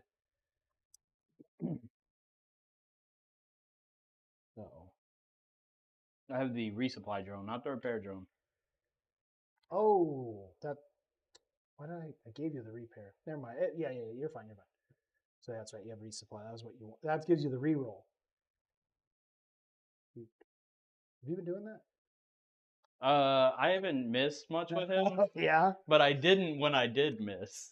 Okay. I got you. You know, just the pressure of not reading these keywords. What do you? You'll be at 9, which means you'll win the following turn.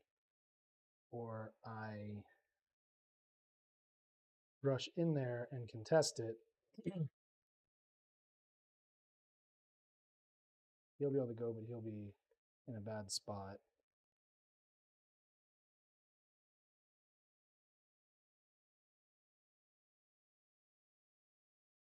Yeah, this is tough.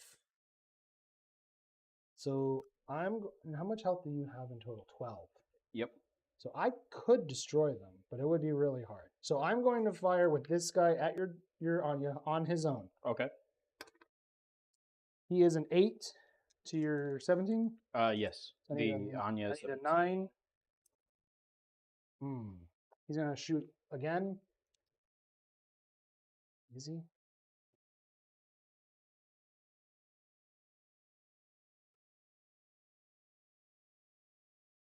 Just commit, Rick. Lose that I'm man. gonna shoot again. And you hit? 4 damage. For him to die, you hit. Okay. What's the minimum of my? Oh, it's 2 inches. Oh, but I just have to be 2 from here and away from him. So he can move up 8. He can move up like here. Is there a way to be out of 2 inches but into? Oh my goodness, I did it. All right. Oh, and since you like to be the cinematic with the turrets, let me align that one over there for you. Oh, that's fine. And he's going to fire 4 damage. That was a 19, and that is it for me. Oh, I could have re-rolled that because he has a target lock. Why do I put tokens and then not remember to use them? I don't know. He has that damage. Why I got these keywords and not remember to use them? You didn't make the game. It's not as bad. All right, they get cleared because they did not go. And it's Jerry's turn.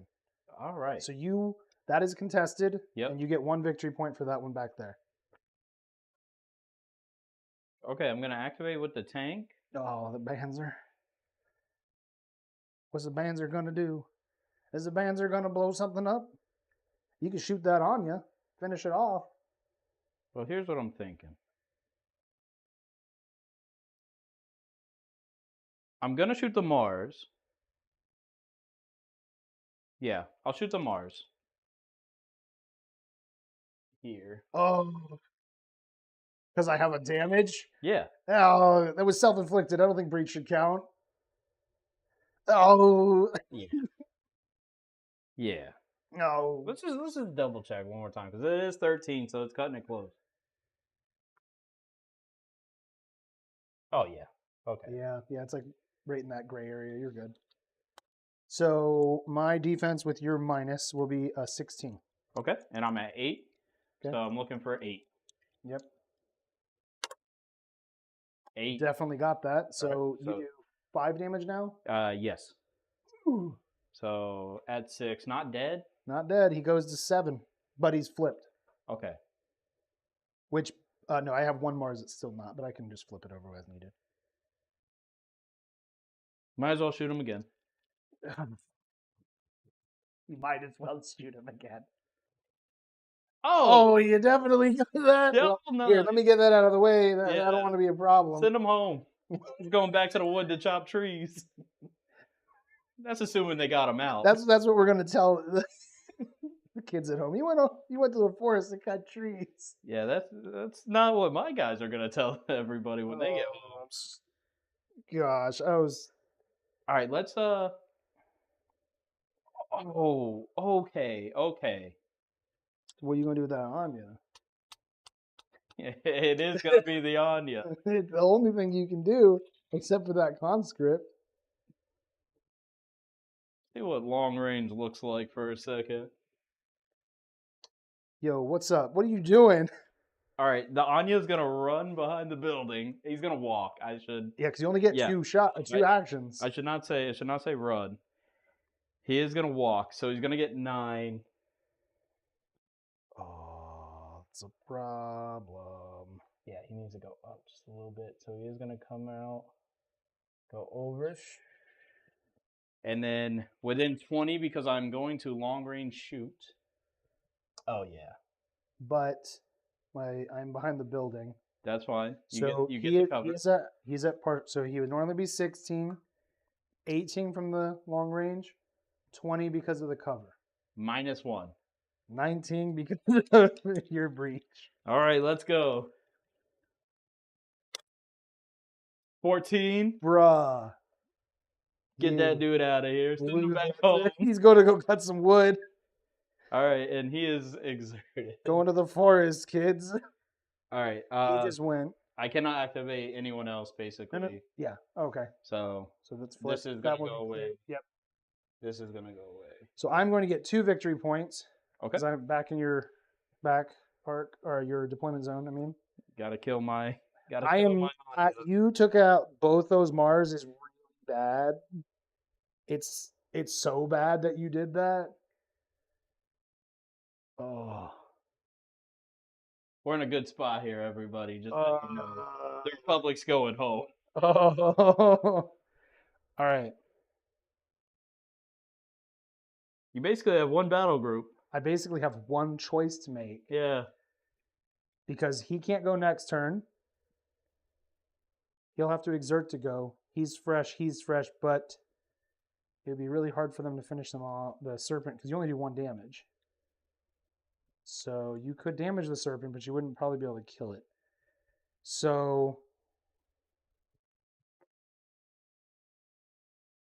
I gotta move 6.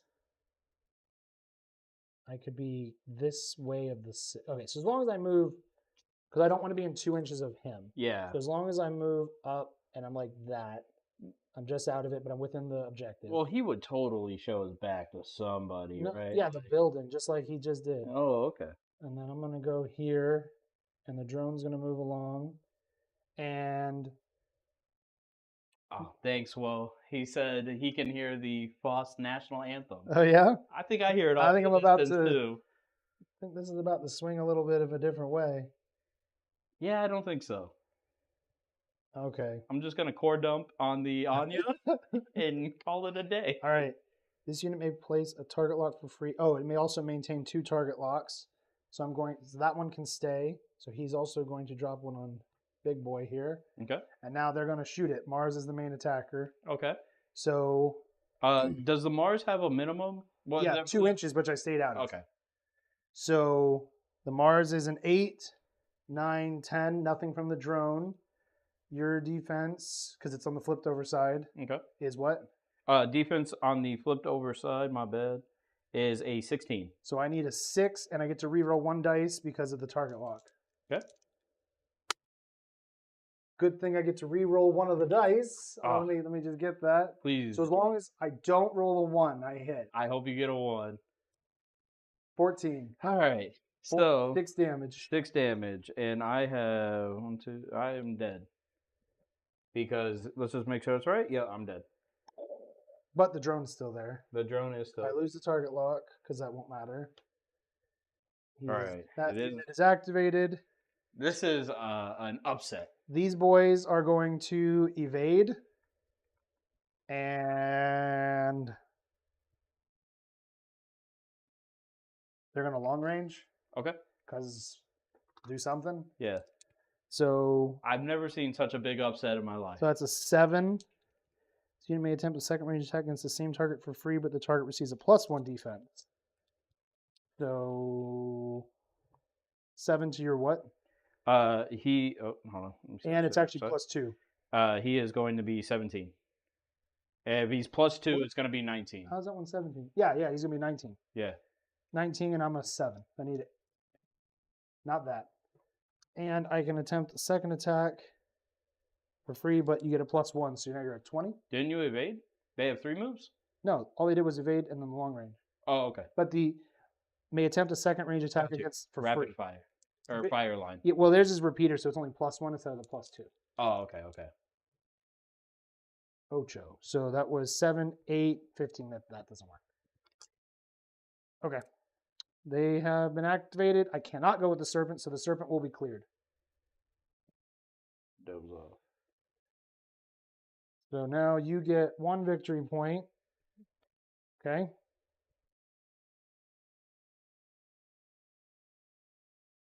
All right. All right. We're not in a bad spot. It Looks bad. We're not bad. You sure? 'Cause you can only go with the Banzer and the drone. That's all I need. Okay. The Banzer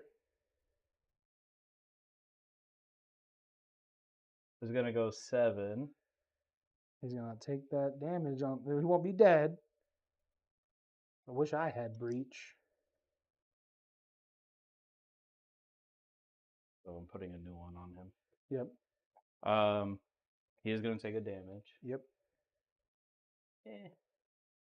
And I'm going to shoot the Mars tank. Okay. So I'm an 8. And I am a 17. Okay, we're looking at big numbers Yeah, here. That's a 4. 4 damage. So he's done. Moved and shot. Yep. Didn't get close enough. Anya can't activate. So I got my drone. You got both of them.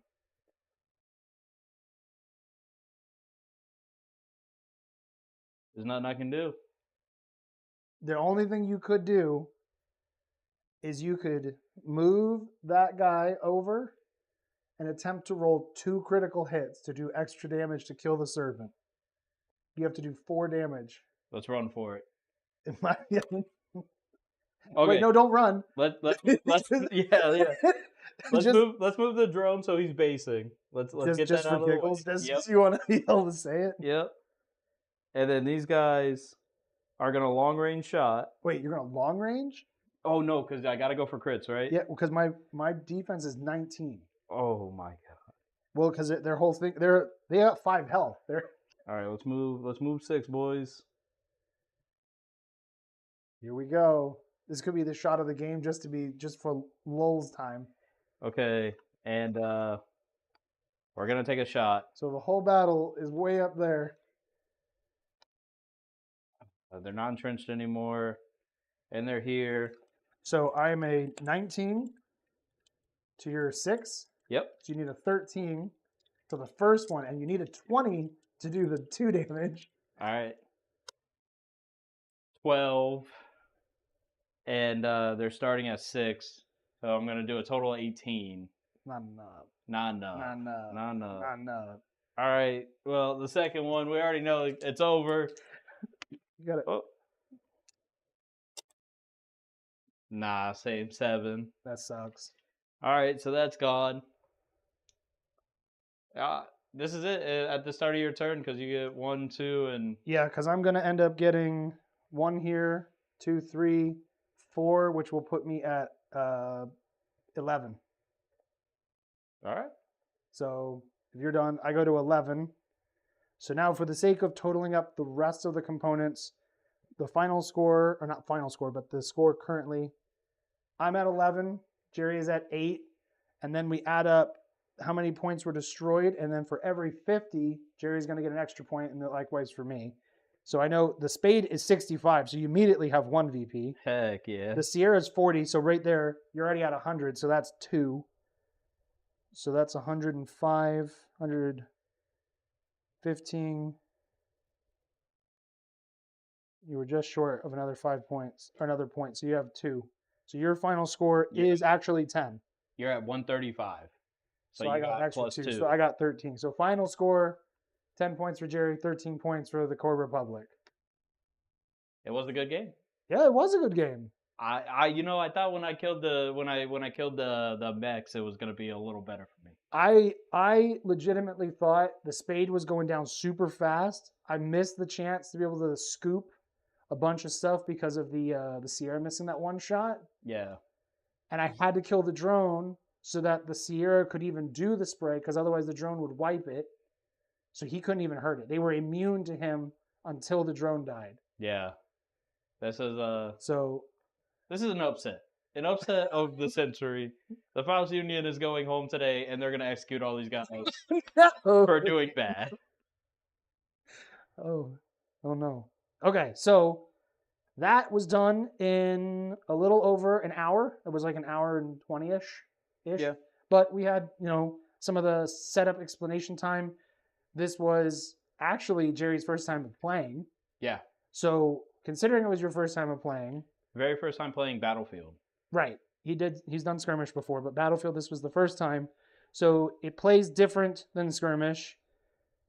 I don't know, like we have a few minutes before we wrap it up. So like, what are you thinking in terms of when you're playing the first time, the armies, like you may like going forward, you like, I don't really like the Faust Union. I like whatever the pirates or unions, like, right. So there's always potentials for that. Yeah. Just based off of mechanics wise, based off of other games, like you've played Guild Ball, Warhammer, Legion. Star Wars Legion. We also played. I'm trying to remember. God Tier, the other game from Steamforge. Right. Also, I played Killzone. I played 40K. And thoughts on this so far mechanically. One thing I talked to Rick about when reading through the rule book, I thought that the rules were really straightforward for a tabletop war game. It was really easy to pick up. The book only took me like an hour to go through. I read through it twice and under a little under 2 hours. And coming here and actually playing with the knowledge from the other games, I think it was super easy to get in. I also I think the game back and forth is really fast paced. I also like the fact that, and one thing that me and Rick talked about, the game is simple enough to put this in a small tackle box and go down to the game shop and be able to play there without your dragging your whole army. One thing I didn't like about 40K that I ended up liking about Guild Ball a lot more was that I'm only bringing 6 guys and a mat with some tokens, and the smaller army, the faster gameplay, you could go down to a game shop and get 3 or 4 of these games in a single night, and where you're only getting one skirmish game. And I think with the terrain, the ruling on the terrain, the placeholders that Rick has made for this makes the terrain a lot easier. And overall, the game is quick and easy to get into. It is by far one of the Revelations in general is by far one of the easiest to understand tabletop games that I've tried to get into. And I would say that Battlefield keeps that consistent while bringing everything down to a smaller, more manageable scale. Okay. No, and I did not pay Jerry to say any of that. That was all natural. Just to so no one thinks like. Oh yeah, no, I am not a paid actor. I'm actually upset because I mentioned something and about pay, and I was told I get paid in food. So that was In the exposure bucks. Oh, exposure bucks. Exposure bucks. Yeah. Exposure bucks. Those are my favorite bucks. I'm gonna link No. my YouTube that's non-existent. I'm gonna throw in my Twitch stream that's non-existent. But yeah, no, really, I've been out of the tabletop game for about a year, maybe 2 years now, consistently playing competitively. But I think playing this game, I could see a competitive, fast-paced competitive thing to where you could go to the card shop, set a 45-minute timer for you and the opponent, and be done with this and enough to run 6 or 7 table tournament. Yeah, I think if you definitely did like 50 minutes, you could definitely do 50-minute tournament matches Yeah, because the mats would already be set, terrain's already in place. Because if it's a tournament, terrain's going to match from table to table to table. yep, All that's going to be decided is basically which side of the table are you going to stand on, yeah, and then go. yeah, You've already got your list. Just get in it because you already know what the mat's going to be. So there's no setup. The setup is just putting my guys on the table and just here we go. yeah, So something like that would be like crazy fast compared to other games where it's 4 or 5 hours of between setup, yeah. tear down, playing it all. Another thing that I like about this that I also liked about Guild Ball is the back-to-back activations. I know that skirmish is this way as well, where you're activating a unit and Right. then your opponent, then me. This game obviously makes it you're activating 3 battle groups, whether it's a single unit or a grouping. Yeah. But still having that ability to go back and forth, I think is always better than when I played 40K, where it was like, oh, okay, you're gonna go start your turn. All right, guys. Well, make sure he doesn't cheat. I'm gonna go next door and get a pizza, and that whole pizza is gonna get made before he's done with his activation. And I do think that's one thing about the smaller scale back and forth game that also adds to a lot more of the strategy. Um, a lot more strategy, as well as the nature to have the back and forth. Like they were talking about banter that they liked. I think the Yeah, in the comments. um, going back and forth pacing keeps it even faster, keeps both of us engaged, and we're also able to.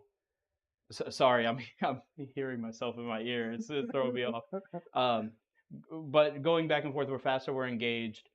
It's making it more competitive while also me and you are still having a good time. We're both locked in. I don't feel like you're bored. I'm not bored. Right. Yeah. And No. I mean, it was and this game was not scripted. We agreed after like we were gonna roll like we're serious. We're gonna like we deployed like we were serious. The train, and I mean, I saw an opportunity to potentially be able to wipe out the conscripts. It didn't work the first time with the Sierra, and then it just worked out that I was able to bring those guys. I didn't totally have that planned out. Like, oh, I'm just gonna push it because I started losing the mechs, and I'm, you know, I might get completely walked over here, and there ain't nothing I could do. And then the Mars over here clearing out this entire tank group flipped that side of the table yeah, in their favor. Even though they ended up dying by pushing the objective, they slowed down more points than they were worth and still put damage on the Anya. But then, like the Spade, he barely did anything the whole game but absorb damage. yeah. So I would have thought the Spade would have done a lot better, especially with the 20 defense. But he it didn't work out that way. Yeah, your focus on my infantry, and that's something that I need to remember, even from the times that we played skirmish now, is that I'm so used to in bigger games where you have mechs. The infantry is well, whatever. They're gonna shoot their pea shooters at me, Yeah. and I only got to worry about big boys with rocket launchers. But in Revelation so far, anytime that we played, I kind of write them off. And because I wrote them off, they grouped up with a tank, they grouped up with a drone, and they just walked through my right side.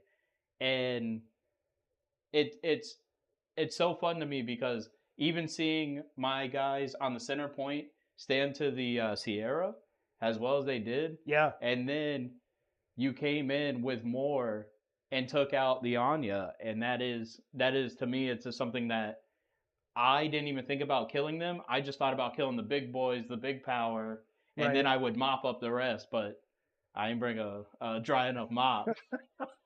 That thing was wet. That's all I know. So, do you have any other thoughts you want to add to anything? Uh, as far as the game, any thoughts that I kind of thinking playing and rolling through. Obviously, and Rick knows more than everyone else. I would definitely love to run the Pirates and be more scurvy, more hit and run. Um, but with everything in the game with the Faust Union, this being close to the starter uh, that you were showing me on Kickstarter and everything. Yeah, this is both of us used, I think. I definitely used the starter forces for the Republic from the starter and then added some more to fill it out. Jerry's side, I think you changed the drones. Otherwise, you took the starter plus you added some. Yeah, So and you told me that this was close to the starter kit, right. just filled in. And I would say, this being the starter kit, I can see the amount of just to where like in Guild Ball, I think of the starter that they gave, or in Warhammer, the starters that they gave. These being starter forces, they felt, especially from the other games that we had played for skirmish, they felt just as good as playing with any of the other armies. And I think that's one thing that is really cool is that I don't feel cheated that, oh, I have starter units and they're not doing anything. Now obviously they're going against another starter, Yeah. but the other starter has beefy boys, like they look chunky. Well, the Mars is just the Mars and bands are just standard units. You're going to use those. You're going to use the infantry. You're going to use the Anyas and the Sierras. Like those are just staples for their faction. Like Yeah. you could go through and change it up, but I mean, like those, you're going to use those in a lot of games. Yeah. So they're And it- common enough that you're like, okay, yeah, I'm going to keep taking it. And it seems like anytime over playing Revelations, seeing the Republic, it seems I always see the Marses, always see the Sierras. Yep. And the last time that I was playing the Faust Union, I definitely do remember playing the Anyas. I do remember playing the Banzers. The last time that we played, and like they're still just as effective. And what's again blows my mind when the infantry held that point, just that infantry is that effective, is like I could see the reason to bring 8 of these dudes just to sit around a point. And if I didn't have spray on my Sierra, I wouldn't have been able to get them off. Yeah. Once they got up there, I realized I made a mistake. It worked out because I knew the Sierra was there. So I knew I had spray. But if that Sierra were to die prior to being able to do that, or even before he even killed any of, like, even at 5 damage, if he died, I don't know what I would have done. Yeah. I'd be fighting 5 units because you'd move the Anya in just to hold it. I'd be fighting 5 to get off.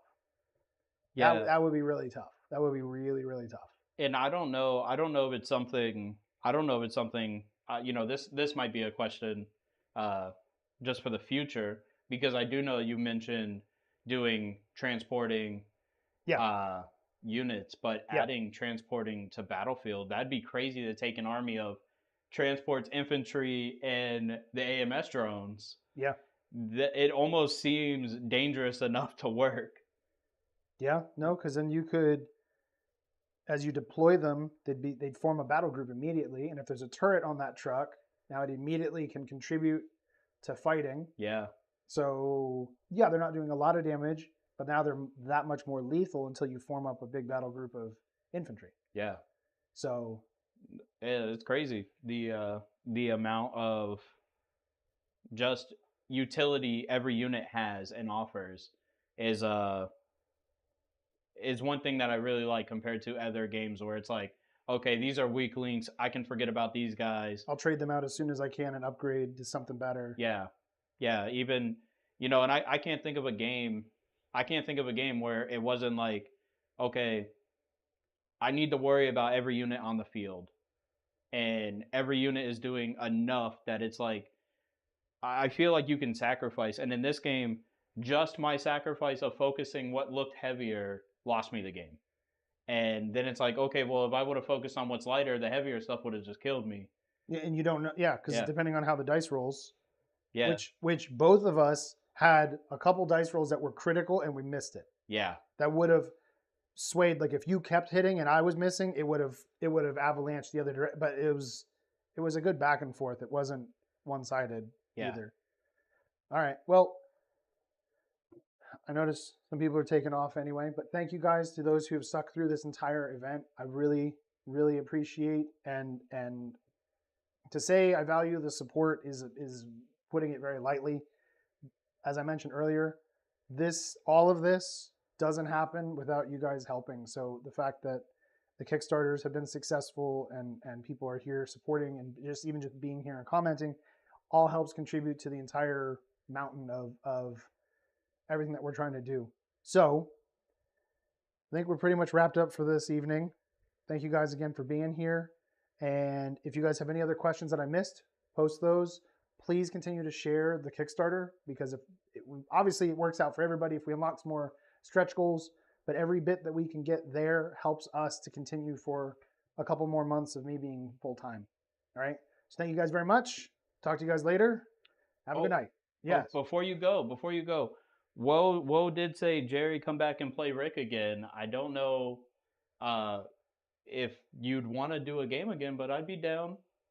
I definitely want to do a game again. I'd love to have fairly regular release of whether it's streamed or whether it's pre-recorded. Either way, having more matchups, because that is one thing we haven't had. And I know people have been asking, but I haven't yet figured out how to clone myself to battle against the clone. So I do need a battle buddy. Oh yeah, no, we could run this a couple times. I need my revenge.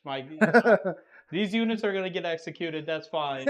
We're gonna field more, and they do need revenge. Well, not them. Not them. It's not somebody else. No. Hopefully relatives. Hopefully the relatives show up. Yeah. Okay. Yeah, you killed their brother. They fight a little harder. Oh yeah. You don't let them know that it was you. No. It was never my decision. It was never. I had no choice. Oh, okay. All right. So anyway, thank you guys. Talk to you guys later. Have a good night.